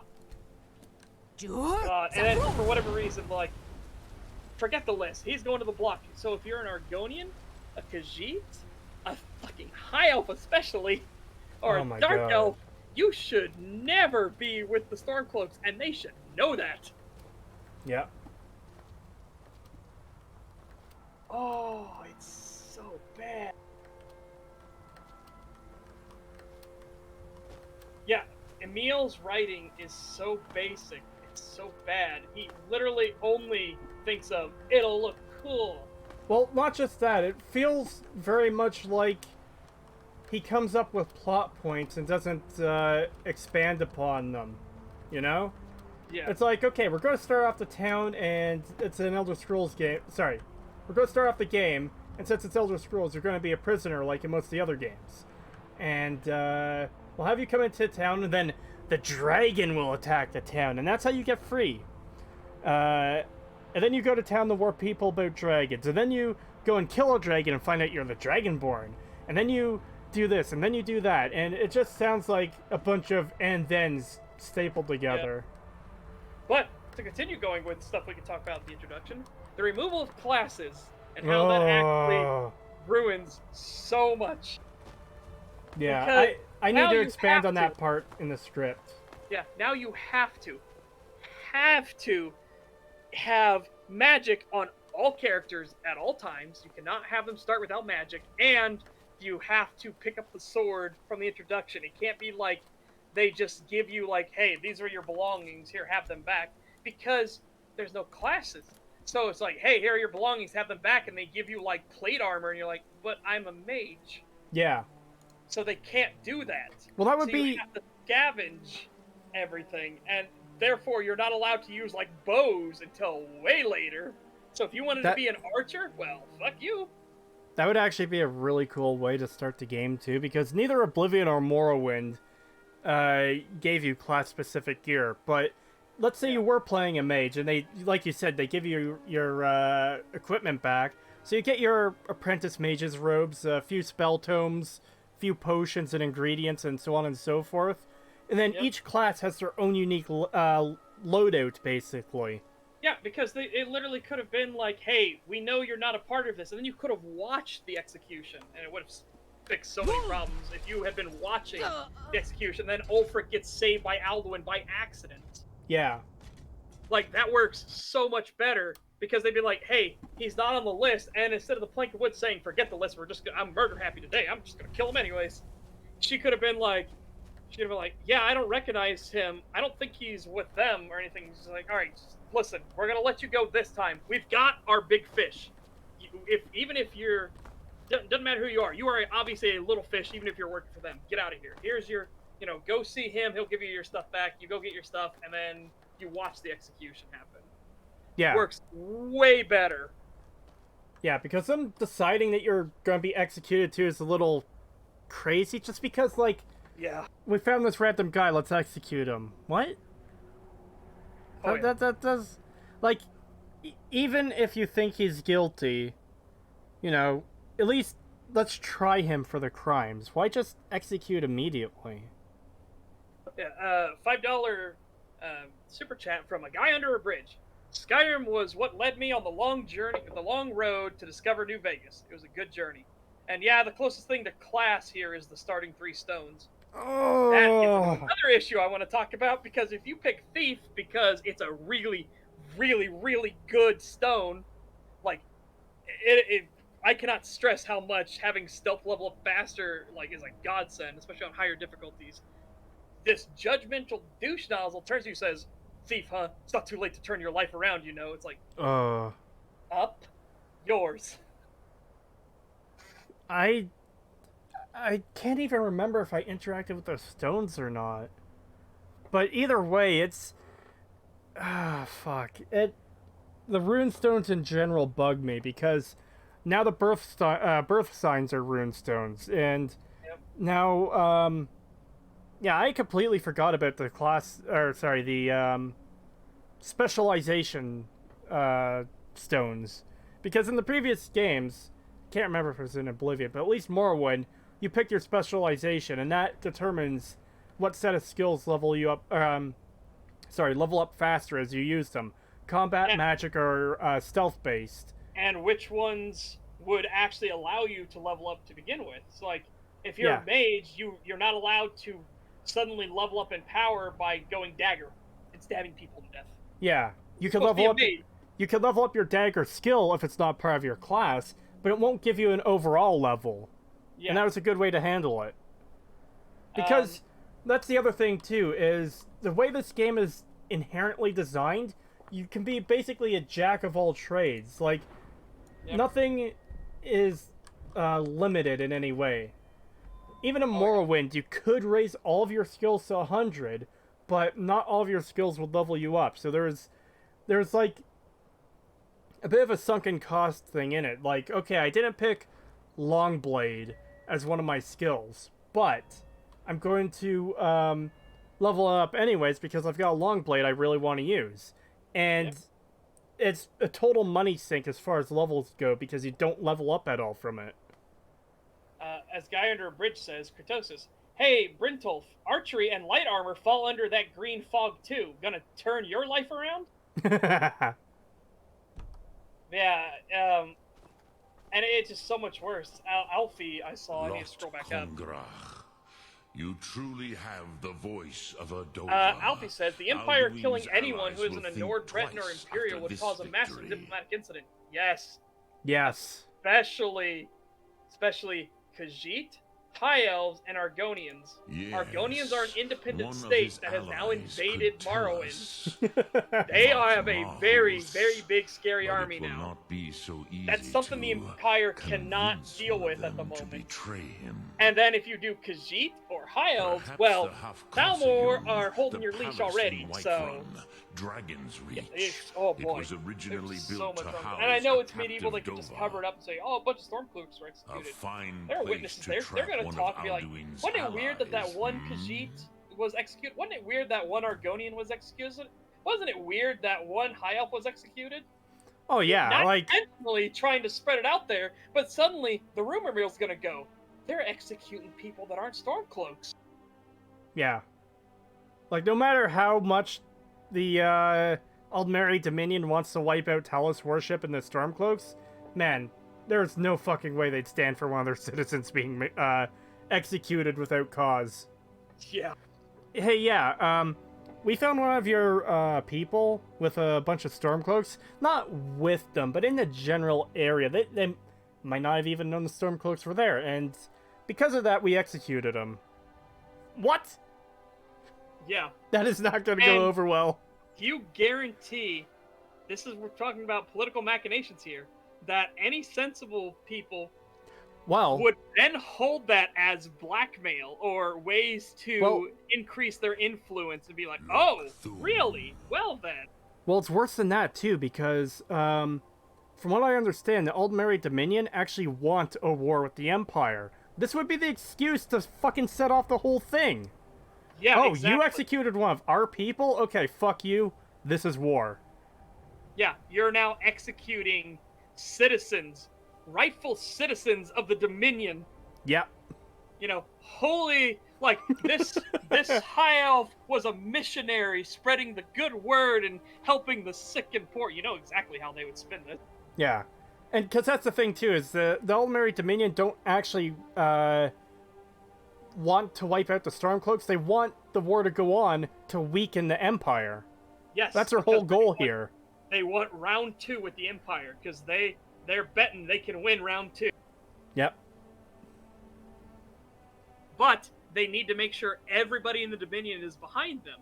So, clever boys, they aren't going to be the first ones to attack. They need to find some excuse to launch a righteous war. Yeah. So that everybody in the Dominion gets on board. Well, how easy would it be for them to send, like a diplomatic envoy to, I don't know, I guess Morrowind, for example. Say, hey, the Empire executed one of our citizens, and they're generally disliked at this point. Do you want to help us fight a war with them? You know? Yeah. Well, I don't think Morrowind would help because they have their hands full because the Argonians are going for revenge. No, I know that. It's just the one that came to mind. But they could have done the same thing. They could have literally shown up to, what's the port city? I can't remember the port city in Black Marsh and been like, hey, spread word to your leaders. The Imperials are executing anybody that isn't an Imperial. So and it's like, uh-oh. Now the Argonians be like, you know what? We got a lot of behemoths. Let's send them that way. Man, I hope they never do Black Marsh just because they'll fuck it up so much. Oh my god. Yeah. There is so many things that can happen. Yeah. Is all hope lost with Elder Scrolls 6? Unfortunately, okay, I shouldn't say there's a snowball's chance in hell that it can be good. I don't want to say that it is impossible for it to be good. But I'm saying I would never, ever bet on it falling that way. Let me put it this way. What I think the chances are of a good Elder Scrolls game coming out next, Elder Scrolls 6, you would have a better chance of launching two bales of hay at each other to collide in the air, and the needle in each bale, one of them has to go through the hole of the other needle. Yeah. That's the chances we're looking at, I think, for a good Elder Scrolls 6. Oh, and as Alfie points out, they don't try to hide the execution from the Aldmeri there. There are actual Aldmeri agents at the execution. Yeah, because they want to confirm the death of Ulfric Stormcloak. Yeah, so if it had been a high elf they also executed, well, there's your justification right there. And they're agents. They can literally spin it any way they want because they were there. And they can even take the body as proof, which would again, how you make people swallow a lie, you sprinkle a little bit of truth in there. They executed a high elf. Here, we have his corpse preserved, and here's his head after they beheaded him. And he was a great missionary doing holy work and stuff like that, helping the poor. He was invented all these new techniques for healing and stuff like that. They can go full ham with it. Yep. And you best believe that would make everybody in the Outmeri Dominion be like the Imperials are starting to execute us, our citizens, just for the crime of existing? Oh, okay. I very much am curious about how they'll handle the whole Empire Aldmeri Dominion thing in the next game, too, because... I don't know if they will, because it looks like they're going to try and go into Daggerfall territory. Really? Yeah, It looks more like it's going up toward the Bretons. Now, again, that's highly speculative based off of very little we got. Yeah, because all we had was, like, a basic landscape shot with the title. Yeah. When was that? When did they first announce that? That was like 3 or 4 years ago at least. Something like that, yep. Oh my god. We're probably not going to see the next Elder Scrolls game for another 4 to 5 years. Yeah, as someone put in, orcs are elves. Yes, they're the Ortsimer. They're a different branch of elf. Kind of like the Falmer are also elves. Anything with mer at the end of it is an elf. Did they call them the Orsimer in previous games? Because I know they just, like, casually referred to them as orcs, but did Orsimer pop up before Skyrim? Yes, because their capital is Orsinium. Huh. And Green Tea says it was E3 2018. So... Again, we have very little to work with, but it does remind me way more of Breton than it would. So I'm thinking like Stone Falls area, stuff like that. Not we're not heading towards like. So it would be cool if it was elsewhere. That'd be awesome. Yeah, that would be cool. So I think there's 2 possibilities then. Either 1, they'll completely forget it even fucking happened, or 2, it'll be after whatever war is going on and whichever side wins is now in control, and that's just it. There's no more. Don't think about it. Yeah.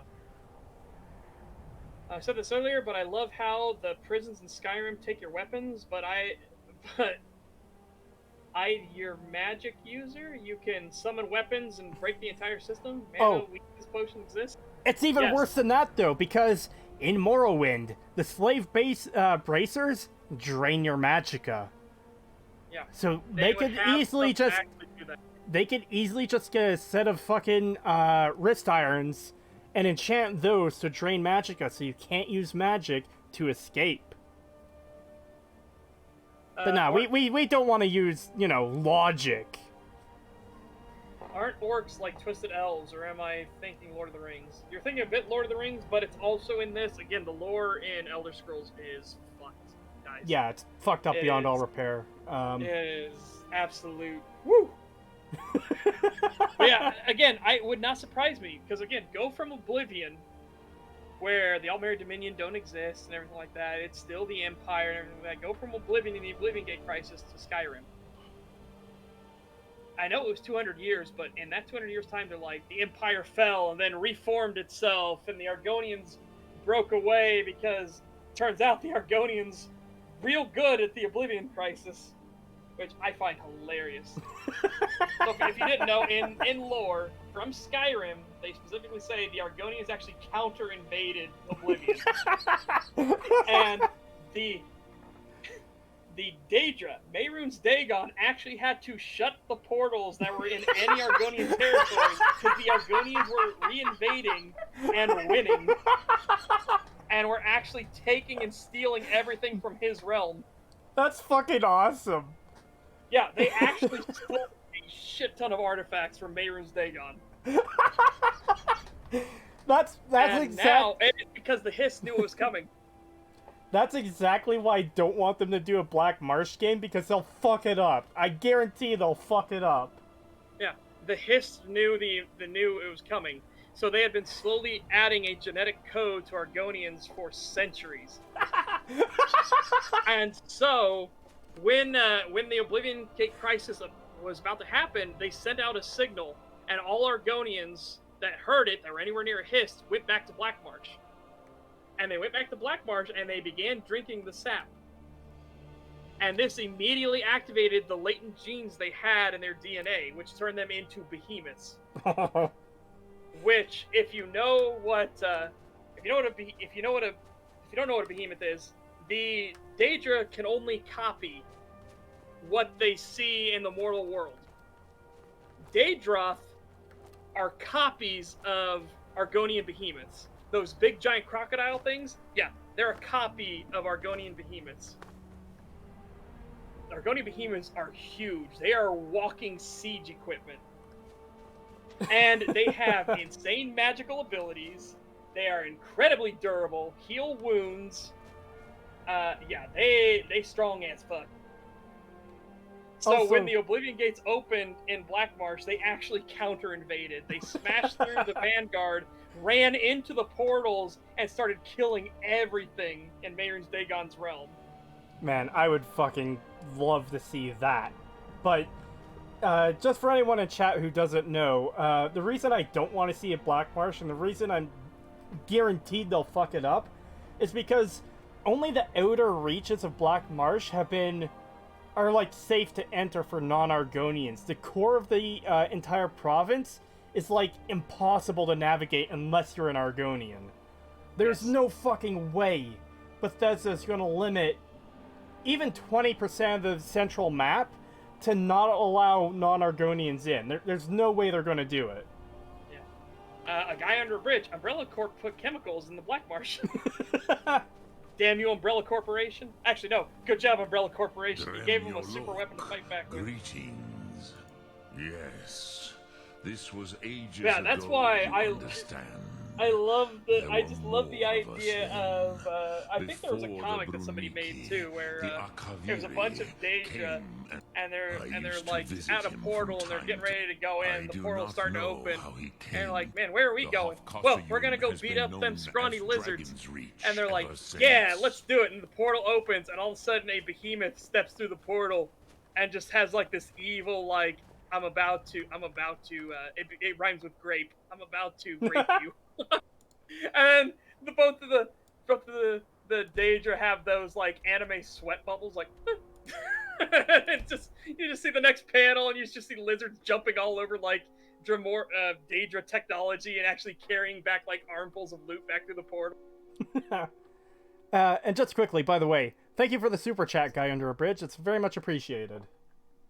Yeah. Oh, I that's the one I had done. No, I know you read it. That's why I didn't read it again. I just wanted to say thanks for the super chat. Oh, okay, fair. Anyways, we're at the part of the story now where we have to capture a dragon in Dragon's Reach. The citadel made out of fucking wood. Yes! That is oh god! Dragons! Honored to see you again, my friend. It's meant to hold dragons, for God's sake. My headset fell off. 1 second. Oh! I completely forgot about that. I forgot you made her tight. I completely forgot about that. Oh my god!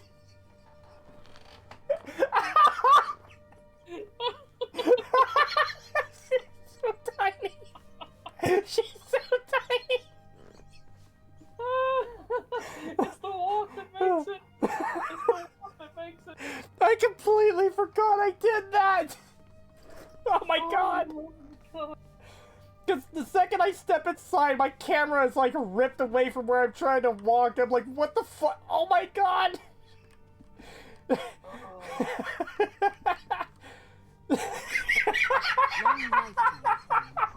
shit, that's funny. You almost killed Lydia, you bastard. Honored You to almost see you stepped again, on her. my friend. Oh my god. Oh, he did a console command hands to in, yourself. I think in part 1, honestly. To Yeah, shrink- I did. I did it to him too.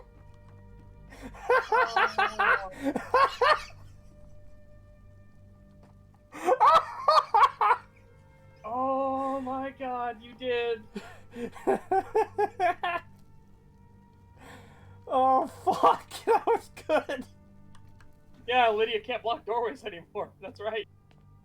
Father says I'm too young to train with the sword, so I practice with my fists. Oh my god. Oh my god, that was good. Well, again, this is why the lore is just so fucked, Alfie. The lizards can invade Oblivion, but can't stop Dark Elves from making them slaves. Yeah. Oh. The Hist apparently wanted the Saxileel, which are Argonians, to understand the suffering of bondage, to inspire them, to make them more independent, because the Hist actually love the Argonians. They do. And they wanted, this is the idea of your parent trying to force bad things onto you so you understand why they're bad. It's really dumb. Yeah, okay. Hist, I love you, Hist, but oh man, that's a really stupid idea. Also, I was wrong. The entire fortress isn't made of wood. I thought this area was. Only the ceiling is, and the, you know, the bar to keep the dragon from escaping, that's made of wood. And if you notice how it clamps on him too, it wouldn't stop him from like turning his head to the side and burning part of the bar. Yeah. Sorry, I just want to read a certain comment here. Jarl Smallgruff.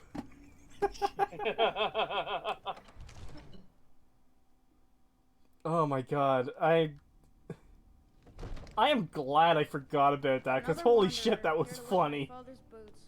Good job. I actually like in ESO how they said that the Argonians, the Dark Elves, and the Nords all work together under the Evanhart Pact. Yeah? Yeah. Because what happened was the Dark Elves realized that the Akaviri are coming. They're landing. So the Dark Elves see the Akaviri land. They try to fight them. They start losing. They have to keep pulling back because the Akaviri are way tougher than anything they've ever had to deal with. So they're falling back. Well, they call for help from the Nords. And the Nords are like, we're being invaded by foreigners? Okay, we'll come help. So they show up to help as well. And it's a back and forth battle. They're losing people. Nords are being captured and taken off as slaves. Dark Elves are being captured and taken off as slaves to Akavir. And all of a sudden, on the eve of one of the biggest battles, it looks like the Nords and the Dark Elves are going to lose. And suddenly this just gigantic Argonian army shows up. And the Dark Elves are like, oh fuck, is this the end for us? Are they coming for us for revenge after all the fucking bullshit we pulled? And the leader of the Argonian army, who was formerly a slave, she escaped, she helped a bunch of others escape, and she started forming an army. She then raised her sword and pointed at the Akaviri and said, kill. And all of a sudden, the Dark Elves and the Nords watch this huge horde of Argonians descend on the flank of the Akaviri. And that immediately was like, oh, we've got a route going. Go, go, go, go. So the Dark Elves and Nords attack at the same time. So now all three armies are sandwiching the Akaviri between them. And as part of the Ebonheart Pact ballad goes, and it's one of my favorite parts of the ballad, when the enemy begged for the mercy they lacked, three voices as one shouted blood for the pact. And they executed every single Akaviri. I can't help but imagine just like was formed in blood. I just can't help but imagine a massive swarm of lizards just coming like a tidal wave over them. Imagine Helm's Deep. That's kind of the scene they try to set in the lore. Is that the Dark Elves and the Nords have their back to the wall. They know this is the final battle to decide everything. There are tons of Akaviri, and all of a sudden, like Gandalf the White showing up over the hill, there's just this massive, like, horizon of Argonians show up. And they're like, uh-oh. I must have misheard. If you're a Dark Elf, I totally I thought understand. you like, asked me to help we have you been trap kicking a these people dragon around. in my packs. We're on our last ropes here. That is a big army that just showed up. And it doesn't matter how much training you've got when you've got that many numbers. Impossible. You want me to let when it a is dragon into when it the is heart a of my tidal city wave of people with the threat of war on my doorstep?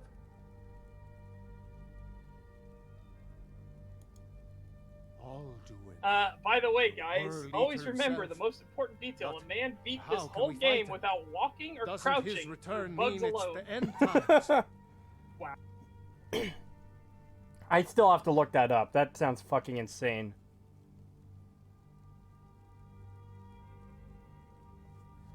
No, I disagree, Augustin.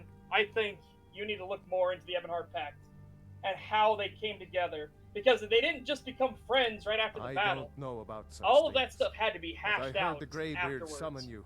But what That's kind of good unified enough for them me. Now was what's this nonsense suddenly about the trapping a Emperor is now dragon in my gone. palace?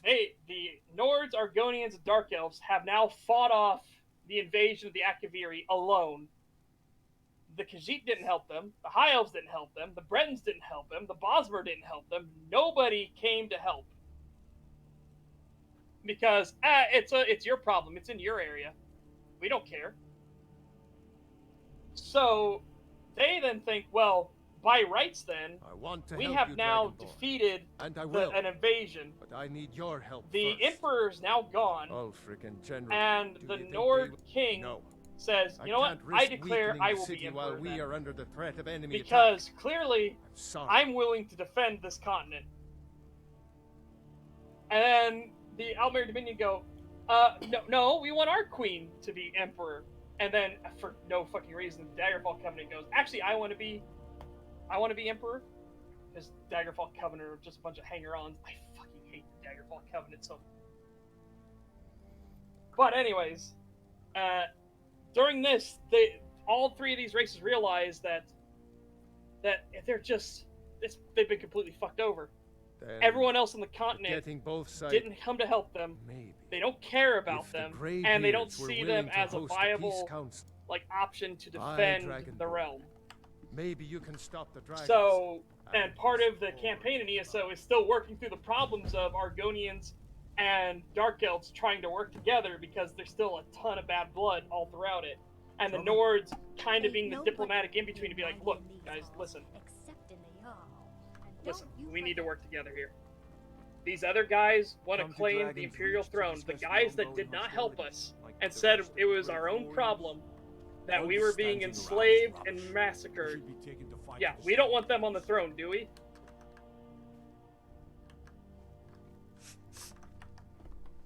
I know the lore, it sucks. At the time, the Dunmer were under Honor Peak to you, Tribunal, Thane. and there was zero reason for them to shack up like that. No, there wasn't zero reason. Again, they were losing the war with the Akaviri. Was full-blown god mode. Long life He to could you, have Thane. soloed Akavir and done some unseemly Michael Kirkbride stuff with it and got weird. It would have been genocide as a sex metaphor or something. Yeah, probably. But Vivek is... I like the way that they portray Vivek more as being way more of a manipulative, doesn't give a shit douche nozzle when it comes to ESO. Like, he doesn't care until literally something is threatening his godhood, and then all of a sudden he's like, oh, oops.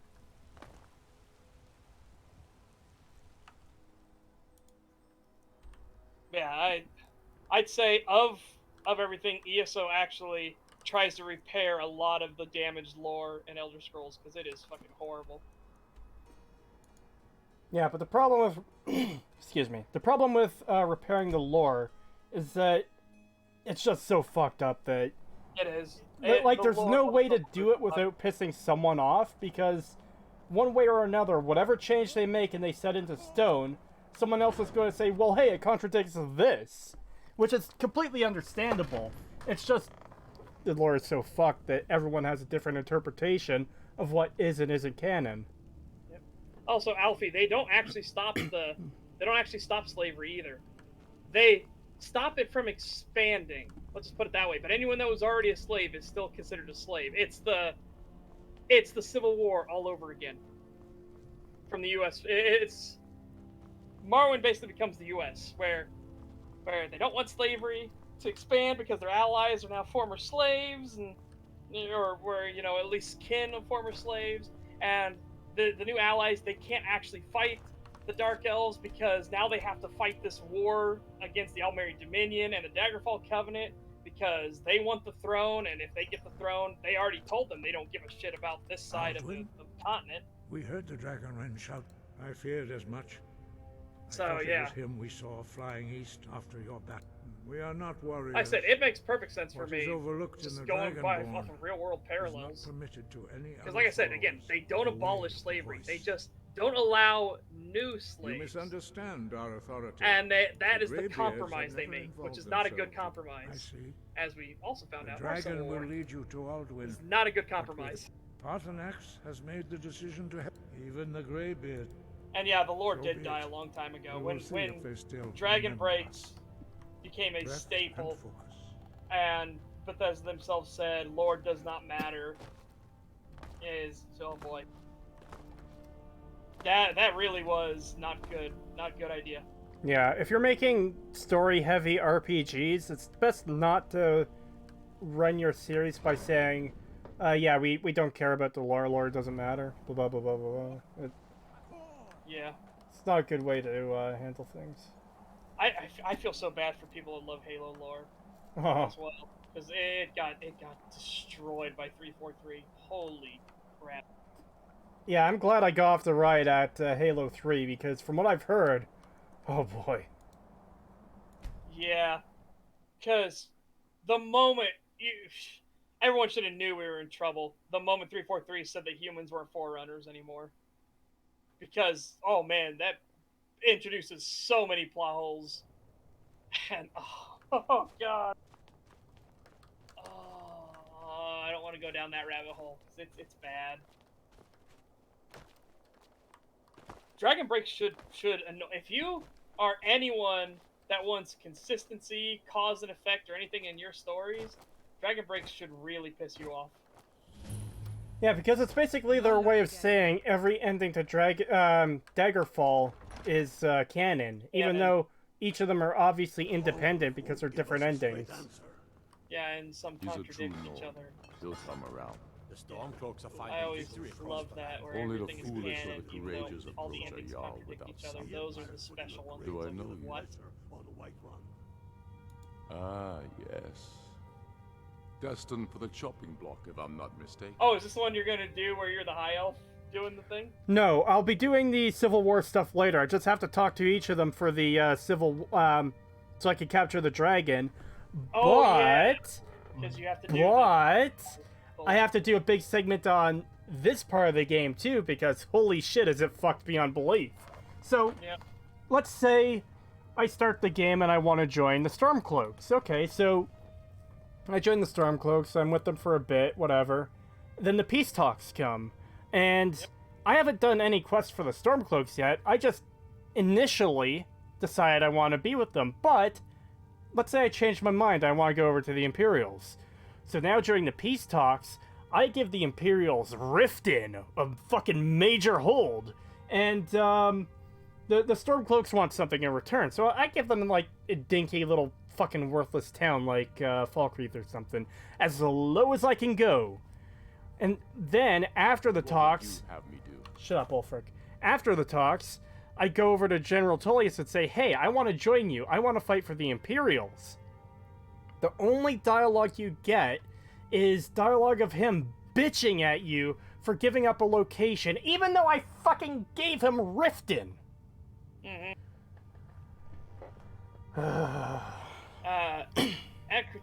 As Geiner Bridge says, Creetosis. Oh, by the way, should take this moment to appreciate just how many major faction events are occurring right as you show up.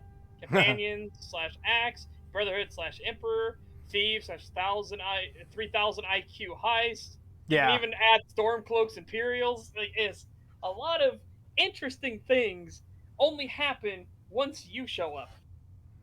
Yeah. Which just makes it all feel less meaningful. Yeah. Because imagine if you joined the Dark Brotherhood and they were already in the process of planning out the Emperor's assassination. Because it makes sense that, you know, the Emperor might visit Skyrim, a place that's in turmoil right now. It's his territory that he needs to control. That makes sense. Yeah. So taking the opportunity to assassinate him now would make sense. So what if you joined the Dark Brotherhood and they said, you do a few missions until they can trust you, and they're like, okay, we're going to bring you in on this job we've been planning for a while. We were hired to assassinate the Emperor. You know? So it's like this big reveal, instead of just, oh yeah, this guy wants to talk to you, and he tells you he wants you to kill the Emperor. Yeah. Oh, okay. I'm glad this thing started after a dragon freed me from prison. Yeah. Oh. Oh, yeah, that a dragon freed me from being executed. Yeah. Oh, God. As you can see, I have much that requires my attention. If you're inclined to gab. Also, no, there's they some didn't nice start with the prison third guys. Lex. There were two Oh, other I'm streets always there. looking for Okay. Long ago. I have another issue. So, I can't talk to Ulfric about going to the peace talks without telling him I want to join his side. Yeah. You saw that just now, right? Yep. There's a lot of where you're railroaded into certain things, even though other options should obviously be available. Yeah, and Fallout 4 does this even worse because of its fucking retarded, limited, dialogue system.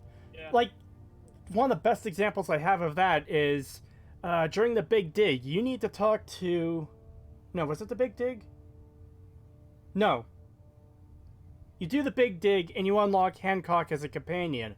But if you don't take him as a companion, and then you go do the Silver Shroud quest, then he requests you to come talk to him, you cannot get the Silver Shroud quest dialogue without recruiting him as a companion.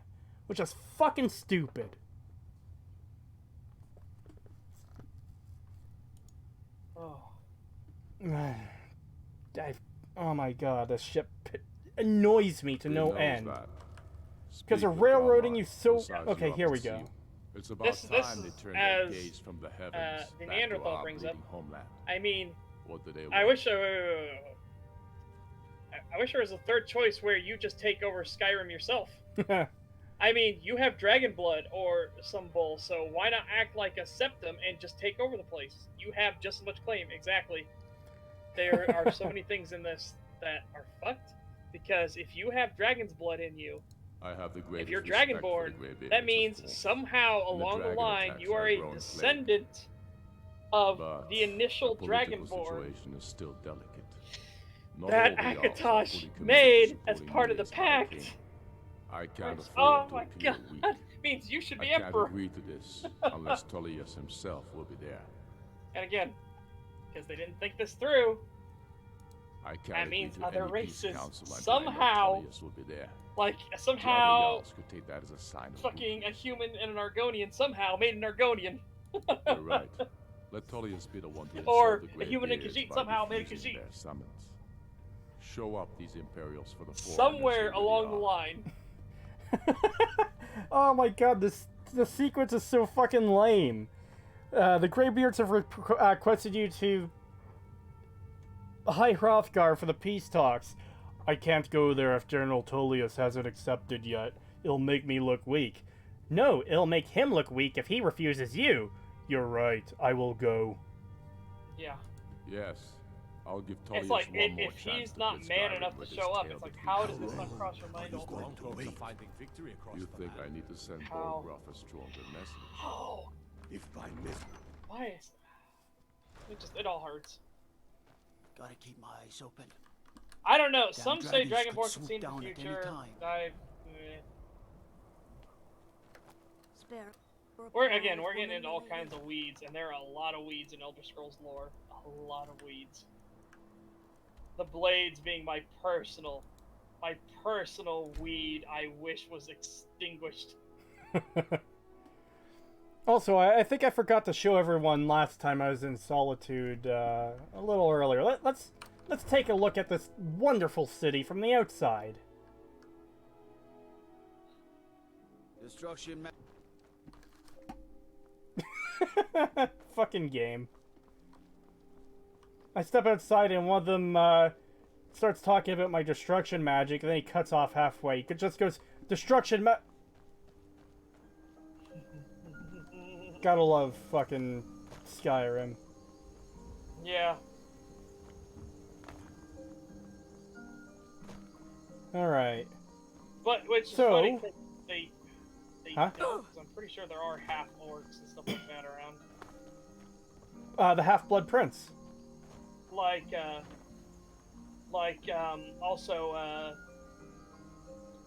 it depends, because it depends on how much you like ESO. I like ESO and think they do a lot of damage control with the lore.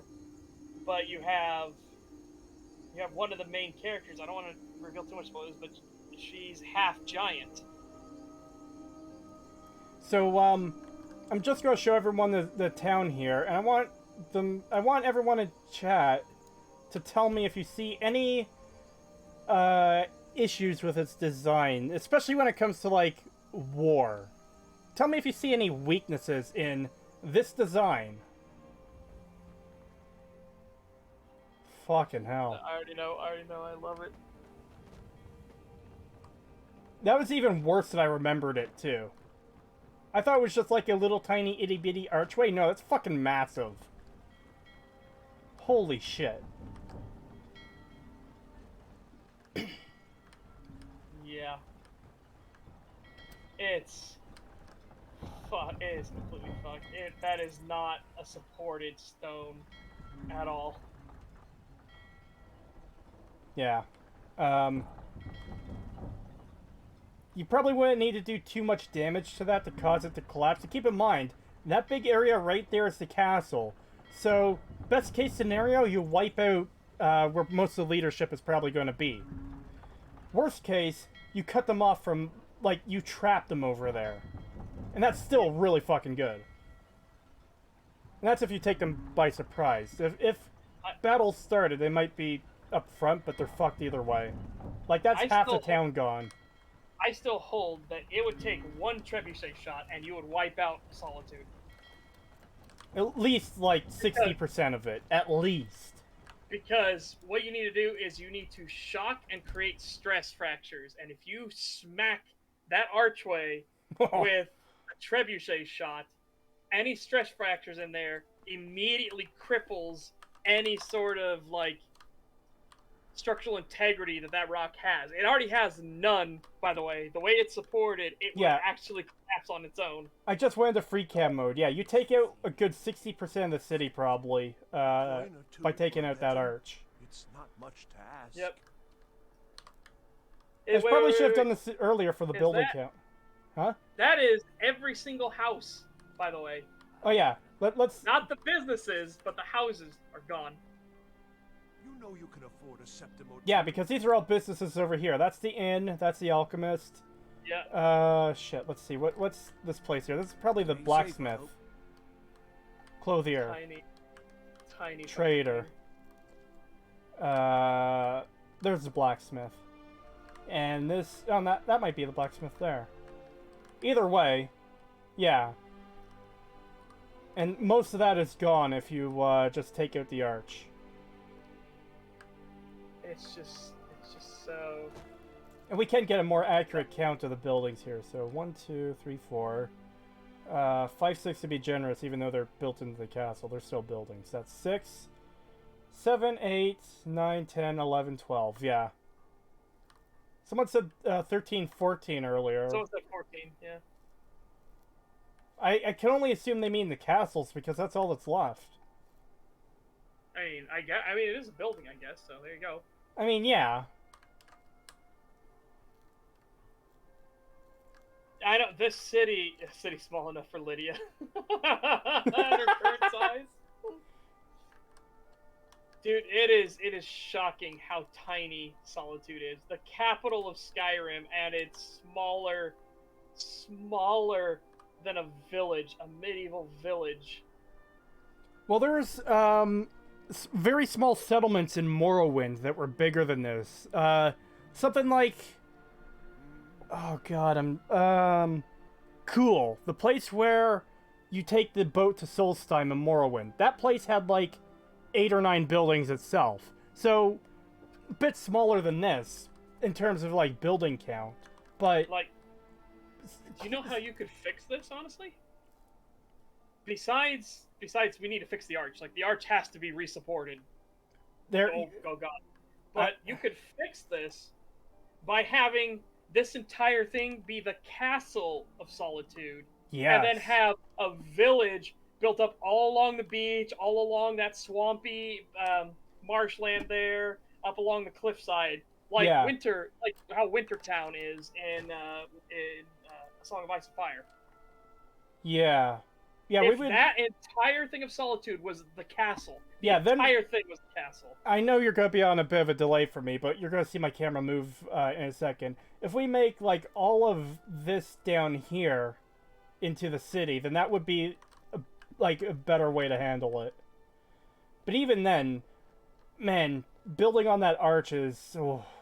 Pine Moon Cave is down to the south. It looks cool if you don't think about it at all, but...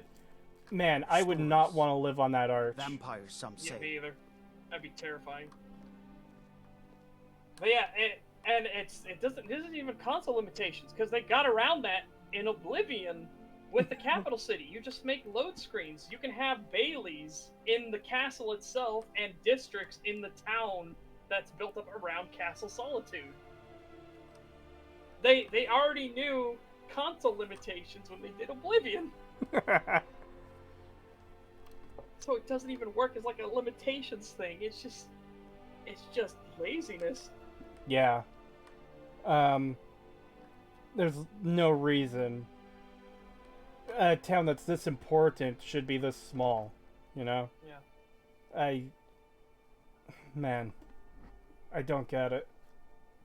Yeah, like I said, if this was entirely just a castle, all of Solitude, this was just one castle, that would actually fix the problems with it. Then you would have you need to build up a big town. It'd cover that entire beach strip underneath. It would cover the entire marshlands where you could have like stuff like special farming. It would be rice in the real world, but maybe if you had something that required water, you could have farming there.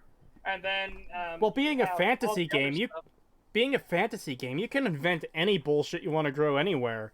Yeah. Like the marshes, the swamp, for example. There could be a unique fruit that requires that environment to grow in. That's easy to do. Yeah. Literally, like I said, just invent something. Lightly armored means. But Neanderthal, the way you can do that is, oh no, what are they called? It's how rice farms are actually made on hills and stuff like that, and you can even do them in valleys where you do like plateaus of rice farms, but I forget what they're called. I remember you. You were at Helgen. Well, son of a bitch. Speak to Legate Ricka. I suspect we could use someone like you. It could be a I see. Nurru farmland, Then that's for there's sure. nothing further That to could be their discuss. cash If crop you change right your there. mind, speak with the Legate. But what are they Greybeards. called? What do those old hermits want with me? Is it terrace? I think it might be terrace Why, farming. There's nothing to discuss as long as that traitor Ulfric is in arms against his rightful emperor. They are getting to be a problem. Yeah, it's terrace farming. But I okay. wasn't sent to cool. Skyrim. My brain eventually got there, but yeah. Terrace My job farming is is to how you quell could this do rebellion, those and I wetlands intend down to do there. just that. It doesn't Dragons require will a know hill. You can do it by hand. It's the capital of Skyrim. They could have easily done it by hand. I just want to point out, too, I hate how the characters don't... Like, General Tullius doesn't consider the dragons to be a big threat. He's like, well, they are beginning to be a bit of a problem, but I'm here to stop this rebellion. Dragons or no dragons. Like, motherfucker. If these things get, their forces up, they're going to be able to wipe everyone out. You don't realize how big of an issue the dragons are. You should be aware of how big of a fucking deal this is. Yeah, agreed. But... Fair enough. Hold on. We're driving the storm. Oh, there we go. Yeah, my push talk well got enough stuck at on the moment, Discord. Thank you, but Discord. we're already overstretched. That's what comes of trying to win a war with Anyways, a mere handful of legions. We're not talking that. Give me the We're not using the logic biggest town equals capital. That's not what this is. You could have way bigger towns. Like Riften should be enormous if it has access to sea trade and everything like that. It should be the trading hub. It's kind of like Yes. what is fine. it? Lannisport in A Song of Ice and Fire versus All King's the good Landing. it will do. Lannisport is a major fucking port. It is huge. King's Landing. No, actually, I don't think that works. I think King's Landing is bigger than Lannisport. Fuck. Well, Lannisport's still probably bigger than Winterfell. The Greybeards Yeah, it is. It is. It's way bigger than Wintertown for sure. But yeah, so it's not that it needs to be the biggest one. It's just that it needs to actually look like a city. As it stands, it is so small. It is a village in size. Yeah. And in population, honestly. Like, they have no numbers here whatsoever. Yeah. And that's the thing, too. This is a clear example of style over substance, because you look upon Solitude for the first time, it's like, whoa! This town built on an arch! Oh my god! But then you realize, oh yeah, this is fucking retarded in every way possible. Yeah. Like I said, you can fix this easy if you make the town of Solitude in Skyrim right now. If you make that all just one castle, and these are the servants' quarters and everything like that. This is the castle blacksmithy, all that kind of stuff like that, and storehouses. Yeah. And then you build an entire city underneath the archway and all around it and everything. Well, you could also, like, use some of the space to keep the civilians for when the town comes under siege, you know? Exactly. There's so much you could fill this up with. Yeah. Like, I think it was last year or earlier this year, I watched one of Shad's videos talking about a castle that was held by, like, 5 people against... Huh? It was 14 people. 14? Yep. I thought it was less than that. But still... Yeah, it might be. You might be talking... There's probably a bunch of stories like this, actually. Yeah. But, yeah, there was something like 4 or 5 people. Maybe less. And, they held it against an army of like 100 men for months. Because they had the supplies, they had the stores to keep them going. And the castle was built that well. Yep. Just a little thing. This is really low on the list of issues this game has, but I like how there's this wall here that just comes to a dead fucking end. Yeah. And like, you could see through the mesh. Yep. $2 from a guy under a bridge. Thank you. Skyrim is D&D made by a dull AI. Bridge Senior. Bridge Senior. So he's saying his father. Oh. Oh! I should have gotten that sooner. Yeah, that's absolutely... Yeah. Well, I remember way back, Total Biscuit said, Skyrim is as wide as an ocean and as deep as a puddle, and man, that's one of the best descriptions I've ever heard of this game. It is so fucking true, too. I wouldn't even say as deep as a puddle, I'd say as deep as a spill on the floor.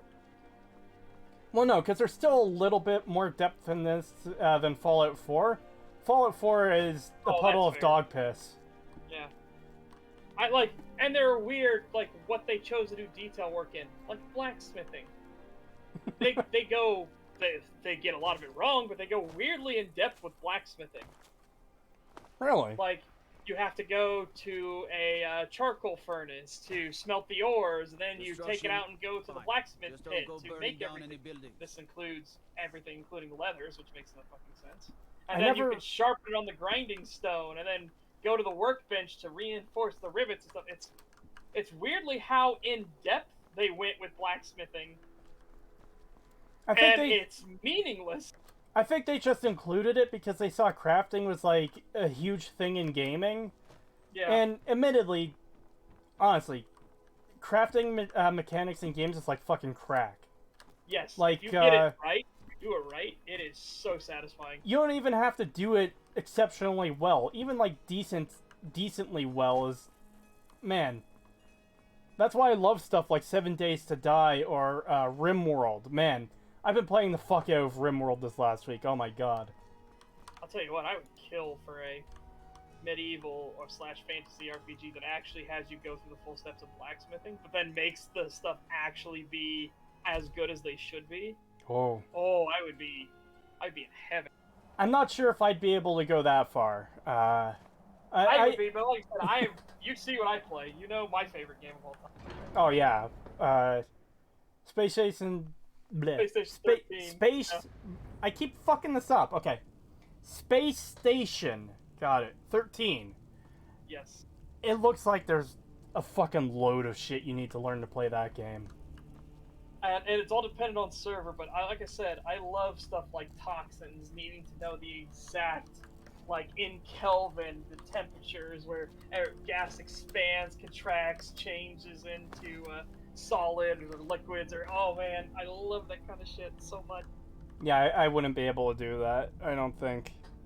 Yeah, but again, you don't have to. There are people that have played Space Station 13 for over a decade that don't know how to do that shit. Then they just focus on other stuff. Done it. And you could totally do that. Men of violence and that's what I love about it. Here, in these halls whose very stones are dedicated to peace. I should not have agreed to host this council. The Greybeards have no business involving ourselves in such matters. Peace? I doubt it. They may put I know their this might be weapons down for a nitpicking, moment, but there's only to one gather bank in strength all for of the next Skyrim, and the bloodletting. Stormcloaks don't have one. They are not yet Oh. tired of war. Dude, that gets into a whole other issue of why are the Stormcloaks You know the using ancient Imperial Nord currency? word for war? Season unending. I hate to break this to you, but when there's a rebellion, one of the first things they do to kind of solidify everyone together in a time of rebellion is Take they your invent seat new at the currencies. council table. Really? Let us see what wisdom we can Yeah, it's find like among these the warriors Confederacy. of The moment the Skyrim. Confederacy broke away from the United States, they immediately put in a new currency. Oh yeah, on the recent EFAP they were talking about. No, it wasn't the recent one. It was the one before, where they were talking about currency and they mentioned Confederacy currency. Yes, and it is incredibly valuable because there isn't much of it. And it is a integral part of history, so it has a huge value. Surely though, in a world that uses actual gold as its currency, things would go a little bit differently, wouldn't it? No, you just resmelt it. Resmelt it, and then you wouldn't even need to put anything fancy on it. The point is to no longer use. No, I know that, but like, how would you get people to not use, for example, Imperial Gold, when it's like it's still gold, regardless but of. But here's what I mean though, is that you want to start introducing your own currency in as well. You don't immediately like not allowed verboten. Like the Confederacy didn't immediately say the American dollar doesn't work anymore. They said, hey, your American dollar still has the same value, but when you trade it in here at the banks, we're going to give you Confederacy dollars now. Okay. You know what I mean? It's you're transitioning out while also unifying your cause. Like now everybody in your cause uses the same currency. All right, that makes sense. I've like, never. There should be a transition thing, but the fact that how long has this conflict been going on, honestly? And they haven't bothered like doing new currency or even anything to really separate their identity. Like they haven't redone their holds or anything like that. Oh man, we're gonna have to go into a huge issue about world building, aren't we? Or a huge section about world building. Yeah. I'm starting to see what you were saying earlier when you said the world building might be as bad as Fallout 3. Yeah, only in a different way. Oh, the pain. It hurts. Ah! Yeah, it's gonna be special. All right, let's get these peace talks over with. I haven't actually joined the side, so I haven't actually seen this before. Here, please take your seats. I mean, I have seen the peace talks before. I just haven't seen it when you haven't taken a side. I want to point out that the Greybeards apparently live off of food from pilgrims, but the road is not only dangerous and cold, the past few years have been war for the world. So how could they have had enough food to survive? Like, did the Nords say, well, we have to fight for the Empire or against the Empire, but make sure to send food up the mountain? Oh. She's part of the Imperial delegation. So it would be easy to explain, too, by just saying, the Greybeards... If the Greybeards had a farm up here, there's only 5 of them, for God's sakes. They don't need a lot of food. Well, I was going to say, there could be special, like... It's like monasteries in China and stuff like that. People donate food to them all the time, but they don't live off that. They have their own rice farms and gardens and everything like that. They tend to themselves so they can feed themselves. That's part of their training too, is part of their discipline. You discipline your mind by doing your tedious labor, your menial labor. That can easily be what the Greybeards do, as part of their whole, like, becoming one with the voice and understanding the world. They could be working farms and everything up here as well, so that they have food to feed themselves consistently. Yeah. Anyways, let's get these peace talks out of the way. I'm genuinely interested in how this will go, because I haven't picked a faction, but it's probably going to be the same bullshit either way. So, yeah. You can't dictate who I bring to this council. I will be right back a second. I'm going to get myself a milkshake. If we have to negotiate the terms of the negotiation, we will never get anywhere. Perhaps this would be a good time to get the Dragonborn's input on this matter.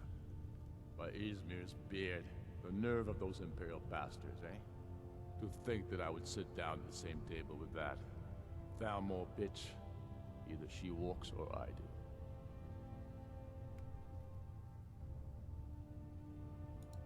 Maybe so, but bringing her here is a deliberate provocation. Tullius needs to know I won't be pushed around.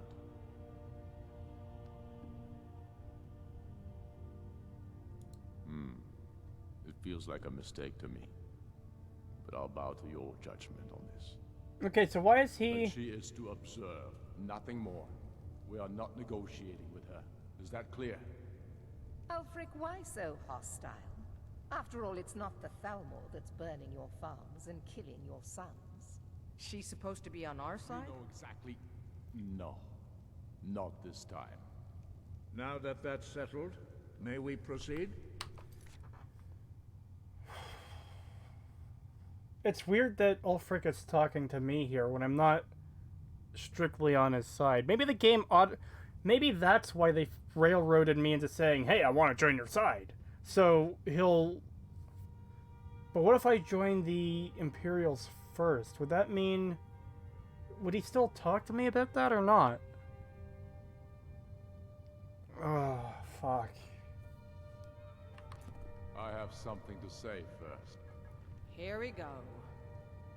The only reason I agreed to attend this council was to deal with the Dragon Menace. There's nothing else to talk about. Unless the Empire is finally ready to renounce its unjust claim to rule over the free people of Skyrim.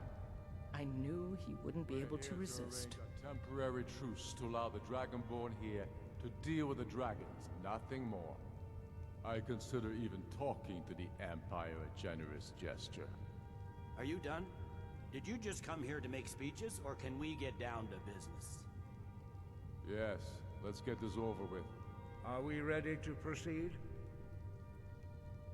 Jarl Ulfric, General Tullius, this council is unprecedented. We are gathered here at the Dragonborn's request. I ask that you all respect the spirit of High Hrothgar, and do your best to begin the process of achieving a lasting peace I have returned. in Skyrim. Welcome back. Who would like... So, a couple things.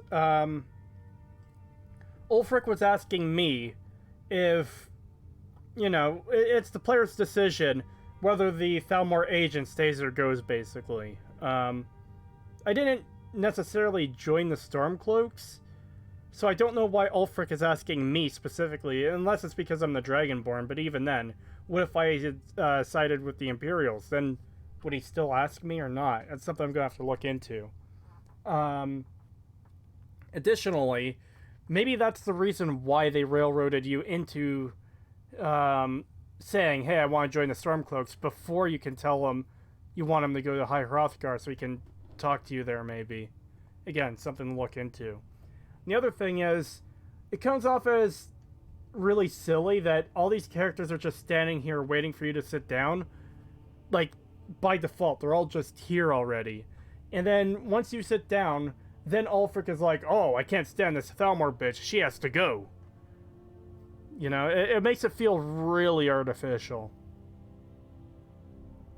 Because they were standing in the same room for like 20 minutes before I sat down.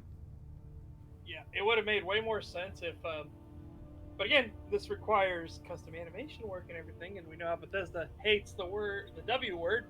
Not allowed. It requires So- a little bit more effort than the bare minimum. Oh, that's the E word. That's way worse than the W word. To Bethesda, the E word is way worse than cunt. Yep. But what they could have had was Ulfric could have had like one hand on his cheek the entire time, and he could have been tapping the thing, just staring daggers at her. Oh. And so you know he is like seething. He is sitting there stewing in his anger. And then you come in, and he's finally, things are about to get started, and he thinks, okay, things are now official, and the first thing he says is, all right, that bitch gotta go. Then it would be more understandable, like, because you can see him like writhing. You can feel the hatred just oozing off of him. Yeah, and Again, I think requires that's one of the biggest issues with Bethesda games in general, is they won't make as many animations as they need to portray everything to the extent it should be. It's all like very, very basic stuff. Yeah. Like that dragon kill animation you thought was unique, and no, that's generic for everybody that kills a dragon. Yeah. NPC or you, it does not matter. Yeah, because you... exactly what you were describing there. Unique animation for Ulfric, just frustrated and seething and just, like, genuinely pissed off that, hey, this Thalmor agent was brought to our peace talks, and he's just standing there like, doo-doo-doo-doo-doo-doo-doo. It doesn't make it feel like it's something that's actually bugging him. It makes it feel as if I am now scripted to say this. You know? And all of the Grey Cloaks should actually be huddled right near each other. And they should be, like, whispering to each other and, like, giving side glances at the Thalmor. And maybe some of them are, like, holding their sword hilts and stuff like that. They're actually, like, squeezing them, like, because they're thinking, we could just kill that bitch right now. Oh yeah, if you walked into the room and some of like Ulfric's buddy here, he doesn't have to have his weapon like holding it like he's ready to fight, but he's standing with it drawn, blade on the ground and hands resting on the hilt like he's fucking ready to go the second something goes down. You know? Yeah. That would say so much more than him just standing there doing nothing. Because now he's just an NPC that's just standing there and doing nothing. You know? Oh, and I have another thing to imagine, but first, a guy under a bridge. Thank you very much for that $2 super chat. Yes, this thank should be you. a Gate Lanius-esque challenge.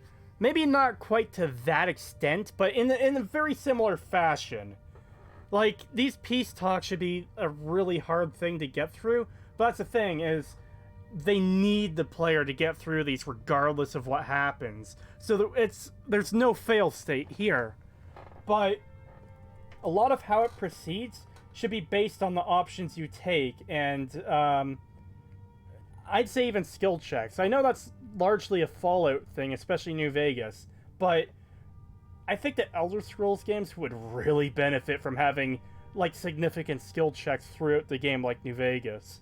Imagine, if you will, if this game had classes, and you could be like scholar because you started as a mage, and you could say like, well, I know in its history that the Nords have burdened themselves with an inconvenience for the name of the greater good. Do you not think that you should do that now, just as your ancestors did? And you can like have that be a thing, and that just gives it a little bit deeper meaning to these peace talks. Yeah, that would be good. That would be very good. Imagine this is a Chad move, again, as just a small minor animation. The Grey Cloaks all sit down, the Imperials all sit down, and then the Grey Cloak, Stormcloak. right-hand man, Grey Cloaks, wow, Grey Cloak. Yeah, I noticed you said that earlier, and I was looking at the Greybeard guy through the pod screen. I'm like, Grey Cloak? I couldn't help it. God, Grey Cloaks, wow. No, it's fine. It happens. And imagine the, I was trying to do it the other way and do, like, Stormbeards. And imagine the Stormcloak, his right-hand man, who's currently sitting on his left, though, yeah, took off that giant battle axe and just set it on the table and just had his hand on it and was just staring daggers across it. So you understand that this situation is not friendly. That would be so fucking good. And it probably wouldn't take a lot of work to do these animations either, you know? Yeah, especially because you already have to guarantee the player sitting in the chair to start these negotiations. You don't have to animate any of the leg movements or anything like that. It's easy. Even move their chairs closer so you could see him leaning over and whispering in Ulfric's ear. And like you were saying earlier, they're whispering to each other. And like that says a lot on its own, you know? It's so much better than, we are just standing here because this is what we were programmed to do. I am video game character. Yeah. You know? Let's get down to it. We want control of Markarth. That's our price for agreeing to a truce. Oh no, So that's why you're here, Ulfric? Frontier is amazing, but not for the content. Well, kind of for the content, but What's it's that? amazing for the technical achievement. Oh. The Frontier mod for Fallout. Oh. The technical stuff they managed to do with that mod in this engine is insane. The content and the stuff in it, no, not good. Are you telling me you don't like Deathclaw sex scenes? Or sex slave foot fetish material? No, it's not even that, because that was supposed to be Wild Wasteland, allegedly. Allegedly. I don't know how... I do not know how much I believe that. I know, I do not trust It that. was already, like, regardless of Wild Wasteland or not, it was already a bad idea to put that in. Yes, Wild Wasteland feels like a cover. My big bear is the actual copy-pasting down to animation, scripting, and dialogue of entire scenes from other games. Because they could, instead of, but should you? The Sneedclave will rise again. Yes. Anyways, let's get on with this shit. I'm fucking wanting this to end. By using this council to advance your own position, Jarl Elisif. General, this is outrageous. Yeah, You I can't agree. be taking this I'll demand let you seriously. get through this more, I honestly. thought we were here to discuss a truce. Elisif, I said I'd handle it. Ulfric, you can't seriously expect us to give up Markarth at the negotiating table. You hope to gain in council what you've been unable to take in battle, is that it? I'm sure Jarl Ulfric does not expect something for nothing. Yes, that'd be entirely out of character. Want in return? Wait, General, you don't intend to just hand over Markarth to that traitor? This is how the Empire repays us for our loyalty? Enough. First, Wait, let's be clear.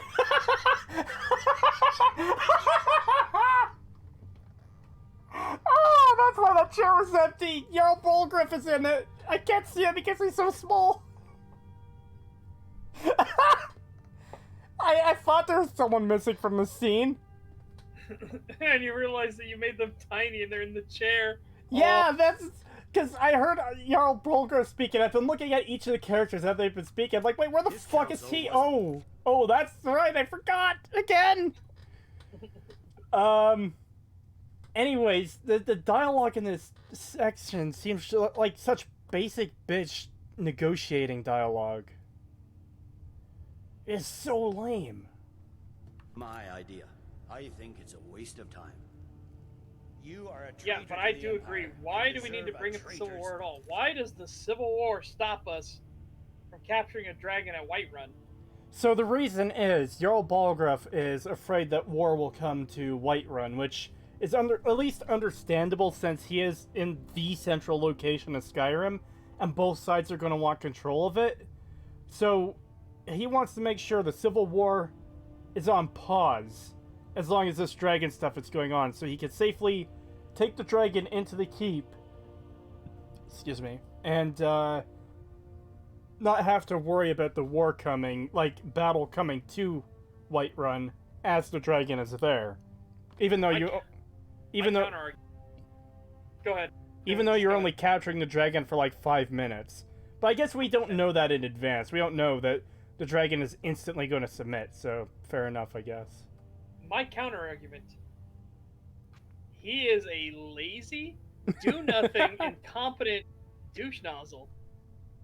He is so lazy that I am shocked he even lifts a finger to even think about the Civil War when he can't repair his walls, he can't defend his own hold by sending troops out to one of his own holdings, that he has an incompetent seneschal that doesn't know Nord customs, but he's supposed to be the diplomat and the one who keeps him up to date on the day-to-day runnings of his holdings, that he can't even get rid of bandits that have an encampment 20 feet from his gate into his capital. When I go to Whiterun again, I'm going to show off that bandit camp because holy fuck, that's stupid. Yes. That's my counter argument. He is literally so lazy and doesn't want to do anything that I can't even believe that he even thinks about the Civil War. Yeah. And just a thing quickly. I realize there's a seat next to me. I wonder if that's for a companion that would be following me. Will negotiate in good faith. I can't imagine it's there for any other reason. Here at you your arch your head down, you I'd see like Lydia to hear going what like, you think "Hello." Markarth is worth.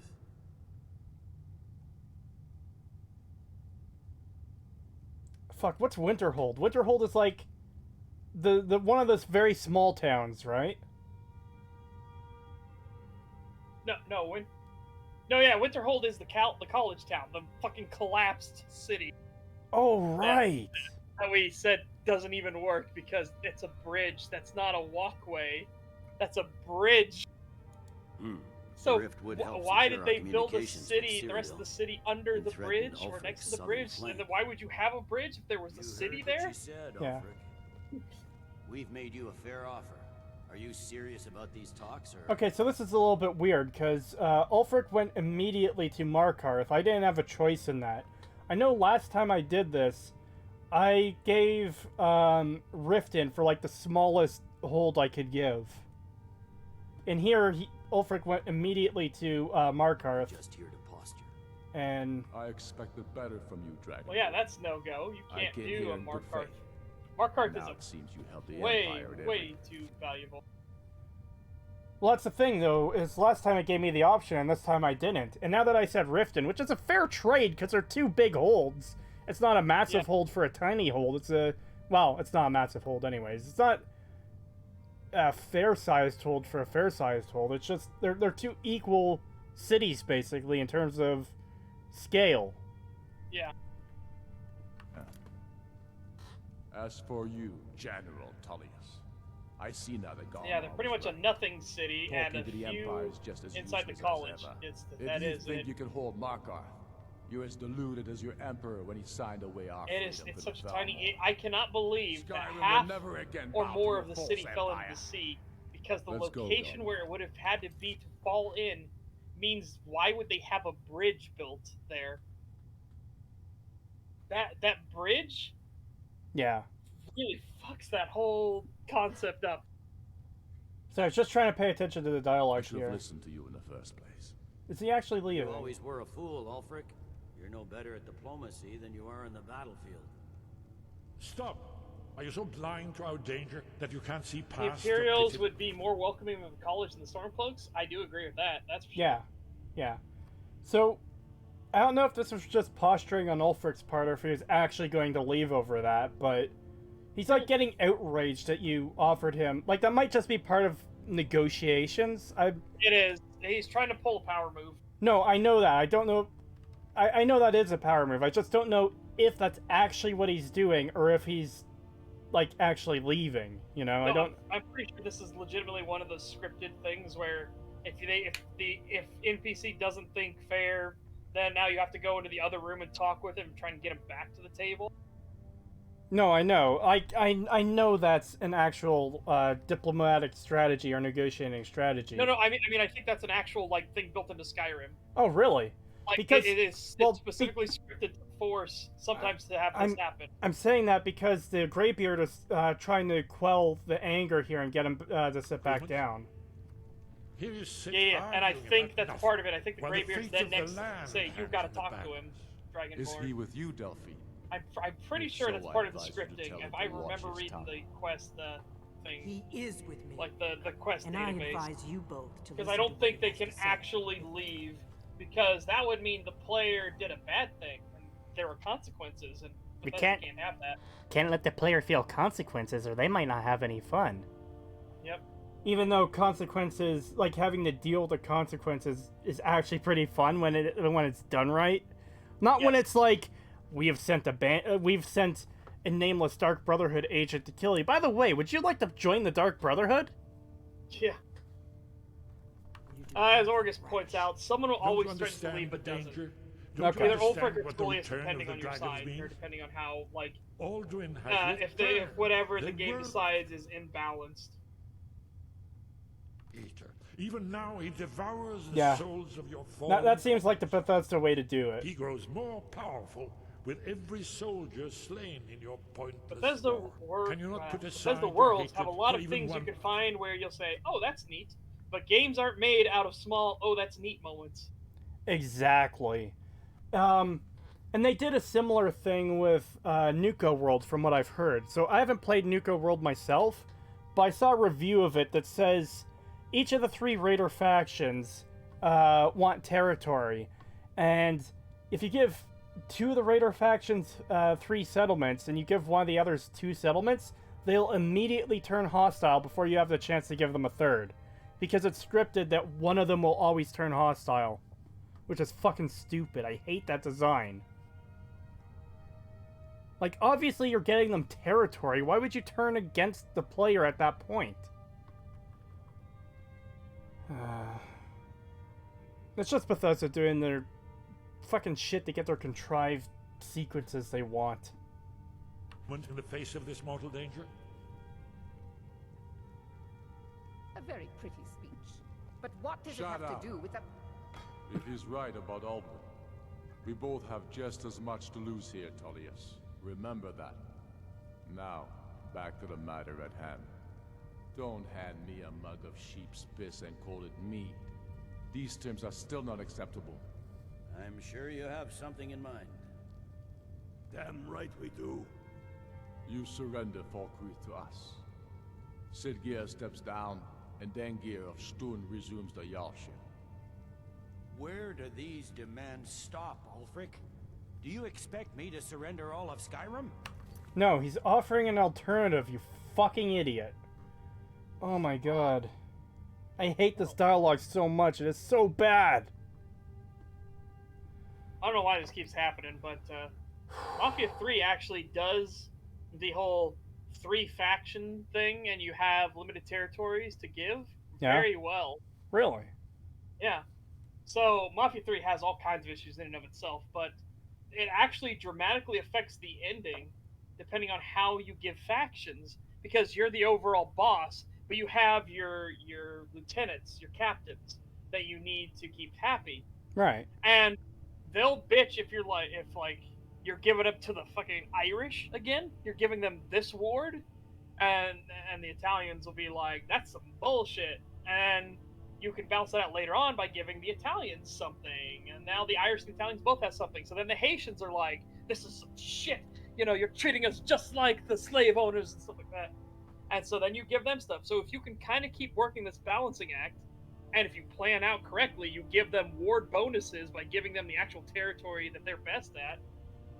In the end of the game, when you get the chance to leave, you also get the chance to take over as Kingpin forever. You're just like, I had a plan, but fuck it.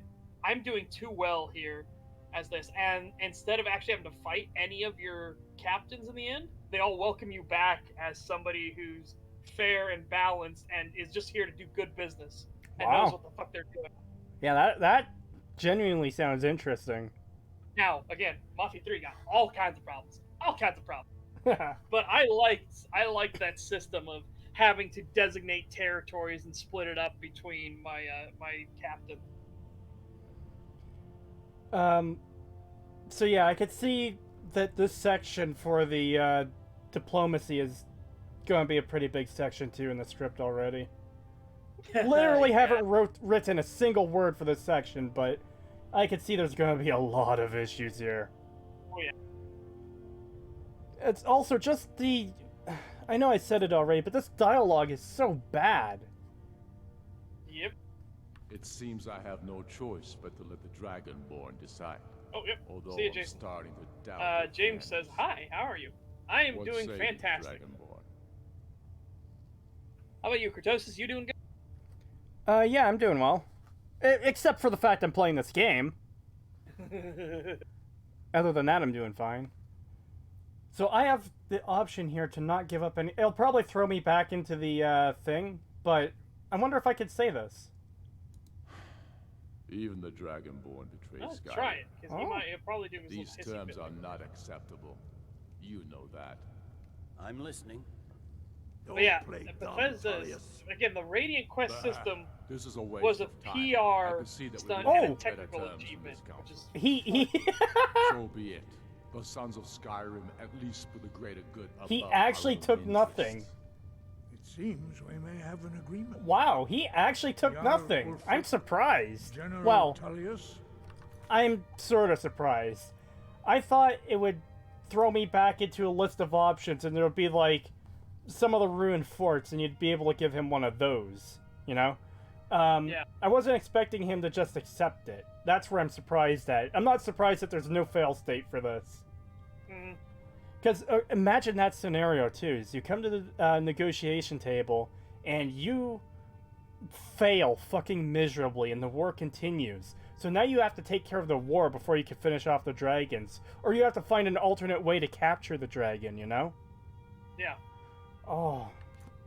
There's so much thing, and maybe it could have tied into, did you kill Parthenox or not? Like, were you dumb enough to fight at the blades? Like, if you need an alternative way, maybe Parthenox can parlay with one of the younger dragons and get them there. AKA, that's how you get the red head, yes. You know, the hot-headed red dragon there. Yeah, that would be really good. Yep. Holy fuck. And I think it's after this negotiation, too, where Delphine asks you to kill Parthenax. Markarth will be handed over to Ulfric's forces. Oh, I hate the blades so much. Down, and Thongvor Silverblood will become the Jarl of Markarth. Oh no, they're getting Markarth anyways. What the fuck? Stormcloaks will withdraw from the rift, allowing not that Imperial it troops... fucking matters, let's just put it that way. No, it doesn't matter. I'm just surprised that he still got it, even after... Yep. Because usually you have the choice in that a bit. Jarl Layla Lawgiver will step down. As Guy in the Bridge says, Chris, don't get ahead of yourself. They probably couldn't think of what alternate branches you'd need in this event.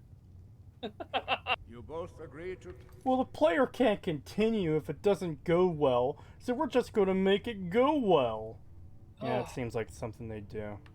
My God, imagine if these negotiations went so poorly that one side or the other went back and immediately launched an invasion because they're like, alright, fuck this.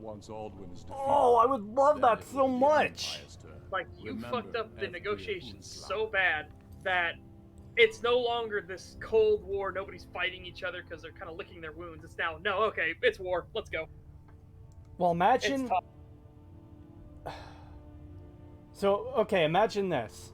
The peace talks go to shit, and then Delphine and Esbern are like, okay, we need to do something right fucking now, because this is bad. Because both armies are leaving, and we don't know what's going to happen next. And then you return to Whiterun to find it under siege. You cut out for me. Oh, God. Okay, what was the last thing you heard? Both armies are leaving, and... Okay, both armies are leaving, and Delphine and Esbern talk to you like, okay, this shit is real. We have to fucking deal with this. There's no options here. This is top priority. And then you get them to distract the player for a little bit with like some other kind of quest, but you still need Whiterun. You still need to capture the dragon in Whiterun, and then you return to the city to find it under siege. Yeah. And at that point, it's like, okay, well, which side do I pick? And you have to decide. That would be a really cool way to introduce the choice. You come upon the battle, and there isn't a clear victor on either side. You have to make the choice yourself which side you're going to join and help.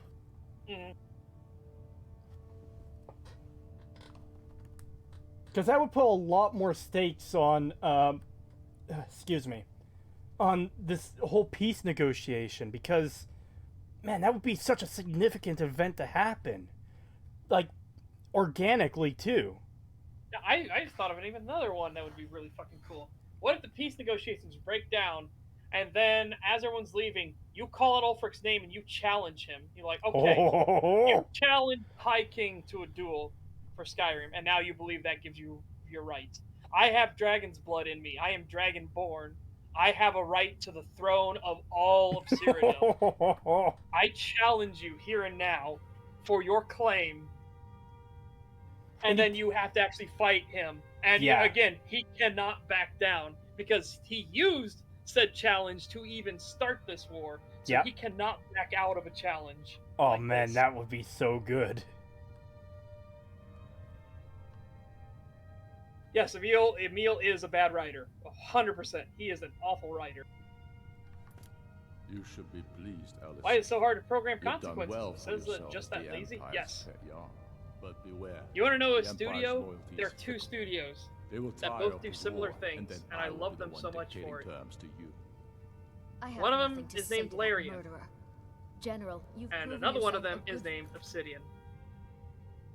And what they do is they present a scenario to other people that aren't writers or anything like that. They present the scenario and they listen to their feedback of, well, I have this, so I want to do this. Oh. Well, I have this, I want to do this. And that's how they kind of try to get a broader perspective and get more choices of what people would actually want to do. In Obsidian's case, they actually do full-on, like, pen and paper roleplay games of scenarios. Yeah, that I really like that idea. Because that's something, too, is you're basically crowdsourcing choices. Because, let's say I'm making a quest in a game. I think, okay, you could do this, that, these, and those. But then you present it to someone else, and obviously, they're going to have a different way of thinking than I do. Or that you do, or that anyone else does. And they're going to say, well, what if I do this? You know? Yeah. Oh my god, I love that. That was part of what made Spec Ops: The Line so good too. Was those they would ask people around in the office like, what if we had an alternate thing? There's one big one they needed to do that with, and I've already said how you could rewrite it, still force it to happen, but oh man. But they had like, do you shoot into the crowd or do you walk into the crowd and let them beat you and stuff like that? Or, and as somebody pointed out, I'm just going to fire over the crowd's head. That should get them to disperse, right? Because it's gunfire. Nobody wants to stay there when somebody's letting off gunfire. Yeah. And so they put that in. Nice. So you have that as an option. You fire over the crowd's head. You don't actually hit anybody. Your AI companions realize what's happening. They fire over the crowd too. Nice. I like that. That wow. Interest. Yeah, so it's very easy to do this. You just have to ask other people, like, if this is the situation, and maybe don't even start with the thing you actually want to know. Like, start in, like, this is your character, everything like that, and this is what happens. Give them simple softball stuff, and then build up to, now you're sat at the negotiating table between the two fighting sides, and blah, blah, blah, blah, blah, blah. What would you do? Or say, these are your choices. And if you have anything else that you can think of, because then that gets them going, what would I do? Would I follow through with that? Or no, would I do this or that? The dragon menace is dealt with. After that, Alfric, there will be a reckoning. Did you know Fallout 4 had a cut quest that involved 2 universities that involved magic imported from Skyrim's code, and Emil's reasoning for that quest was radiation. I hope That is genuinely fucking obnoxious. Holy fuck. Yes. That is I'm incredibly ready to do obnoxious. my part. Just say the word, and my men will help you spring this It's trap. like when you find out that Bethesda originally wanted to make you the leader of the Brotherhood in Fallout 4, but then they realized that they had a reason for not making you the leader, and I think it was even worse than, like, even considering the idea of making you leader. That's just funny. I forget what it was, but yeah, either way, that was something they thought of doing. It's like, why the oh my god. Yeah, Neanderthal, I'm kind of in the same boat. I kind of want to look that up and see if that's actually true. Because that does sound like something Emil would do. That was the whole reason I think that was in DC to begin with, because of Emil. Look that up, because I'm pretty sure it was actually in his obnoxious fucking game development speech. Oh, I don't want to watch that speech again. It'll probably great instead of like shout all of that out again. It'll probably be in an article or a post somewhere, but yeah. Yeah, I gotta go to the bathroom real quick. I'll be right back.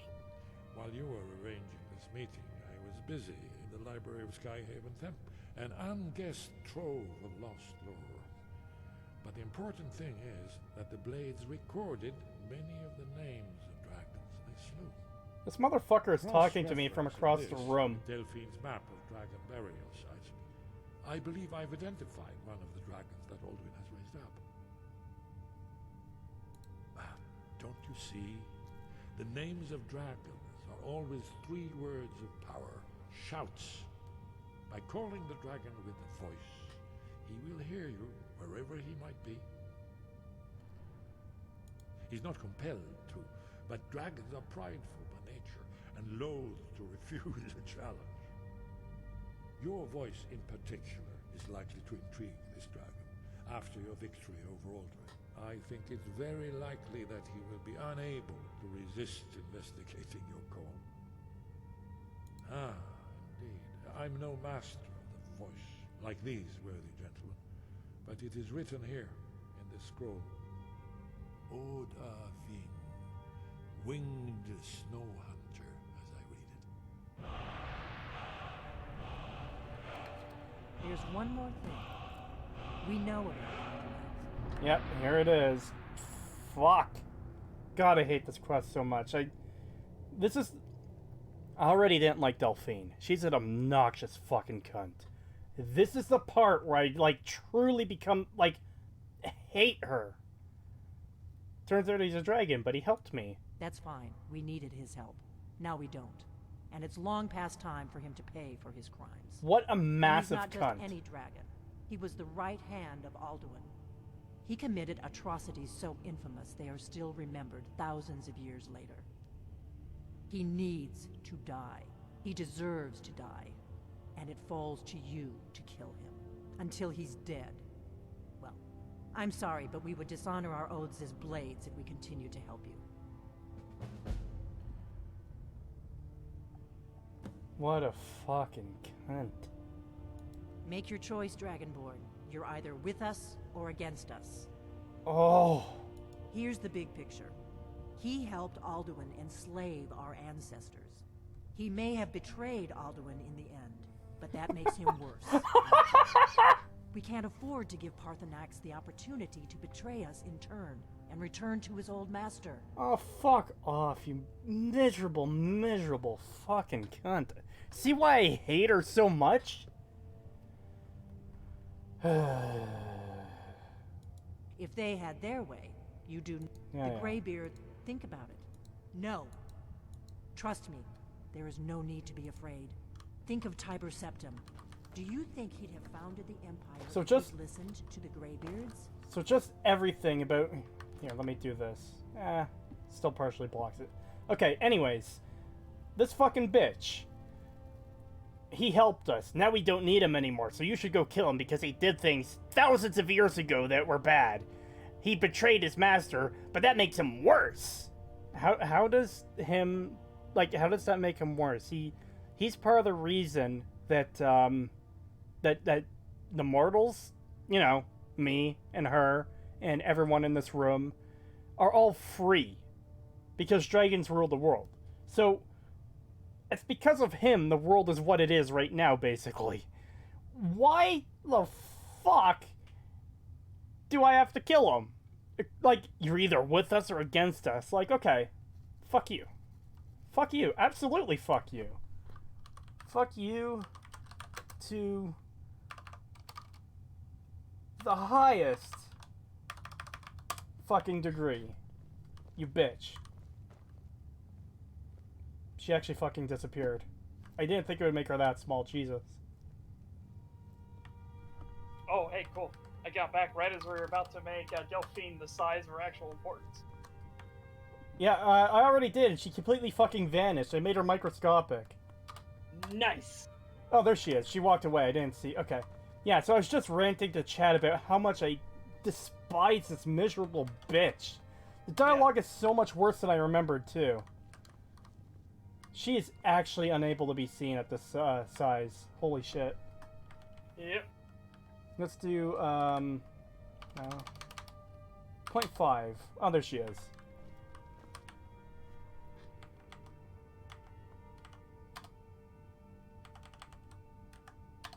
Wow, you can actually go that small. I had no idea it went that small.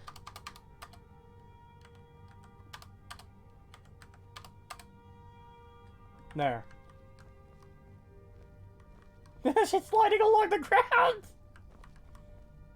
Anyways, yeah, I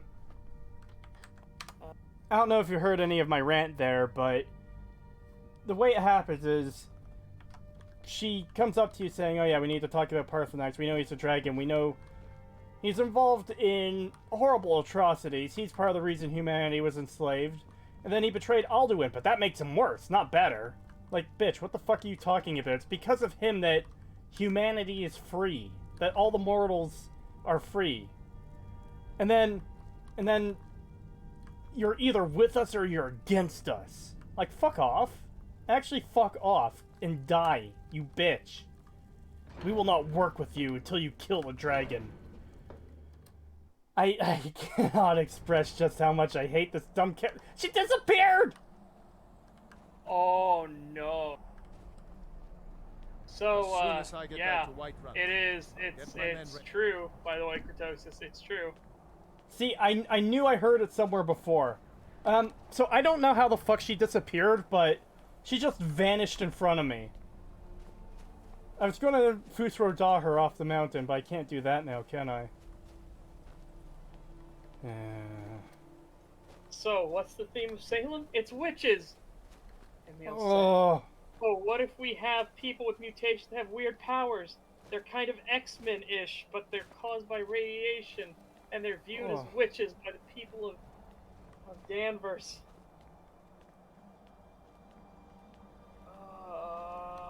My hatred is fucking infinite and eternal. God, Emil is like the definition of failing upwards. Yeah. $2 super chat from Guy Under a Bridge. Thank you.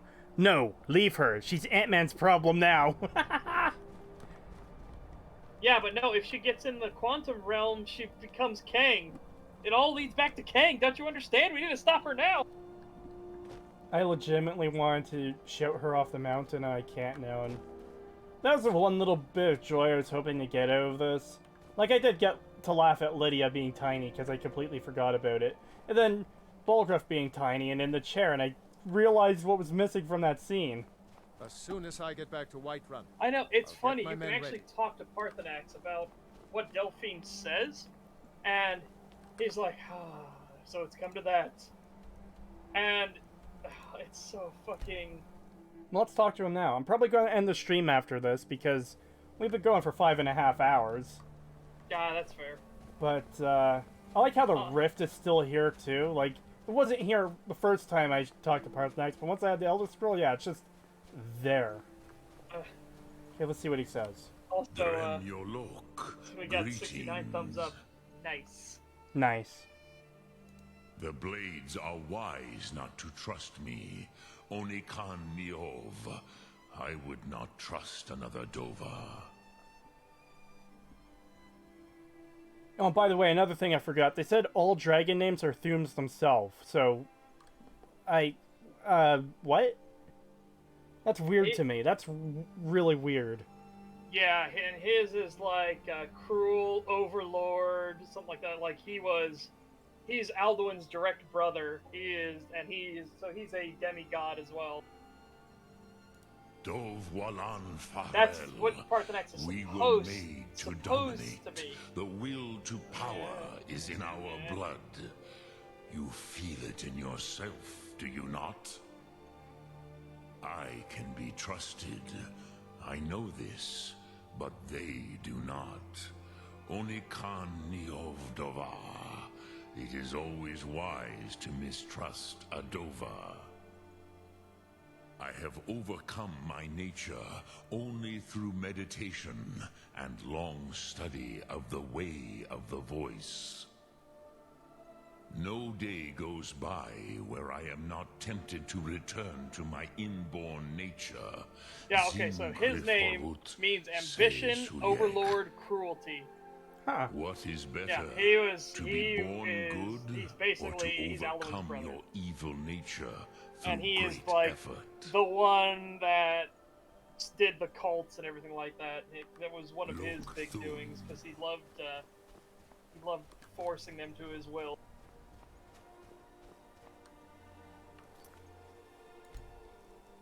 Anyways, I'm probably going to end the stream here. He didn't have too much to say that was overly interesting. He's just like, yeah, dragons can't be trusted. It's in their nature to want to rule, blah, blah, blah, blah, blah, blah.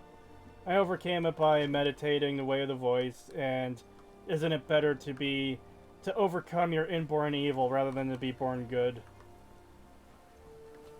Which, I'm like, you know, nobody is inborn evil, but, you know, when it comes to this universe, I guess they are. Yeah. Like, yeah. And yeah, here's the direct quote. What is better, to be born good or to overcome your evil nature through great effort? Yeah. And I'd say, if you are actually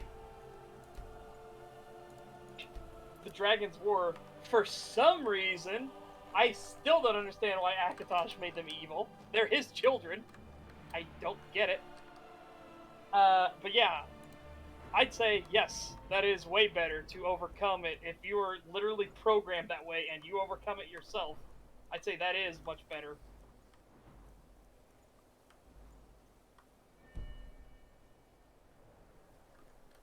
I have no idea why Akatosh would make them evil. I don't get it. So, yeah. Yeah, Parthenos is basically the Dragon Buddha. He is. Man, Super Mario should have gotten a fucking better character to voice. Like, I like the idea of Parthenax, it's just that the rest of the game is shit and it doesn't handle them particularly well. Yeah. Plus, I don't like the idea that like all dragons are evil. It's like No, And again, I know because Emil will be like, but they are because Akatosh said so, and then I'd be like, why? Because he said so. Why? Why would the dragon god of time make his children inherently evil? Like, I can actually understand what Alduin was supposed to be. He was supposed to be the end of things to reset, to let time go again. But why are all of them evil? Yeah.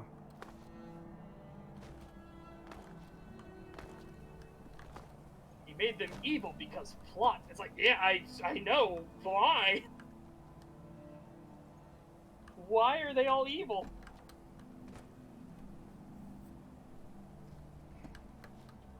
Well, AGM says, this channel is dope. I've been listening to the essays while doing work.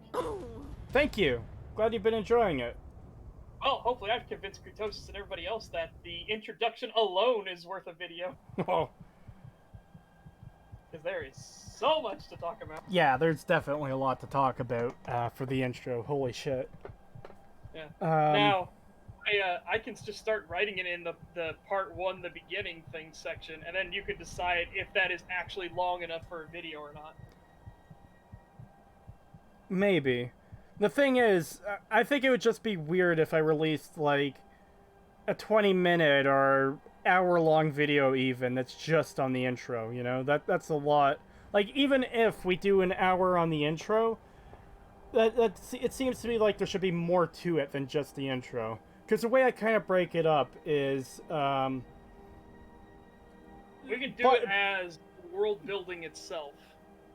Okay. And have it like the introduction, and then spinning it off into what this means in the world itself. Or do we see these carried through the world itself? Like, are all the Stormcloaks super stoic and ready for death? Well, no, they're all a bunch of cowards and stuff like that. And here's why, and you know. Because, again, the introduction sets them up as every single one of them is like, my ancestors are smiling on me, Imperials. Can you say the same? And they're like, as fearless in life as he was in death. And it's like, oh. God, there's just so much. This is just wrong. Also, there is one bit of thing that I like if you kill Parthenax. There's only one thing I like.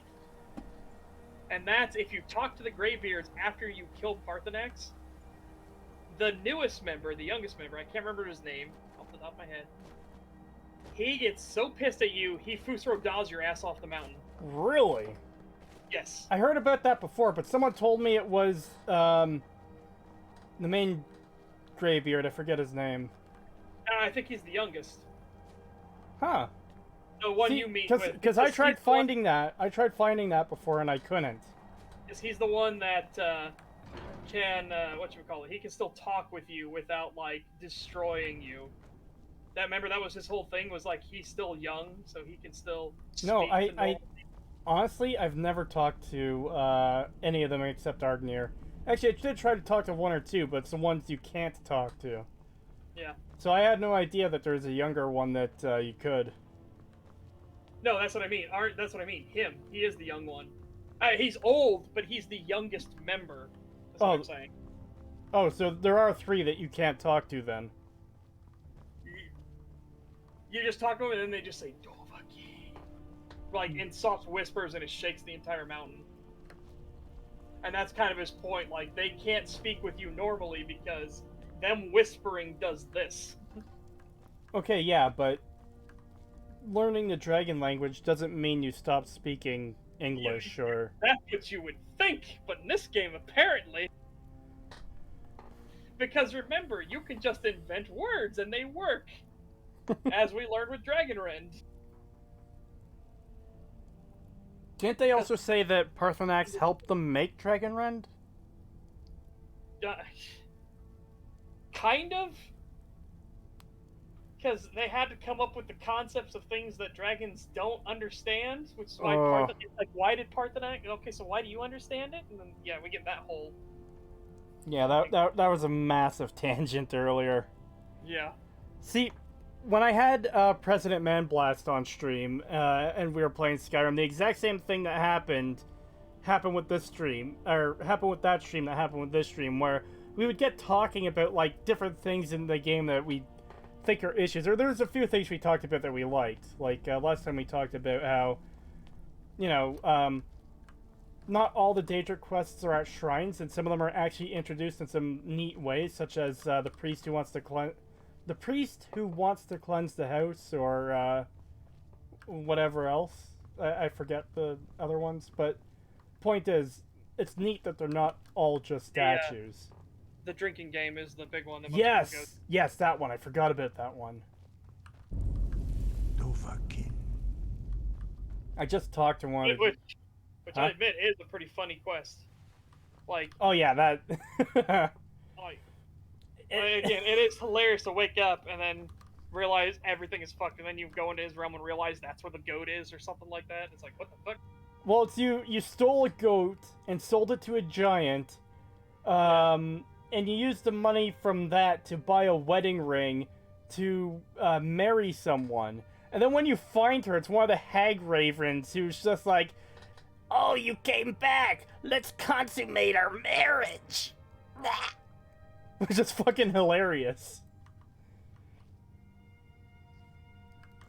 Also, something else that's funny. The building fucking shakes even before he speaks. Dovahkiin. I don't know. I know that's like a really small thing, but I think it's just silly that the world reacts before he even speaks the words. They should have figured that out better.